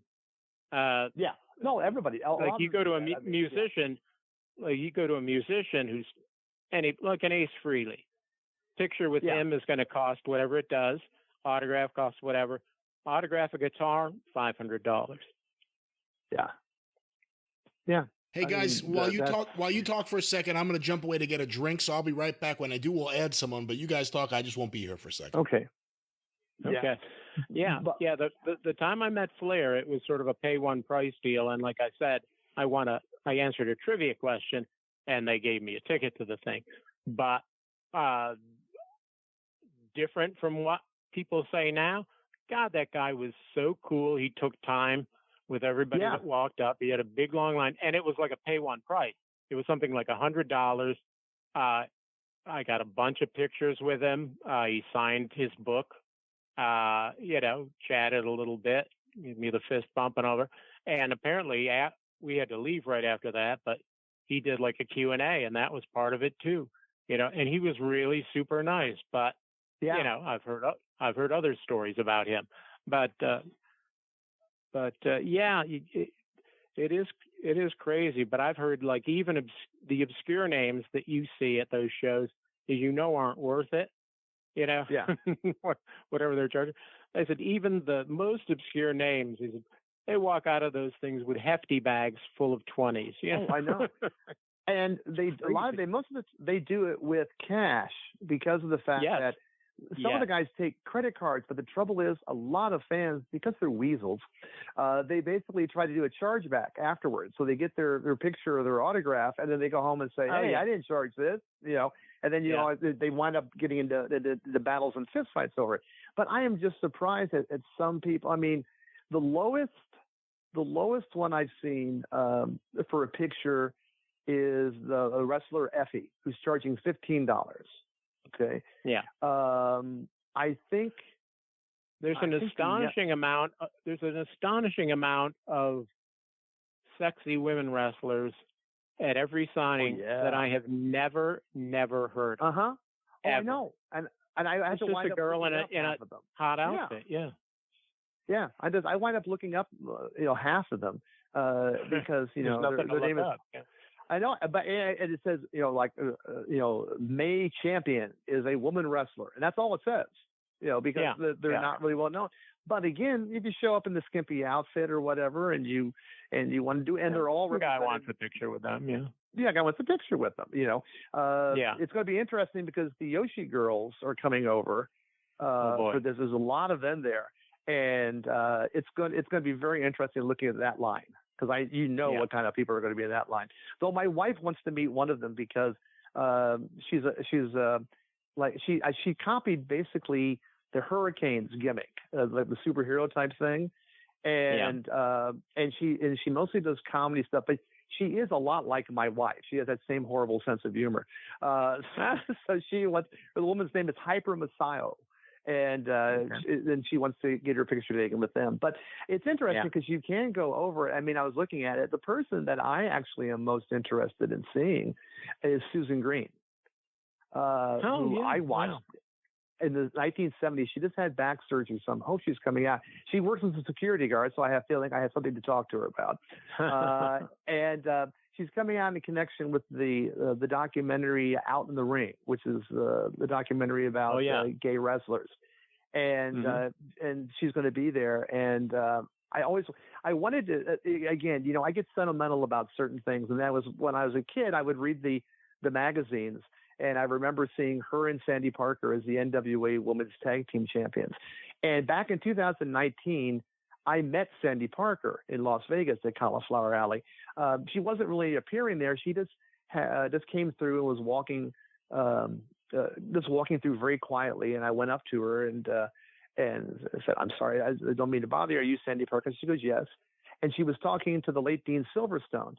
And I got a picture with her, and I started to leave. And they said, "No, sit down." And I got to sit down for a half hour and listen to them talk about the old days. Wow. And about Sandy Parker telling stories about how other women wrestlers would say, "Well, be careful around this woman. She's gay." And Sandy Parker would say, "Well, I'm gay too." And she goes, "Well, but you're not that kind of gay." So I want to have a picture taken with both of them so I can have a picture taken with the NWA champions, because that's the that's the sentimental thing. That's the stuff that you get a chance to meet somebody. Again, you're meeting. I'm at the age now where my childhood is dying every day. I mean, a musician, an actor or somebody, and then when I read it, it's like, how old was David Crosby when he died? He was something like 70, 78, plus, something like that. 79, yeah, exactly. Getting up there. Yeah. So, I mean, and I can't ever believe that they're that old. But that's what basically happens. But sometimes you just go, it's a sports star or somebody goes, stop it, make it stop. I needed to slow down just for a little bit, you know. I'm not so interested unless I have an actual object like a record or a book or something like that, or even a program. Yeah. I'm not really interested in the autograph. Although I like looking through stuff and seeing, Nick Bockwinkel had a great signature, or Flair does too. Lawler does, you know. Yeah, but, I did. I like the picture. I like the photo op, but the photo op I kind of I saw a big 80s festival that's coming up on the East Coast, and I looked at the whole list, and I guess I don't want to pay $100 for a picture with Bret Hart. It'd be nice to have a picture with Bret Hart, you know, but yeah, I don't care. I don't mean to sound jaded, because I still really love and respect all these guys, but I'm looking at the whole list, and it's all guys from the 80s and 90s, and I'm going, I'm not impressed to meet any of these people, you know. It's a little overwhelming, you know. God knows. And sometimes the best wait till ones you go to are this actually wrestler the cheap ones. Oh, I know. Yeah, I know. Yeah. Wait till you go to this thing. Please take account of how many AEW superstars you see working their table. You know. Oh yeah. All the way out there to California, Young Bucks, Kenny. They're all going to be there. Moxley. They're all going to be. Oh yeah. They keep telling how they. Take a look at WrestleCon on the run. Yeah. Oh yeah. Oh yeah. They got Vince on the run. Hey guys, I'm going to jump in. You're both talking over each other. This is creating such a dizzying effect here.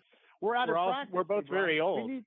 We need to do more shows more often. That's right. We're out of practice. Well, I'll tell you what. Let me add someone here to calm things down a bit.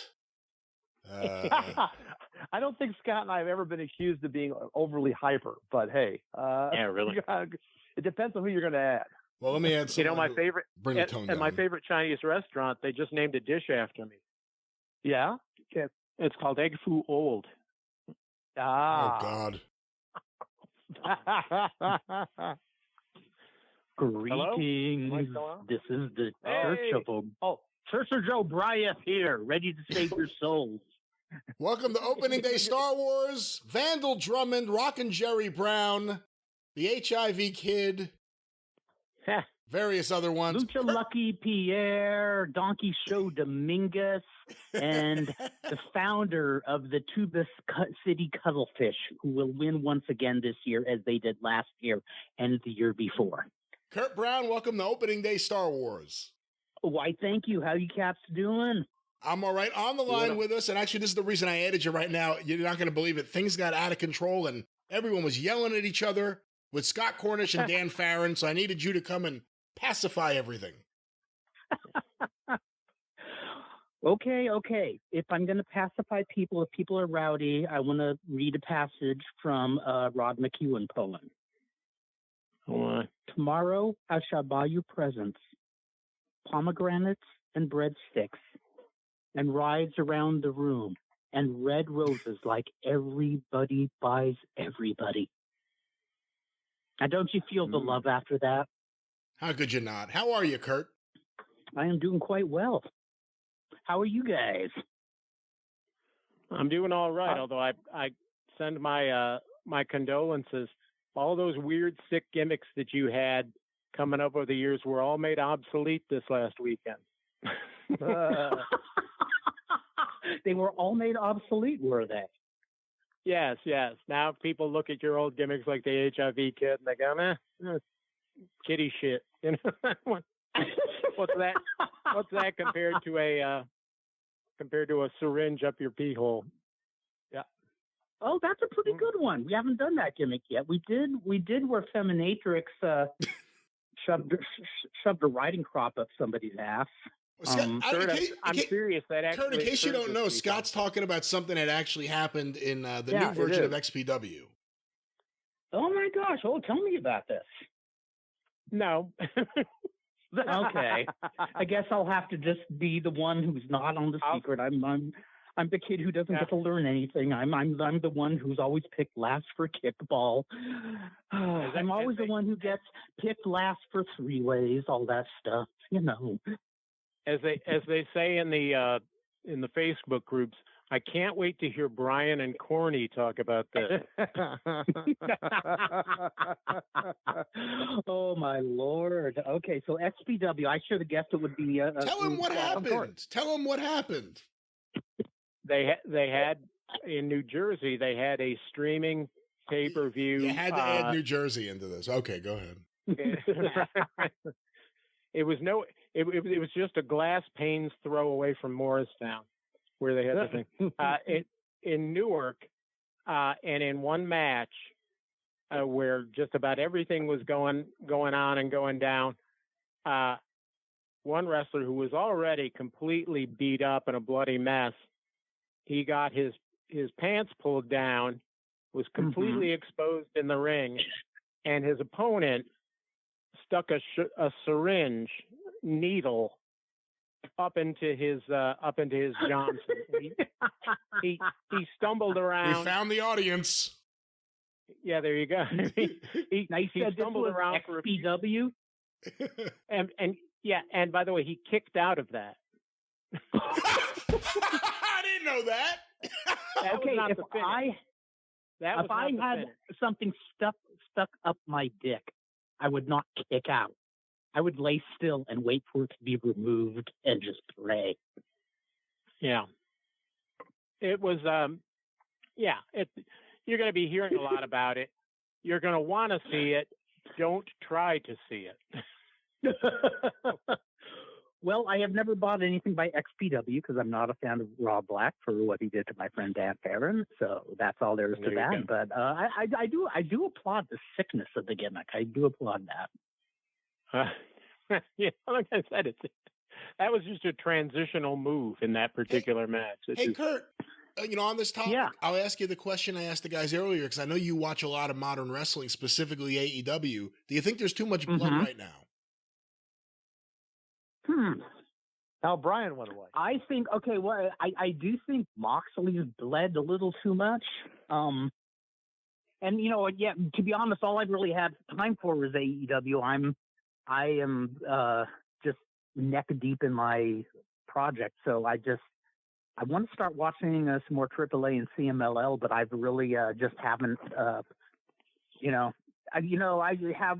How would I say? I'm Argentina proud, Titanes in El Ring. I want to see the people like Danhausen and Orange Cassidy, so I watch AEW.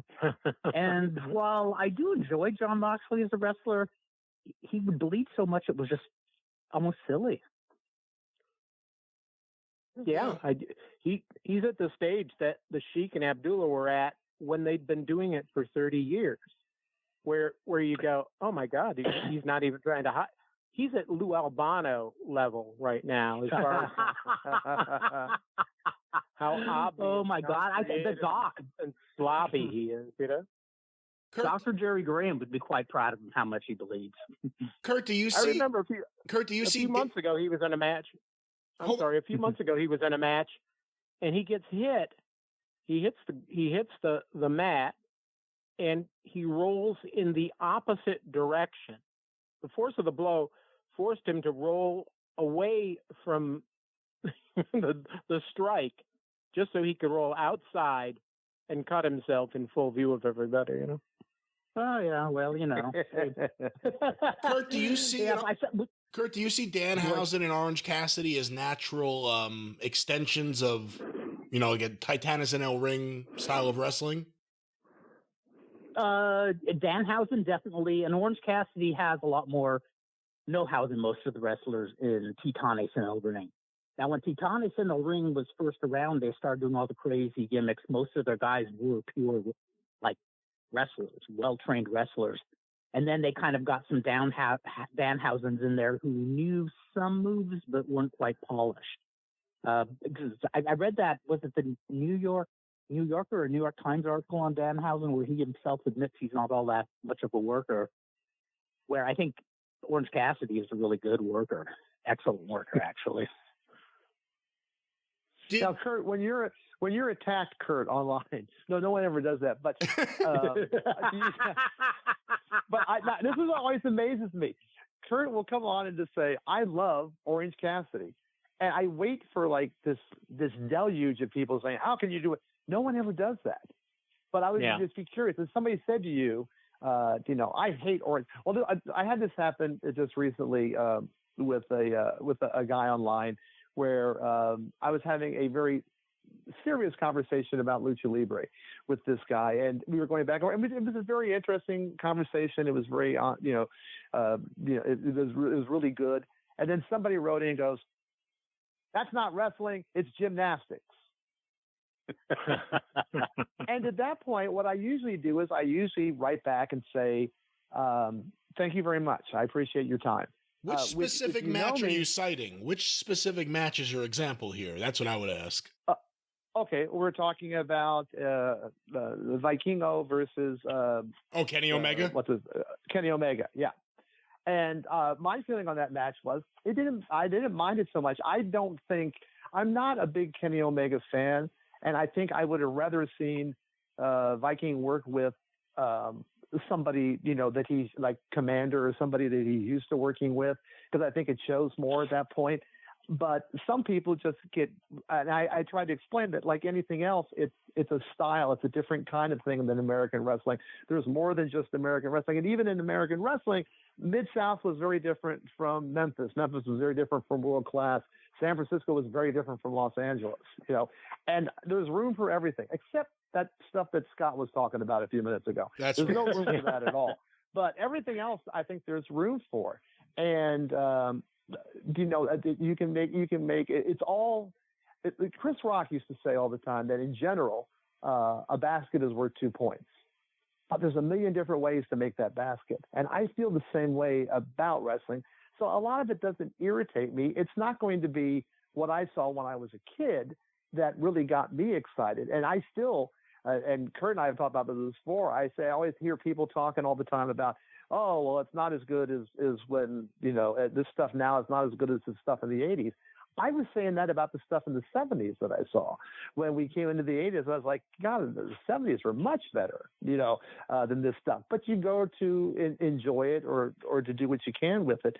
So this guy was just like, no, I'm not going to accept it. That's the way it is. And I every now and then have people do that. Every now and then I have people do that. And my Kurt, is when I write back and say, thank you very much, have a nice day, that basically means fuck you. And that way I don't I don't have to deal with it. Well, that's like me. Somebody did do that to me a few months ago, and I wrote them a 15-paragraph response until there's no more room in the comment section. I never heard from them again. So. and I think I wandered off the subject matter too. I think it went from the style of wrestling to what kind of laundry detergent I use or something like that. But let me put it this way. I fucking hate hardcore wrestling shows. I think they're the stupidest idea. Starts off with somebody bleeding and getting covered with barbed wire all the way to the main event. And to me, the thing hardcore that's so cool about wrestling is when you're having just ordinary wrestling and then two guys are so fucking angry at each other. We're going to have a death match or a hardcore match, and we're really going to hurt each other. A hardcore match, when every match is like this, by 3 weeks into the promotion, people are going to come say, oh, look, they're bleeding again. And they got barbed wire and baseball. But, oh, yeah, just like the last week. Yeah. You want to make it seem to stick out. And, we're wrestling, like I said, wrestling is different. It's not what it was when I was a kid. And what I'm discovering as I peruse, these decades and decades of headlines, everybody wishes pro wrestling was the way it used to be, going all the way back to the beginning of time. That doesn't mean they're always wrong. That's the thing. At some point from the beginning of time to now, when someone said it was better when I was a kid, or it was better 10 years ago, in some cases they were right. And they're all wrong. They're all a bunch of They're a bunch of whining babies who can't accept that we're getting older and we're looking in the rear view mirror and people are enjoying different things. Well, no, but I watch it, I do not have the same passion I do, but man, I see people having fun. So, but if I say I don't think the TV presentation is as good now, I'll give you a great example. the El Vikingo or El Hijo del Vikingo versus Kenny Omega match. I liked it. I smoked a bunch of weed and watched it. I knew what to expect. You know what I mean? Like I knew from the highlights what to expect. In the middle of the match, Suzanne walked in the office to talk to me. And it's the kind of match and the kind of action that draws whatever you want to call it, a casual fan, an outsider in. She's watching this guy do spectacular flips. And she said, who is this guy? And I said, he's El Hijo del Vikingo. And she asked me to repeat it a few times. She's Colombian. She had never heard the word Viking in Spanish before. Vikingo? Really? Vikingo? She had never... Vikingo, yeah. Yeah, she had never heard the word Viking in Spanish before, so it kind of... and then she said, why don't they just call him the son of the Viking? And I said, well, that's not the way it works. They bring these guys over. They keep their original name when they come to America. She really liked him. So the other day we're talking after the fact, and she asked me about what Jim thought. I was like, well, Jim didn't like it. It's not the style of wrestling he likes, and various different things. I said I liked elements of it, and that's what I said, but I wasn't the craziest about it. Some people thought it was the best match in the history of television. But she was telling me that she liked it. She said, I would watch him again. So I said, what was his name? And she couldn't remember what his name was. And then I reminded her it's El Hijo del Vikingo, and she reminded me that she thinks, that's a stupid name. It should be something else. And then I said, if you wanted to see him again, what would you do? And she said, I'd probably watch that show again. I don't even think he's on the show this week. No. And they did nothing the week before other than Tony announcing it on Twitter. And they did nothing the week before to build up this match. On the show the match happened, they had a video package earlier in the show, an incredible highlight reel that would make you want to see this guy. That should have been on the show last week. So when I say things like, it's not as good as it used to be, it's not always necessarily about the in-ring action. It's about the actual presentation. Because you can't tell me if you're going to do this match, they couldn't have built it up for a week or 2 weeks before it. I agree. Show me highlight clips. You know what? But you know what? That's my complaint about pro wrestling since after the first few years I watched it. The first few years I watched it as a kid, it was a drug. It was my opium. I loved it. And I saw flaws in it, but you want to keep the Santa Claus inside of it and you believe. But there have been ridiculously done things. Oh, here's one I think I brought up before. The Olympic Auditorium, as you remember, Dan, they aired live on Wednesday nights. Walton is furiously yelling into the camera, Richmond 95171. 2 nights from now, it's Roddy Piper versus Chavo. This will not be televised. This is everything. You must see this match. And you know what the main event on television was that evening, Wednesday night, 2 days before the Friday night main event? Yeah, I know. Roddy Piper versus Chavo Guerrero. And if you don't hear the ridiculousness in that, I mean, they've done they do idiotic things like that in wrestling forever. Everything from I remember Mark when I first was in touch with Mark Nolte. He was talking about how some of the people in the Dallas office were complaining about pro wrestling not being taken seriously as a sport. And this was before he was super involved, but he wrote something in the newsletter. Okay, let's take this as they see it. I'm going to the Dallas sporting event. I noticed that that it was typed with a typewriter, the program. Some of the typesetting is off. Half the wrestlers' names are misspelled. And that shit used to go on all the time in the good days. Yeah. It really did. I don't think there's any golden age of wrestling. There are many golden ages of wrestling. And like I said, I don't have the same passion I did for it. And to be honest, I don't analyze the stuff like the video packages. And I do agree that was a dumb thing to do, to just do the video package earlier that evening. But frankly, I don't care. And again, I watch it like well, and Dan, I want to go to you in 1 second, but I just want to point out the video package was the week before. Again, to the point of the week after, she's the person who's a casual person who saw someone that impressed her, couldn't remember his name, but if she wanted to tune back in and see him, he wouldn't even be on the show the next week. But go ahead, Dan. Yep, that's a good point. Oh, that's a very good point. I think part of the problem falls in that either people are, or in general, have shorter attention spans. And I remember that they used to, when you could follow, if someone gave me the Superstars from 1980, whatever it was, but it was leading into the Hogan Andre match in WrestleMania 3. 87. 87. Okay. And it was all those shows leading up to that. And every week there was something that moved it a little further and progressed. They didn't give everything away. They didn't do all that, but it was one of the best. If you can get those shows from September, right after Andre is no longer the Machine, up into WrestleMania, you sit there and you go, oh my God, the time they spent in doing this. As a writer, one thing that makes me crazy is when people assume that everybody knows what's going on. You have to lay pipe. You have to go through and you have to put, it's like the old Oscar Wilde quote about if the curtain rises on a play and there's a rifle hanging on the wall by the third act, somebody better fire that rifle. And that's some of the things they have to do. And I think a lot of it has to do with the fact that fans in general don't have. Remember when we were doing shows and a wrestler would come up and say that he wanted to do this thing. I said, well, that's something you can break up over 4 shows. And he goes, oh, no. We have to do it now because if we don't, they're not going to want to come back and see it again. I said, but that's the whole idea. The whole idea is you do something to bring people back. Well, maybe they won't be able to come next time, so we need to do the whole thing in one night. I said, no, we don't need to do the whole thing in one night. It's kind of like they're trying to create Hamlet, and instead of something that keeps going after time. Yeah, exactly. And I think that we need to do that more. I mean, look at the old serials. The old serials had a recap at the very beginning. I mean, there's nothing wrong with that. And if some old fogey who's only devoted his entire life to being the very best at wrestling for over 40 years really takes the time to watch that and break it down and explain it, they just completely turn a deaf ear. They say, "Oh, this is how wrestling."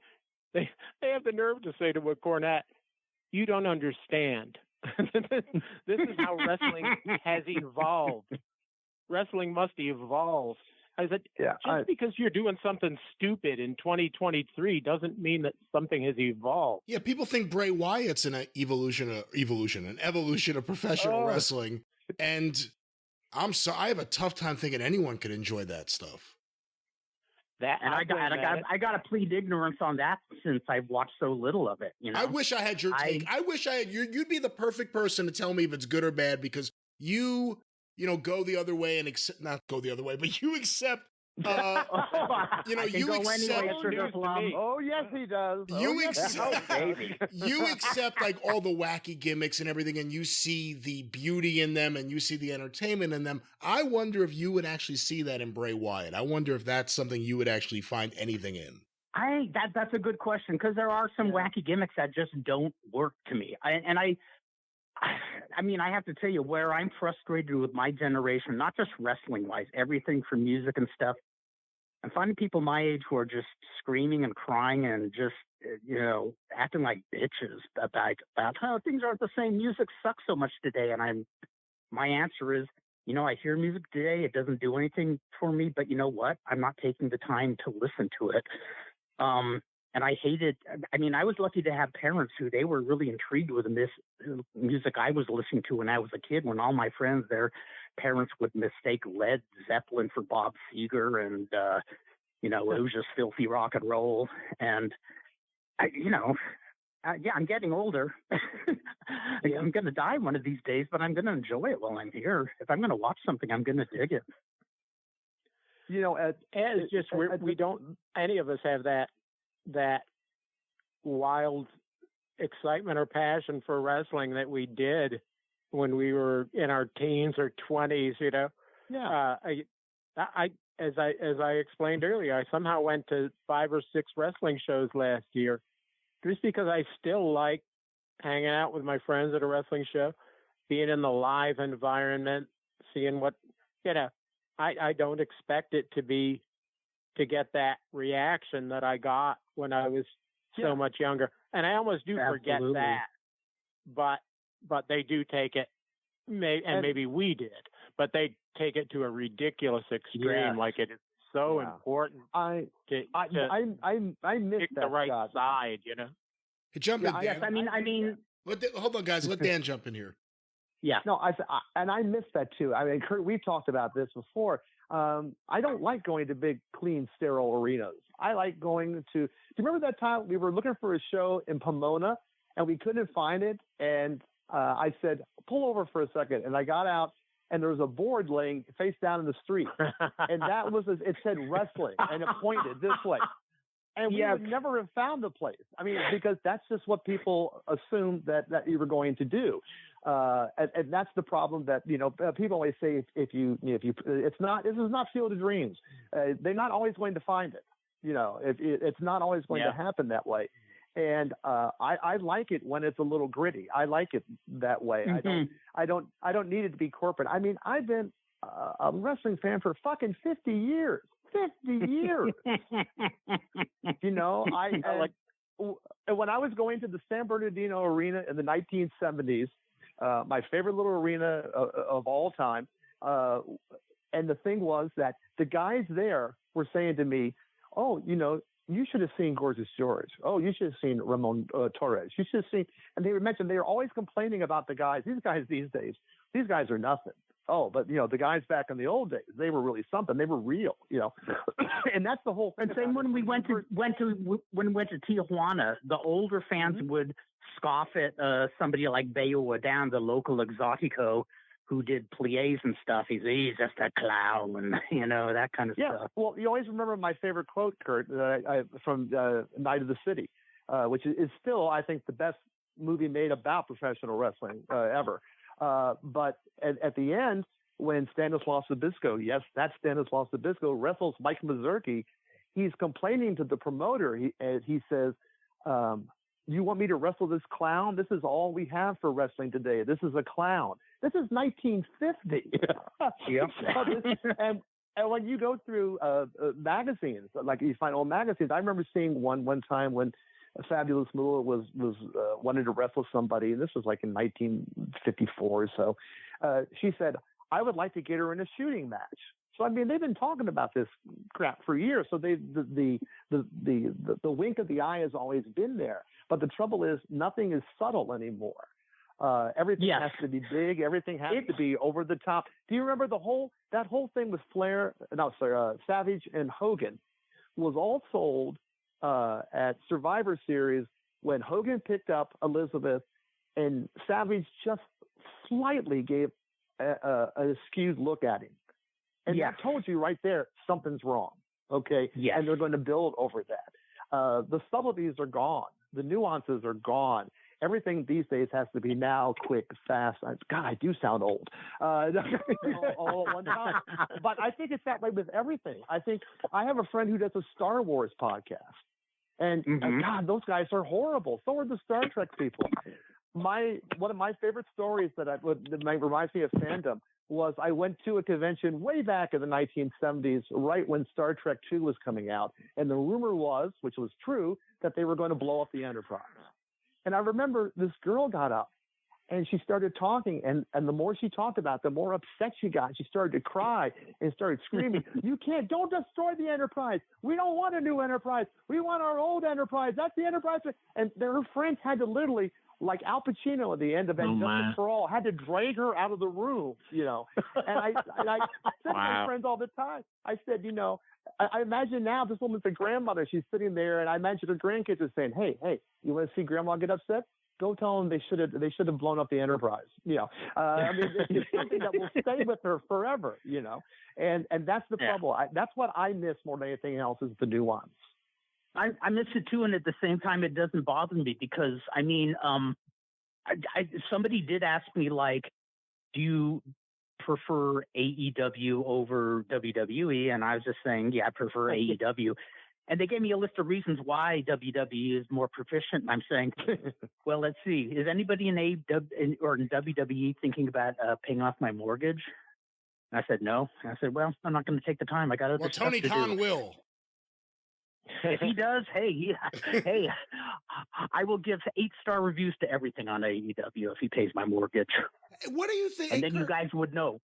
Kurt, you go back to the first days of The Observer. I don't remember if we've talked about it or not. What do you think of the idea of the 5-star system, not being a 5-star system, just being an endless star system?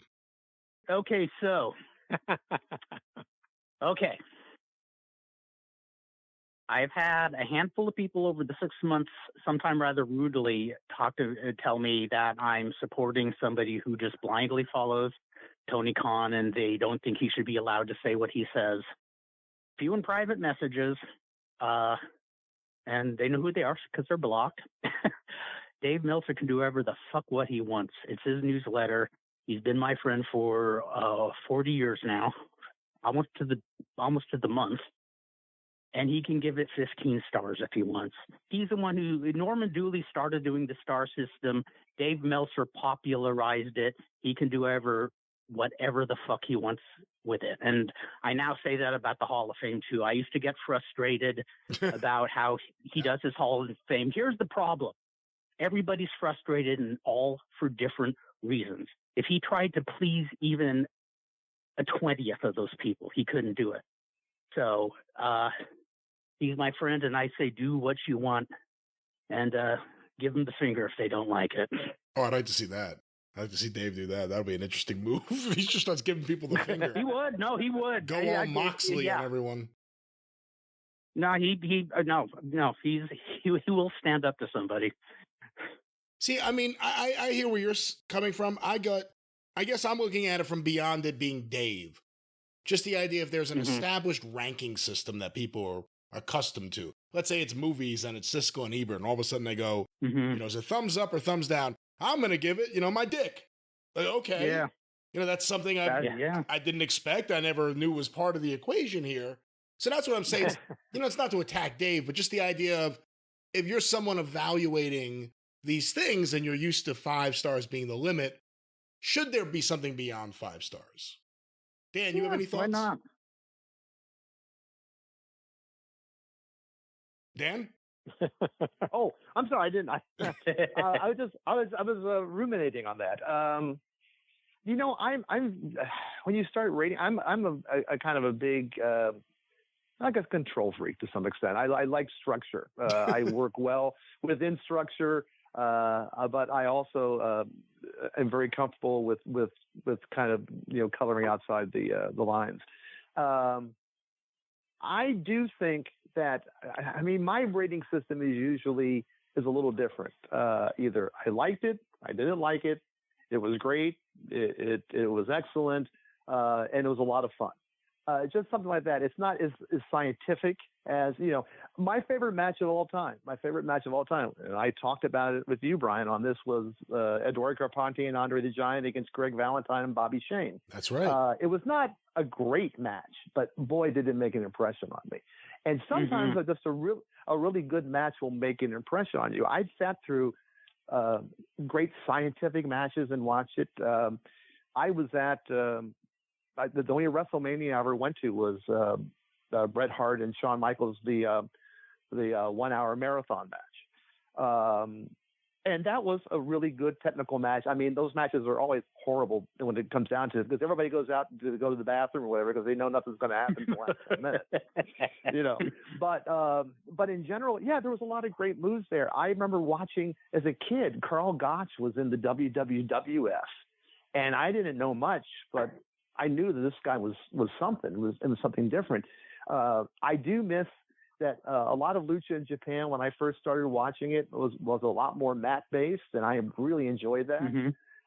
That's why I think I enjoy the George Kidd, who I didn't know that much about, but I've been watching a lot more of him recently. I think it's so, judging something scientifically like this is really, really, really difficult. I do like, like I said, with the structure, I do like having a structure of saying this is where it goes into, because, if somebody says to me, did you like this movie? Oh, I really, really, really, really, really liked it. It makes it a little hard to figure, well, how many, do I carve off a couple reelies there? Is it, I saw it, but it's 2 reelies less than what you're talking about. I would prefer a little structure, but, again,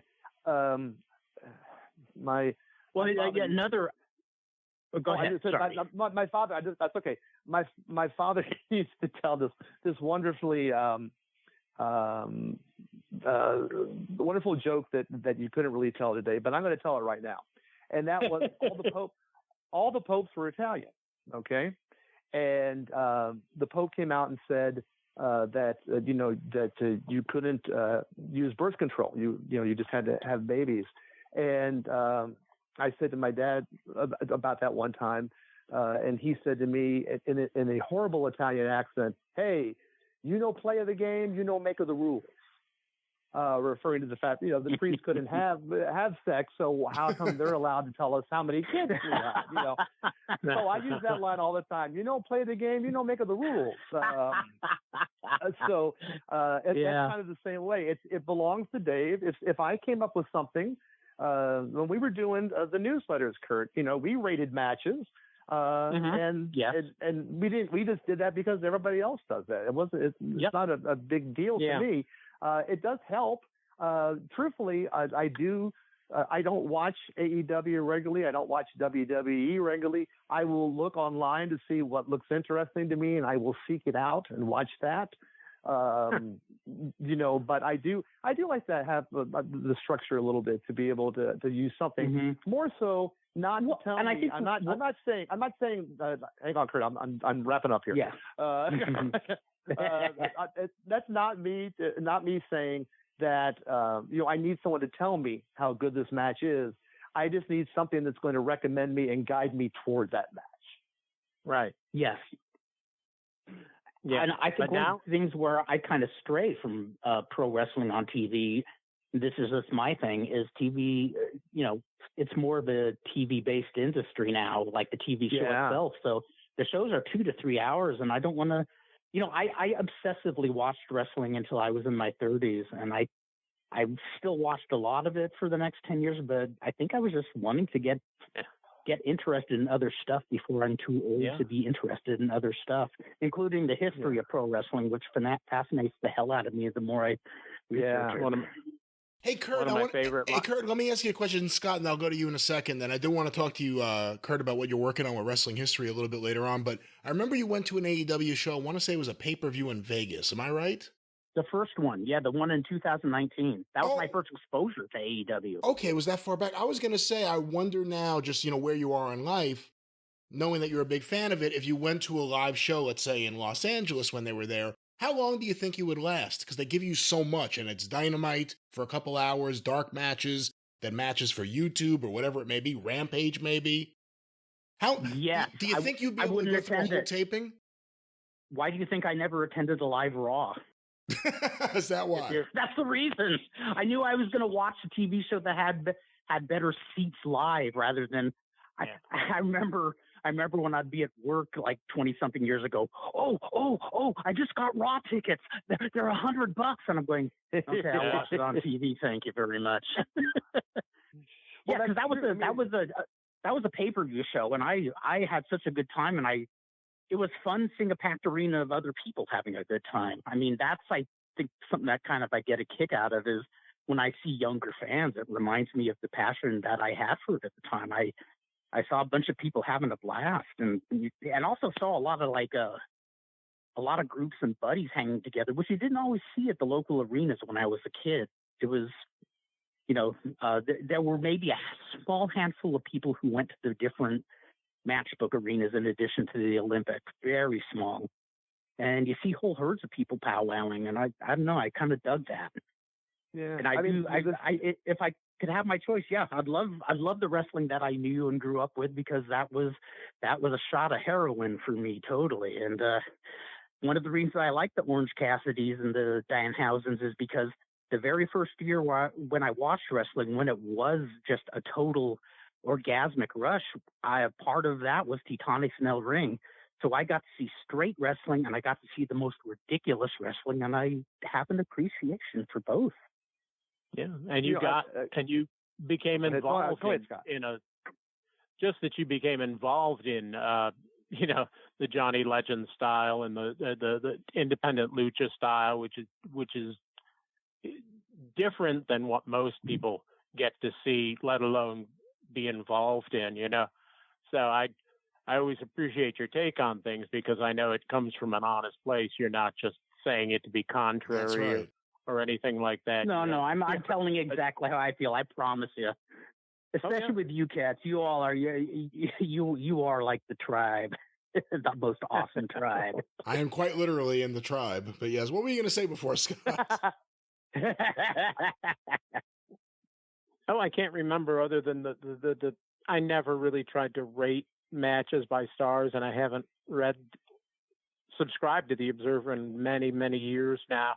I did it a couple of times because I thought that's what you do. You know, I just felt like a dope. You know, sitting there. Oh, I should deduct a quarter star for that. And but now it's sort of. I think it's had its time and it's obsolete because now they're racking up these insane things. Again, it's his, as you say, his newsletter, his rating system mostly. He can do what he wants with it. The people put so much stock into it and get all bent out of shape about it. But on the other hand, the other day, one of the most talked about matches recently was this Kenny versus El Viking, El Hijo del Vikingo. And it gets 5 stars. And I went, Vikingo. I just learned the proper pronunciation myself, so that's why I'm correcting you. Yes, always think of the Titanes in el Ring, the song. El Vikingo. That's my own. El Vikingo. That's my own other old man take on wrestling, which is you can call it whatever you want. For God's sake, Vince McMahon, he earns so much money. He wants to call it sports entertainment. That doesn't bother me. I'm still going to call it wrestling. I said people excuse themselves almost. Even Jim sometimes stumbles over WWF. Oh, I mean WWE. Who the fuck cares? It's wrestling. It's wrestling. And Earl McCready. You don't work there. Nobody's going to yell at you. You can call it whatever you want. That's right. We're in each other's company, man.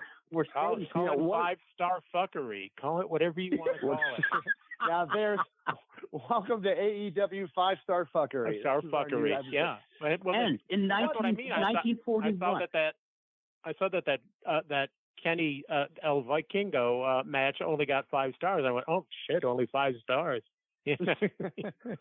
Somebody must have pissed him off. If I gave stars, I'd give it an extra star or two just for the hell of it. Why not?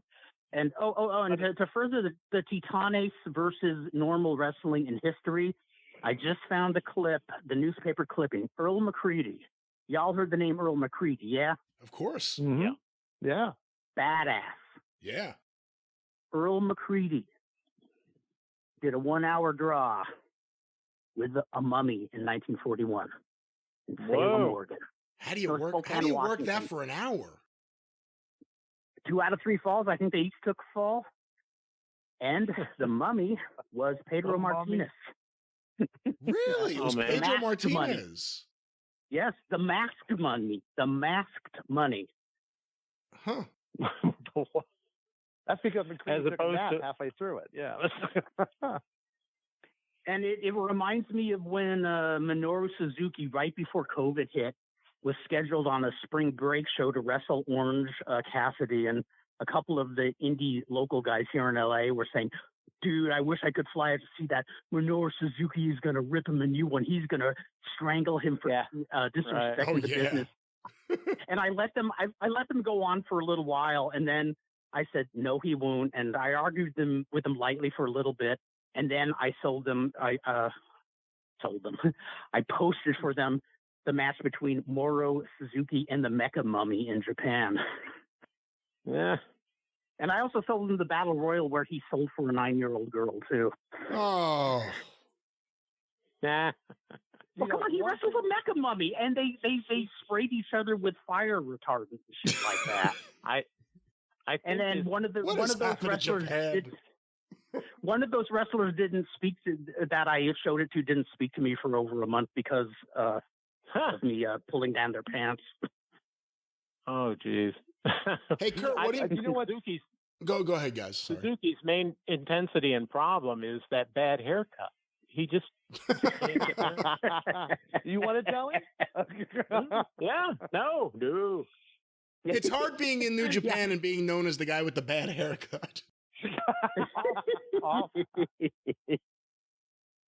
know, what I was saying was, what I'm noticing, and I hear it in Scott and I hear it in Kurt a little bit, and that is, if you've been a fan for a real long time of wrestling, you go through times when the malaise hits you, where you're just kind of like, I've seen everything. It's kind of hard to impress me. It doesn't quite grab me as it did. And there's nothing wrong with that. I think if you do anything for a long period of time, you eventually get a little tired of it. And then something will happen. Like, for example, when the Olympic closed down out here, there was really nothing going on except some lucha shows on TV or whatever. And then the WWF came back here when they started the expansion. And then, this is kind of cool. It's back on again. This is like, it's like seeing an old friend we haven't seen for a long time. And I do think, like with everything, you do have to kind of step away from time to time.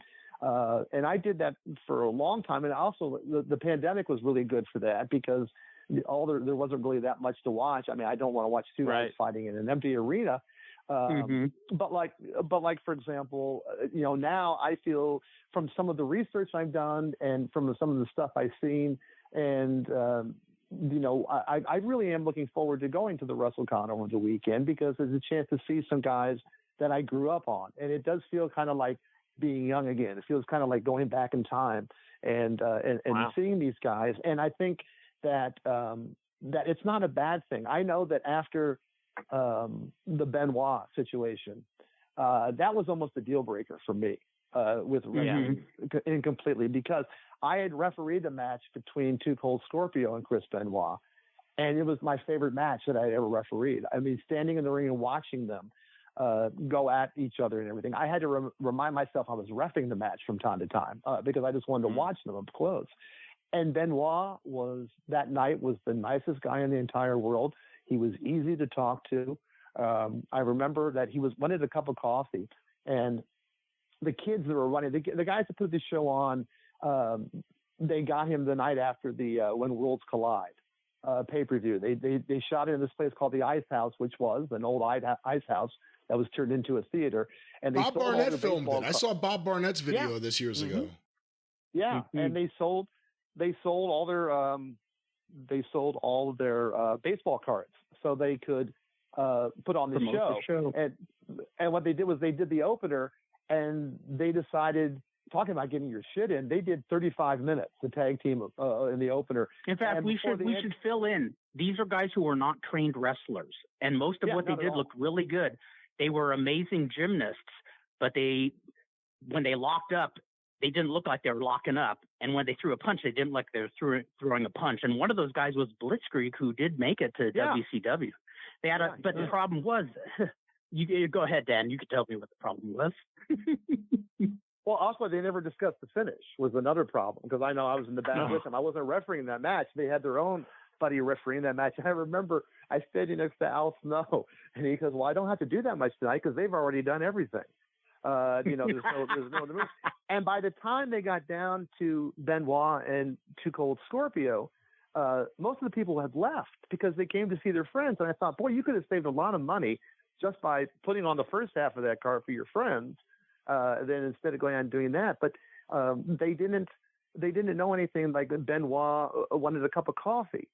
And I turned to one of the guys and said, you need to go out and get a cup of coffee for your main event guy, because, you know, that's what you do, you know? Yes. And then when we were doing the match between Bob Bradley, who was the local guy here, not Bobcat Bradley, and Al Snow, Al kept saying, what do you want to do for the finish? And they just kind of looked at each other.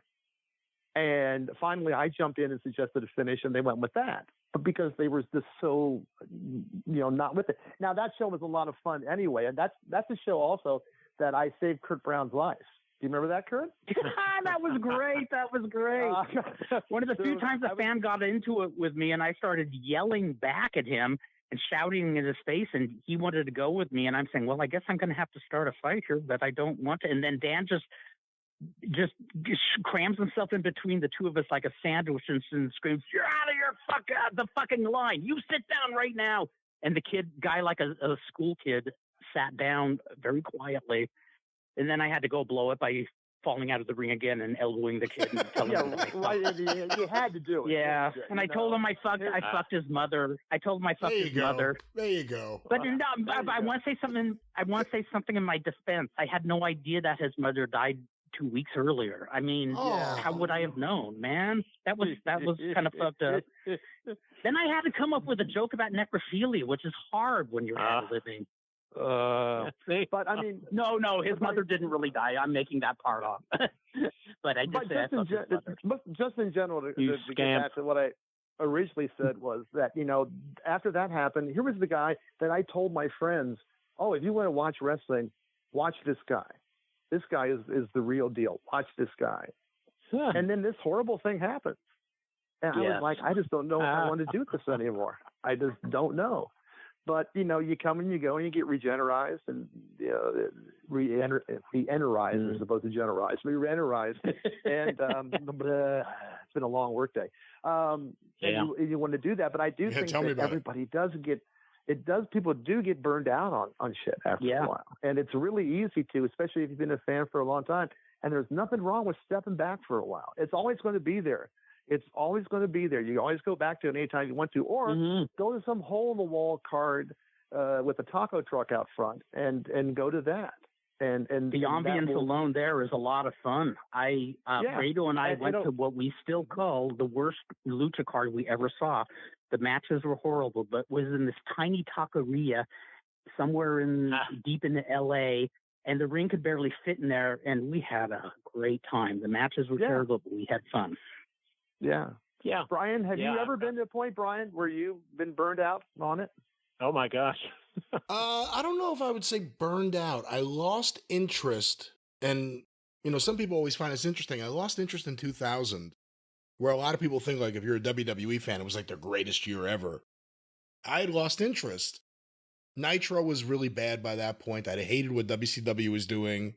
I was getting fed up with WWE, and from like 2000 to around 2004, for the most part, I walked away from wrestling.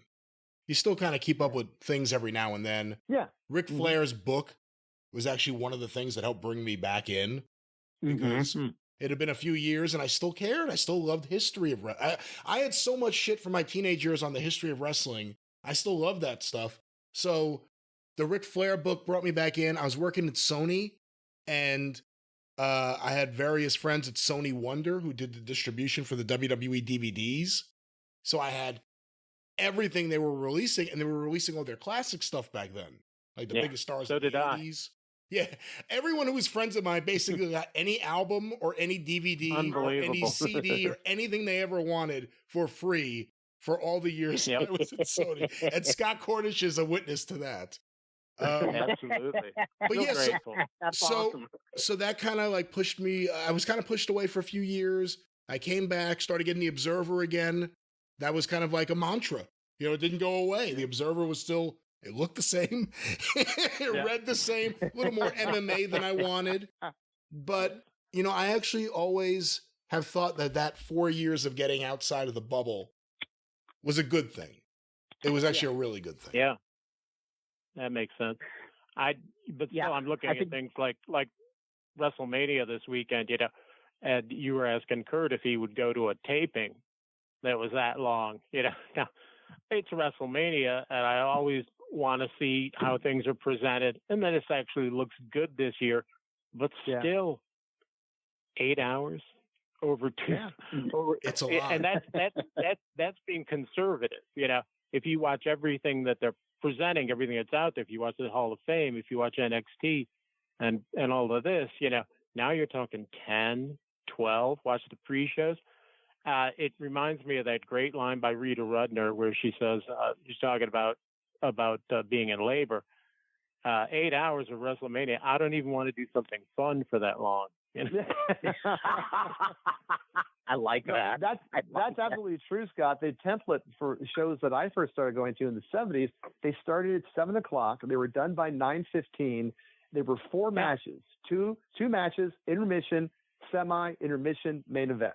Everybody got home by 9:30. I mean, that's the way they did it. Yeah. And then I worked on shows later on where I would walk in and some guy would come running up to me in a panic and go, "We don't have enough wrestlers. We don't have enough wrestlers." And I said, "How many wrestlers do we have?" And he goes, 25. I said, "I could do a show with 4 guys. Give me 2 singles and a tag. There you go. That's it. That's all you need do to do. Do the old school bonus tag thing. And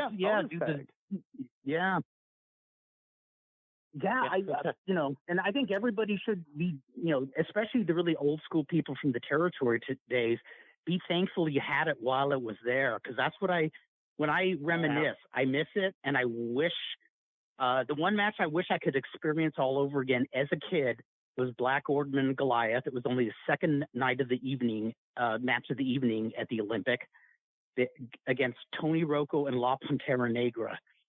And they were such great heels that they actually had you convinced that Pantera Negra and Rocco were going to kick their ass.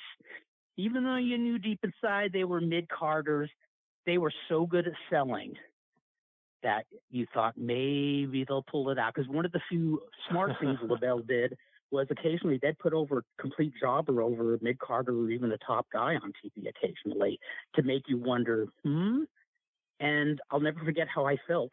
But even if they had a tape of that match and I watched it again, I wouldn't have that same feeling. But I'm glad I got to experience it. Oh, I know. And now you understand also that Kurt and I will bring up Black Gorman and the Great Goliath every time we can until enough people know who they are. That's just one of the rules that we do. We always make sure we mention them. Hey, guys, we'll go a little bit longer, but we always do this. We always talk about the World Series, but if I got you guys here specifically, I'll go to Kurt first. Kurt, what are you reading right now? Well, the Tube City Cuttlefish, with, well, who's their manager this year? Oh, yeah, their manager was Big Dick Hertz from Dallas, Texas. Once again, the question was, what are you reading right now? And this is the answer. No, okay, what am I reading? I thought you said, well, how am I reading the next series? Okay, well, what am I reading right now? I'm starting to read some of the Perry Mason mysteries because I enjoyed the HBO version of Perry Mason really good. Damn much. That's really good. And I'm reading the series, actually not the Perry Mason series, but they're called Cool and Damn. Earl Stanley Gardner. Mm-hmm. Cool and Lamb, yes.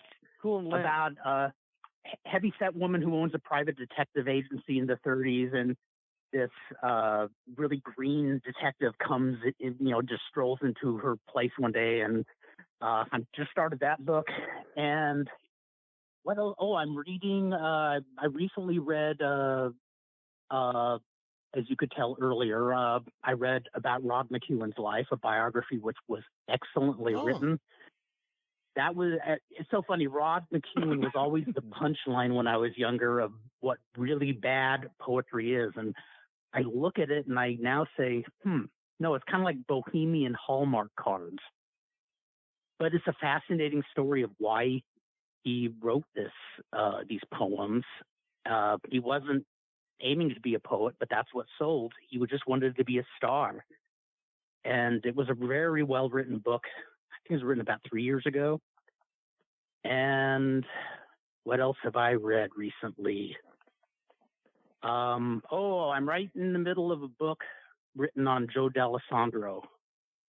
And all his involvement with the War Hill. Oh, this is a fascinating book. Fascinating character, yeah.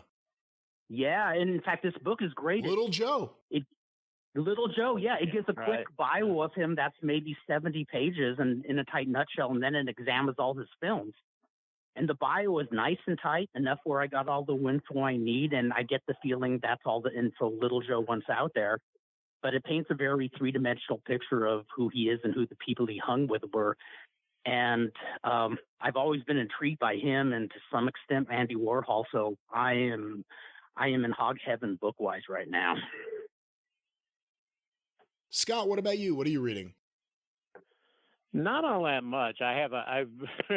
Lately I've had a very short attention span for reading books, but certain things grab me. I've got it morely as a novelty, but I haven't even started reading it yet. I have a very small biography of the French cabaret performer Le Pétomane. And you know Le Pétomane, don't you? No, I don't. And please send me the link to the book because you already have my curiosity. Oh my God! In the turn of the century, I'd say, or in the early part of this century, he was the premier act at the Folies Bergère.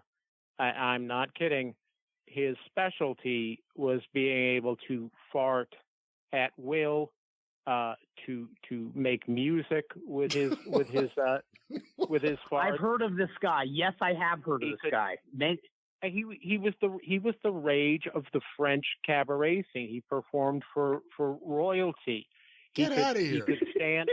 He could stand 10 feet away from a candle and blow it out with with his fart. With a little blast of gas, of personal gas. So notorious that in the film Blazing Saddles,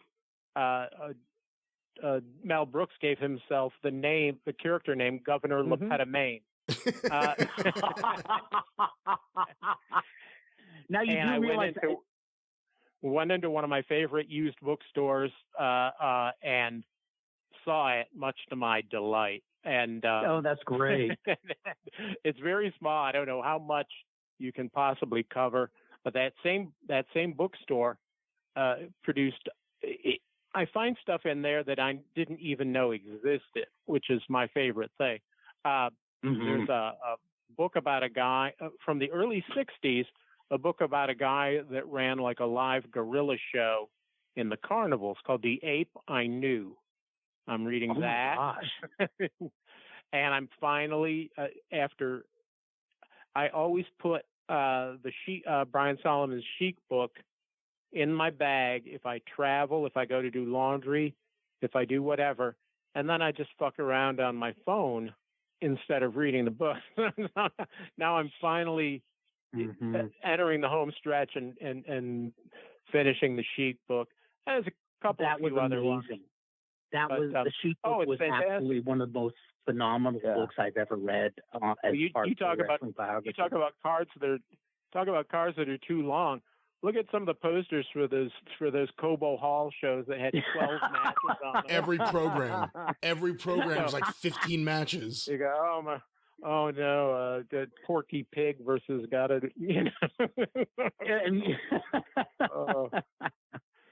It is funny to see how different territories back then worked. Like here in LA, the typical card was 5 matches. The fourth would be the main event, and then the last match would be like a decompression match where a couple of good hands did their stuff in the ring and people slowly left the arena.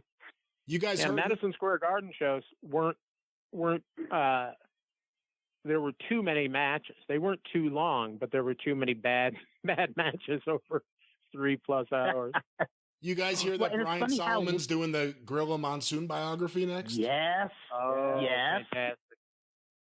I pitched him the Jerry Graham book a couple of years ago. He hasn't picked up on that yet.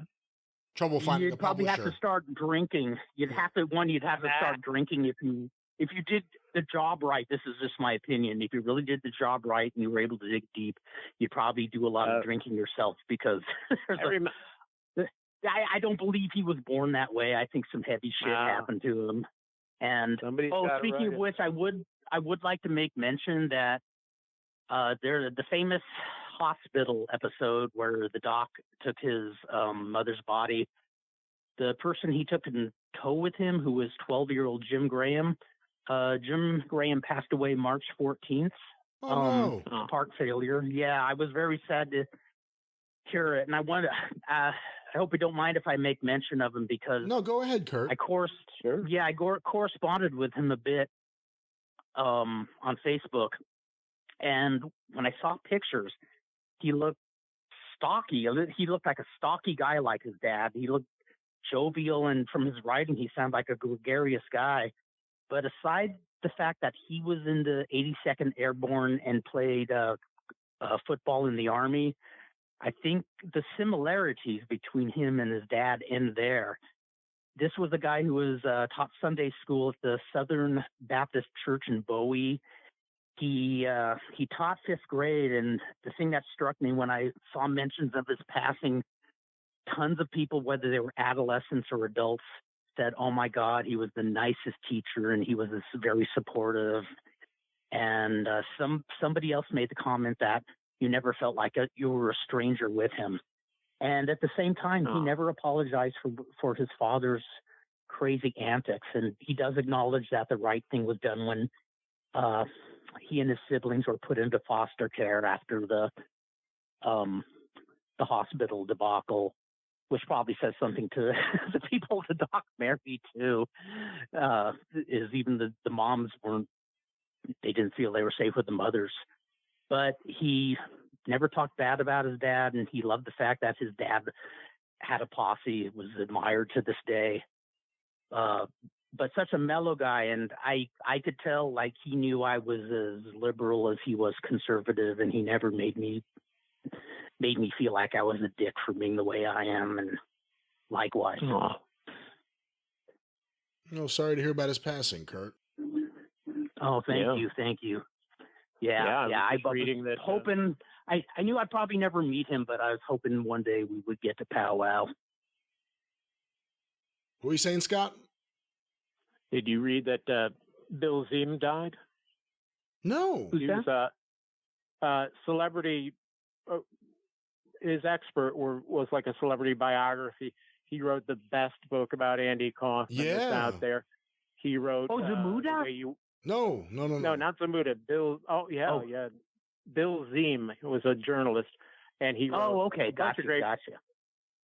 Bunch of great biographies, specifically the Andy Kaufman book, and a great book about Sinatra called The Way You Wear Your Hat.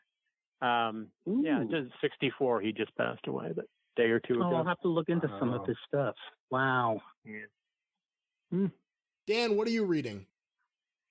Well, actually, on your recommendation, most recently I finished Retail Gangster, which was really, really good. I really liked that. Yeah, what'd you think of that? That's unbelievable.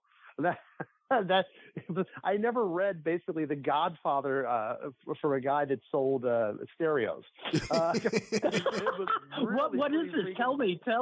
Oh, the book is called Retail Gangster. I talked about it on a few different shows, Kurt. It's the story of the rise and fall of the Crazy Eddie electronics chain, as well as Eddie Antar, and as well as the Syrian Jewish community around Brooklyn.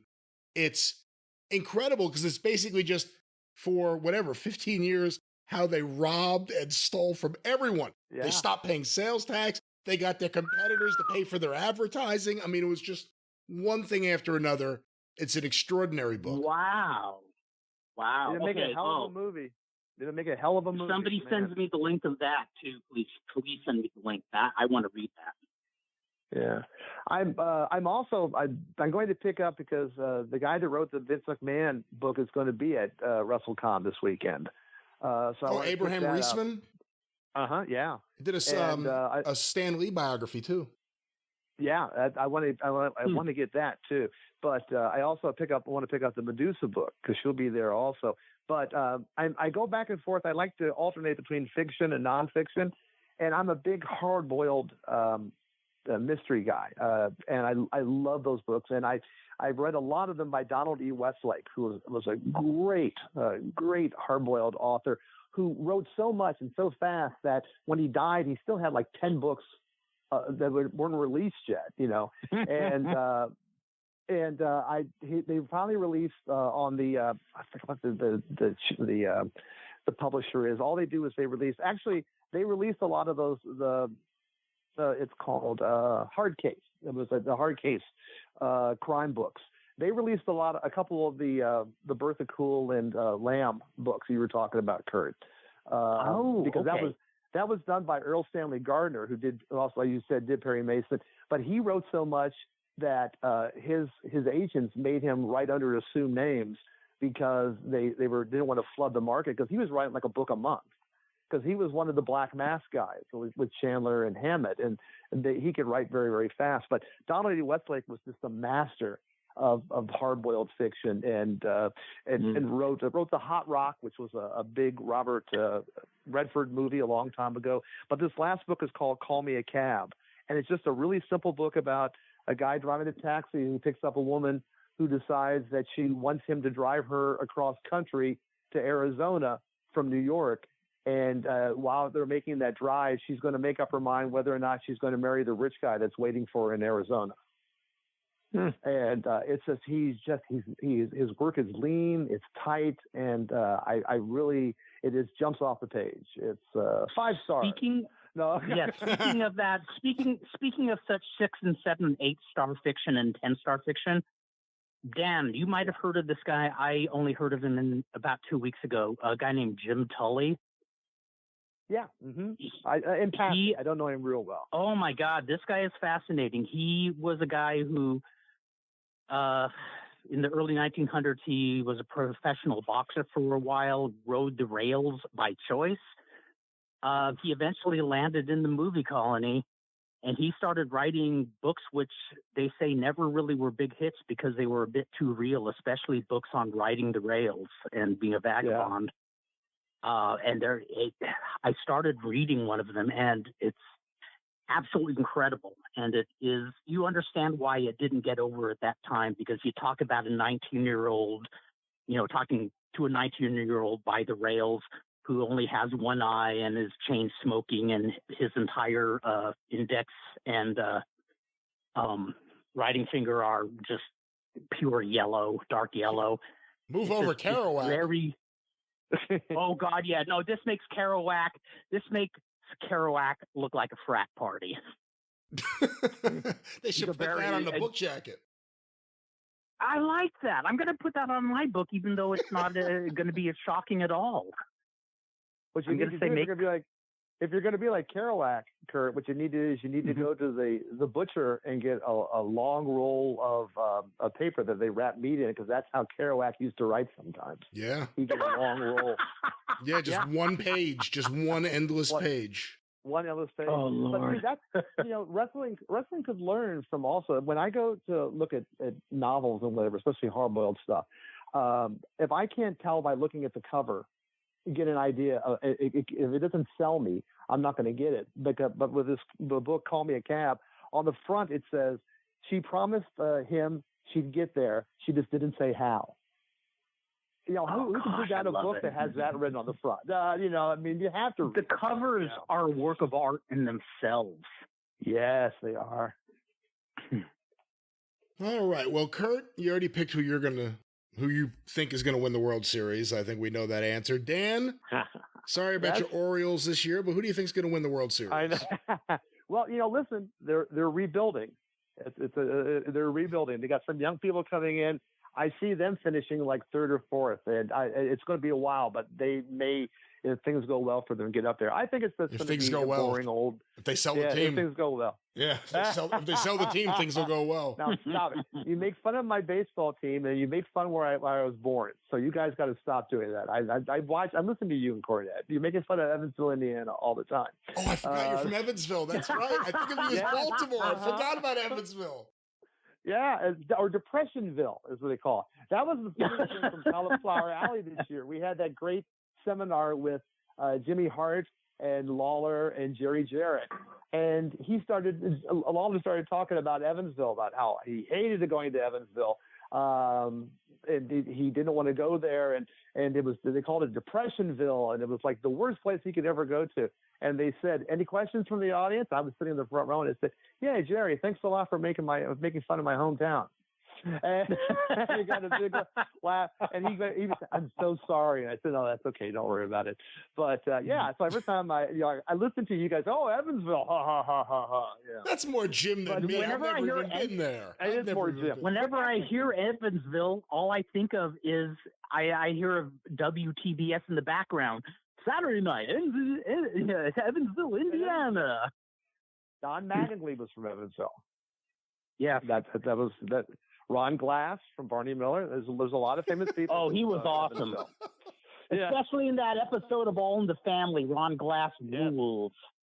he got 5 stars for that too. But definitely, that was brilliant. I predict actually it's I think it's boring to me. It's going to be Atlanta over the Astros. That's what I think it's going to be. Scott Cornish, who's going to win the World Series? First, whenever I hear Evansville, I just imagine any wrestler from Memphis telling you their memories. Monday was Memphis, Tuesday was Louisville, Wednesday was Thursday was a house show, Friday was a spot show. That's true.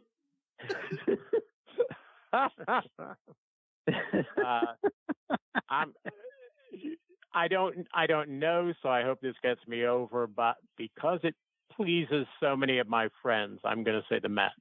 There we go. That sounds like a I like that too. I'm always have the Mets in my heart, and I said this last year because Elena, her dad, used to go to baseball games to see the Mets when she was a little girl. Oh, you guys really know how to make me feel special here at the end of the show. This is nice. Well, I didn't get when I didn't get to say my part where I said they are that Big Dick Hertz, the manager of the Tuba City Cuttlefish, has gotten a rejuvenation machine, which is kind of like my time travel machine for newspapers.com, where he has rejuvenated Tim Lincecums, and he's had him grow his hair long again, and he's, I don't know how to tell you, but he's cloned. There are like several dozen Tim Lincecums now, and they're all going to rule the baseball world. They're all 18 again, and they're in their prime. So Tuba City Cuttlefish with Tim Lincecums number 1 through Tim Lincecums number 16. Even the Bat Boy is going to be a Tim Lincecums. You know, and I thought I got good shit. Kurt, what's the history project you're currently working on? Let the listeners know about that. What's going on? I'm having so much fun. Since we last talked, I don't think when we last talked I had gotten a hold of both of Jimmy El Pulpo's daughter, and had several interviews with them, and his post-wrestling life was twice as fascinating as his wrestling life. So I got a lot to work with here, and I'm really excited about that. I also have been exploring the career of Ray Duran, and it was amazing. This guy wrestled probably more people in the time he was in the business, and like a wide variety of stars from so many different territories, including Ricky Dosen.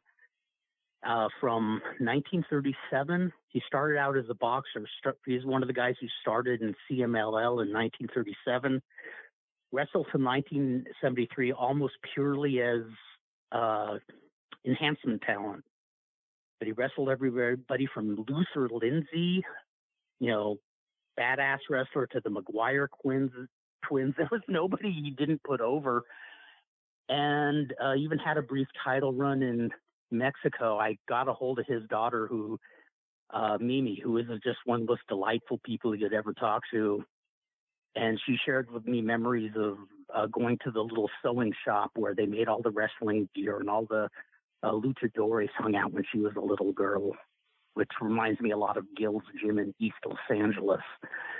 And I was double jazzed when I met Jerry Jarrett at Cauliflower Alley, and I brought up Duran's name, and he lit up and just said, "Oh my God, he was a good friend of mine and a wonderful man and an excellent worker." So This is a guy almost everybody crossed paths with back from the 30s to the 70s. Wow. Kurt, I don't know why it made me think of it, but have you seen any of the Rey Mysterio, Dominic Mysterio stuff?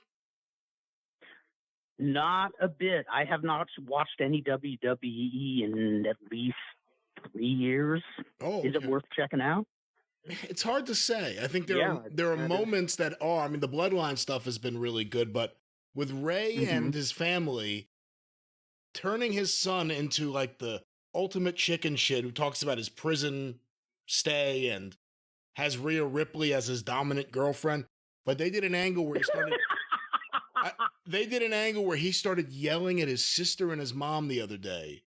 And finally, Ray had enough, and he had to confront his son. It was great. I thought it was so good. Yeah. Oh wow, yeah. I know you lost me at prison term, but you got me at having a prison term and a dominant woman in it. Oh my God, that's hot. Dan, what you're reacting? What do you think of all that stuff? I think I'm getting wood. I'm getting wood on this. No, go to prison and then you come back to a woman who beats the shit out of you. It does not get more bitching than that. That's living. That's living. When he gets in trouble in the ring, he yells for Rhea Ripley by saying "Mommy." I love it. I'm not kidding. He does. It's funny. Okay. Oh my God, I'm gonna be watching. He's much better than he has any right to be, because he wasn't any good as like the up and coming babyface partner to his dad, you know. As long as they found the magic potion, that's the goal. Find the magic potion that gets you over. They turned it, and now he's something worth watching. My gosh. Ooh. Dan, what do you think of the Dominic Mysterio stuff? I really like it. And now that's just the situation again, much like with the Bloodline stuff. They took their time with this. They dragged it out a little bit, which I think is really a good idea. And I mean, the fact that he finally snapped. What really drove Ray over the edge was he insulted his wife. That's my wife. He said that to him, and that's something you would say. Awesome. That's something you would say in that situation. You know, that may be your mother, but that's my wife. You know, you don't do that. I used to say to my sister all the time. I said, listen, you know, mom and dad, you know, love us, but that's their husband and wife. That's always going to take precedent over the kids. Don't worry about that. But I mean, it comes down to it, and I think what they're probably going to do, is they'll probably put Dominic over. And keep it going a little bit. The one thing I do wish they wouldn't do, I have a feeling they're going to do something with the Hall of Fame. And I kind of wish they wouldn't use that for an angle, because Ray's worked so hard over the years that, you know, having, you know, Kurt and I saw him when he was 16 years old, 14, 15, 15, whatever. We had him on his show and he couldn't come because he had a test the next day. He had to study for the test. But I look at him and all the stuff he done. And actually, I got a chance in the last 2 years talk to him at Cauliflower Alley and gave him some pictures that I took when he first started out, that in case he wants to use them for something. But I mean, I talk about someone who, if you had told me back when I first met him that he would be a world champion in the WWE and be in the Hall of Fame or whatever, I would tell you, as Kurt, you know, it can attest to, he was good. I mean, he was really good. Oh, he was amazing. Really fast. In fact, Dan, do you know that as big as he did? Yeah, you know that the video you recently posted of Acai in Tijuana that night? Yeah. You know, there was footage of Rey Mysterio's Colibri, but maybe only 3 or 4 minutes. Because when, you know, his Colibri opening bout, and I told Wally Yamaguchi, who did the footage, film his match. This guy's going to be great. Now, I had no idea he would be WWE World Heavyweight Champion. Great. It was amazing. I just thought he's going to be a hit in Mexico and Japan. And maybe, back then I thought maybe somebody in America might appreciate him on a fringe basis, but I had no idea. And that's one of the positive things about the way the business changed, in my opinion. Yeah. I mean, and I know that when we first used him on the first Hollywood Heavyweight card in January of 1980 or 90 it was. No, it had to be before that. It had to be the 80s. But he was so young still. I said to Conan, I said, what do we bill him as, weight-wise? And he goes, go 175, you know. And I said, what do we pay him? What do we pay him? And he said, give him $10. I don't want him to get a big head. You know, so I mean, Conan's been there. I thought the fact that he's going something he's an expert in, having a big head. No. I'll be here all week, ladies and gentlemen. Oh. Rim shot for Brian. Last daddy. Oh, baby. Oh, baby. No trip to Iran for you. Wait, is he gonna? If Lou Thesz were still with us, would he be the next guy who was the guy in Iraq who challenged their champion to a shoot, or will it, if Lou Thesz was still alive, or would it be Bob Roop, or would it be Stan Hansen? Remember Lou says used to tell that story? I took so-and-so to Iraq, and he challenged their champion, and they quivered and said, let's just work. And he changed the badass every time from Stan Hansen to Bob Roop to some other Carl Gotch. I don't know. Yeah. But no, Brian, it's a great angle, Brian. And it's being done really, really well. And I'll be interested to see with both those, the Bloodline and this one, where they go after that. So the Ray Ripley, does she get sexually exploitive with Dominic? Have you ever seen the way she pins? Have you ever seen the way she pins the other women, Kurt? I guess it's a power bomb. She power bombs them down, but then she pins them like I don't even like rough missionary. I don't even know what the fucking call. Yeah. Oh my god. Yeah. Okay. I do have to watch this. Yeah. Oh my god. He's going to be up all night now. No, I'll say this. You know what? And I just saw Kurt. I forget if it was Kurt or someone else, but someone put on Twitter. It wasn't you, Kurt. It was someone else. Someone put on Twitter an All Japan women's match from the 80s that I was watching today. And they were saying how, it was Jeff Baldwin. They were saying how, wow, they still aren't doing this stuff today in wrestling. I think there are so many unequipped or under-equipped or under-trained women wrestlers that get on TV in North America just because I agree. They do. However, WWE, Rhea Ripley and Bianca Belair, to me, are as good as they get in North America ever. Yeah. I do have to watch that because I remember about a year ago talking with Mickey Doyle on the phone, and we talked AEW, and he said, I'm not really into that. And I'm saying, well, I hate this, but I watched all the time. And he said, no, I don't hate you for watching that. If you can get enjoyment out of something I can't enjoy, why should I be mad at you? But he did make a point, and he said that he said, my biggest complaint is the women in AEW aren't nearly as well trained as the women in WWE. And it's true. A year later, I've been thinking I really should check them out. I really should take a little time and check the women there out. And I'll tell you, I do enjoy the women on AEW, but they aren't all that in the ring. Certain ones are and certain ones aren't. I mean, it's kind of been exposed recently, but go ahead, Scott. I'm sorry. No, that's fine. I went to a Raw taping. You talk about checking a woman out. The one thing about that taping, it was kind of an ordinary taping, nothing particularly special. In a Raw live broadcast, I should say, from Albany last year. And they were really pushing Rhea and the Judgment Day, her faction that she's with. Judgment Day had a match. Rhea came out and got involved and was in a few other things. And she was in the main event against Asuka, who's also a way above average talent, But she's standing at ringside, and we were pretty close to where she was standing. She's standing at ringside in her skin-tight outfit,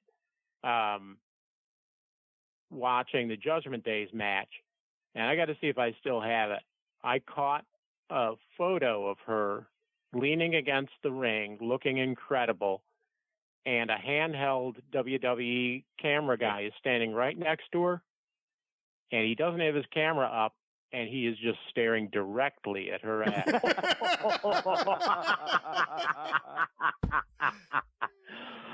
And I go, he probably will never get in trouble for that. Now, do you think Ripley will be like smacking Dominic around, like doing really like nasty stuff to him? Because that's what's going to sell me. Well, I think they're seeing an older woman smack a younger guy around. That's hot. That's hot shit. That's really hot. So Dominic was like a chicken shit baby face. His dad was Rey Mysterio. They would come out to the ring smiling, high-fiving, tagging up, but he wasn't impressive.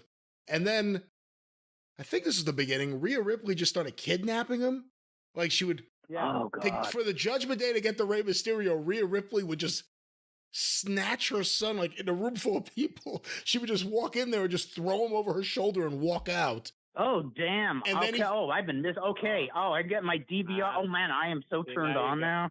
And then he fell under her spell and fell in with her friends in the Judgment Day. And then they started doing videos that really shouldn't say only, but primarily aired on YouTube. And then they would show highlights on TV where Rhea and Dominic would show up at Ray's house on different holidays and cause a scene with the family. And then he got arrested. Oh, yeah. And then once he got arrested, that's when he started pretending like he had a big prison stay. Ex-con Oh, that's Dom. bitchin'. Oh, and all because of a woman who smacks him around. That's hot. That is hot. Last week on Raw, he complained that his mom and his sister threw him out of the group chat, and I thought it was the funniest line. Oh, yeah. It was the funniest line because it's so real. Oh my god! And when the family got together, they wouldn't let Ray play Twister with us. I don't know why. Dan, what were you saying? I'll just say, Brian, stop. Kurt's getting weird. Please. Why did you call it weird? I'm just getting warmed up. I thought this was what you dug about me, Danny baby. That's what I'm afraid of. Actually, what I like about Rhea Ripley, besides all the other stuff, she has a very playful sense of humor. You see little outtakes and stuff. Like, she'll be at ringside, and there'll be somebody in the ring, and she'll go, "Hey, dickhead," like that, just like joking with them or whatever. I saw a clip of her. She rolls out of the ring.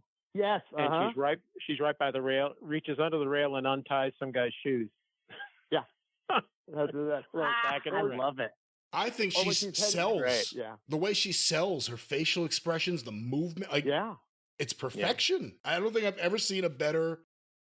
Well, she's from Australia, so I can't even say North American wrestler. But she's probably her. I think Bianca Belair is great too. And they both kind of came out of that system around the same time. And they both look like stars. Problem is, you have some really top people, and then under it, it may not be so good. In AEW, it's just a complete disaster. Yeah. That women's division is just unmitigated one of the things. Yeah, one of the things with the women's division is they'll have a woman who is good but not well schooled against a woman who is really green. So you have the green leading the green, and it's like really obvious. Did you see the Anna Jay Britt Baker footage, Kurt? The which? They had AEW started running house shows. And there's fan cam footage where fans in the crowd were filming Anna Jay versus Dr. Britt Baker, one of the top AEW women's stars going back to the beginning. And now go ahead. Oh, okay. I haven't seen it, but here's the only reason I'm cutting off, and I'm not trying to be a dick or anything, but I really don't judge house fiction, because something I will never forget is, remember what Chris Adams' move was, the super kick? Of course. He used to practice that on dark shows, and a lot of the times he would miss it by a mile. Well, there's more to it than that, Kurt. Yeah, this was, to me, two women who looked like they didn't know how to work, because there were different points. I said this on the other show, on Jim's show. Anna Jay looked like she was in the middle of a dance routine, like kind of like in her head, like 1, 2, 3 kick, and then Britt Baker didn't know what to do. There's a couple points. I think one of the videos or one of the clips, they're in the middle of the ring. It's almost like they're back to back. Like they don't know what to do. So they're like back to back, and they don't know which way to turn. And all I'm thinking is kick her in the gut, 2 hands full of hair, throw her into the turnbuckle, slam her head, choke her. Maybe you'll get a crowd reaction. Instead, the crowd is silent while they are just and that's the sad part is they got lost. People are taught to go with the script as I understand it. I haven't been involved, but they go with, we do this, and this, where, when I was trained, and this is just on indie level, you get a couple of high spots, you ad lib to the rest, but about in the match where those high spots were. If you don't teach people like that, they're going to be lost. And even, like with Britt Baker, I like Britt Baker, but I've seen her with women where she doesn't know what to do because they're inexperienced. So I believe what you say. And by the way, people laughed at the Chris Adams super kicks that missed uproariously. Sure. Yeah. Still the best. And when sometimes they actually hit the guy right in the fucking mouth and broke his teeth. So, when people talk about, oh my God, it was such a glorious time back then. I remember wrestlers saying, "We're in Fresno tonight. We're in the opener. Just slap a headlock on. Let's get it over with." They were trying to do too much. What we've always complained about with guys is they want to do their pay-per-view match, much like stand-up comics. They go out and they want to do their Netflix special. You're just doing 5 minutes. Don't get carried away. But they were trying to do way too much, and they got lost. And you know what? And I know what you're saying about. I saw Les Thornton against Bengali one time. and Bengali was coming off the rope and off the ropes, and Thornton was going to. I thought that was Dario Romero. Oh, I'm sorry. You're right. That is Dario Romero. I'm going to say El Negro. Yeah, because that's not a Bengali move, definitely. That's not. Yeah, but Dario came off the ropes and he stumbled and he just kind of bumped into Thornton and he stopped for a second and he took a bump. And Thornton, I didn't know anything about really wrestling at that point, but I knew that Thornton was beating the shit out of him for the next 2 minutes. Yeah, he was so mad. Oh, God. After something like that, you know. So I mean, that does happen. But when you have a whole match that's that way, it's really it's not doing them any good.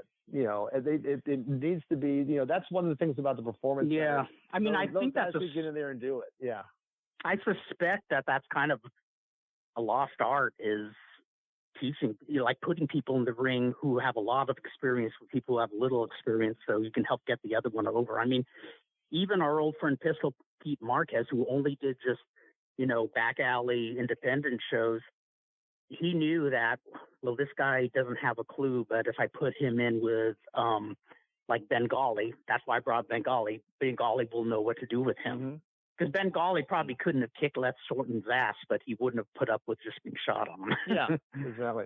But no, that is a lost art because, you know, our old buddy Superboy is so good because where somebody will get in with somebody who's a rookie and beat the shit out of them if they screw up. You know, Superboy is the kind of guy. Well, our friend Grant, I got in there with him in his first match and got a little too fast, and Superboy slowed him down. Said, just take it easy, just follow me. We're going to do this, we're going to do that. You know, and that's a real art too because a lot of people don't always have the patience to do that. You know, I always remember that when Frank Robinson was managing the Orioles, I'll give you background later, Kurt. When Frank Robinson was managing the Orioles, they like with Ted Williams, they would say that he would have a hard time communicating with players who were batting, you know, 119 or whatever, because he had always been a star. So he didn't know what it was like to go through this kind of stuff. And he couldn't really, that's why guys like, you know, Earl Weaver and Tommy Lasorda were good at it because they didn't really have a big career. They were just, you know, minor league guys that, you know, lucked out and got into the majors that way. So I think that's always important. You need to have someone who's a leader in there. And that's what, when we used to do shows, I always brought you and our friends in because I want you to work with the guys who were just starting out because you would work with them and get a good match out of them. And it's not doing anybody any good to put people out there for in these kind of days. I remember when you put me in with that kid Spectre, and I didn't know. I knew he was decent, but I didn't know how good he was. But as we're talking out the match, I could tell he's overthinking everything. Yeah. Oh, yeah. And since I'm not somebody who could probably lead somebody to green, I just told him, look, you know, you're the heel. So about 3 minutes into it, start just working on my arm. Just kick it hard. Kick it in the fatty area till it bruises. And we worked the whole match around me trying to fight him off and making a comeback. And eventually I tapped out to him. Yeah. The funniest part was I was in the dressing room. And then Spectre comes up like you stiffed me on the nose, and I'm going, oh, I didn't realize I did that. Sorry. And then a fan actually comes to the dressing room, opens the door, and looks at me and says, "Are you okay? You look like you were really hurt there." I go, "Oh, I'll be okay." And then Spectre jumps in front of me and says, "Yeah, but he hurt my nose." And I said, "Oh God." But see, Kurt, that's where you give yourself the short shrift on that stuff because that is leading a guy. That is doing that. That's what you were doing. You were leading him. Yeah, and they were into it. Yeah. They were into it. And I remember taking out a couple. Yeah, I remember even taking out a couple of spots we were going to do because I could sense they were into it, but I also sensed we're going to lose them pretty soon if we do this much longer. So I tapped out before time I was supposed to. Surgeon number 2 will be proud of you. God bless him wherever he is. Well, speaking of tapping out, gentlemen, I've had a long day. I think we're going to tap out here for this session. I'm not sure exactly how I'm ordering things or what I'm doing yet with the finished product, so I'll do a big goodbye here in case this is the goodbye. But is there another part to this? I think, yes, there will be another part so I can talk some more baseball stuff with some people who like baseball. But for Dan Farron, the late Dan Farron, the humorous Scott Cornish, and of course, Vandal Drummond himself, Kurt Brown. I'm the great Brian Last. Let's go, Mets! LOL, you groovy cats.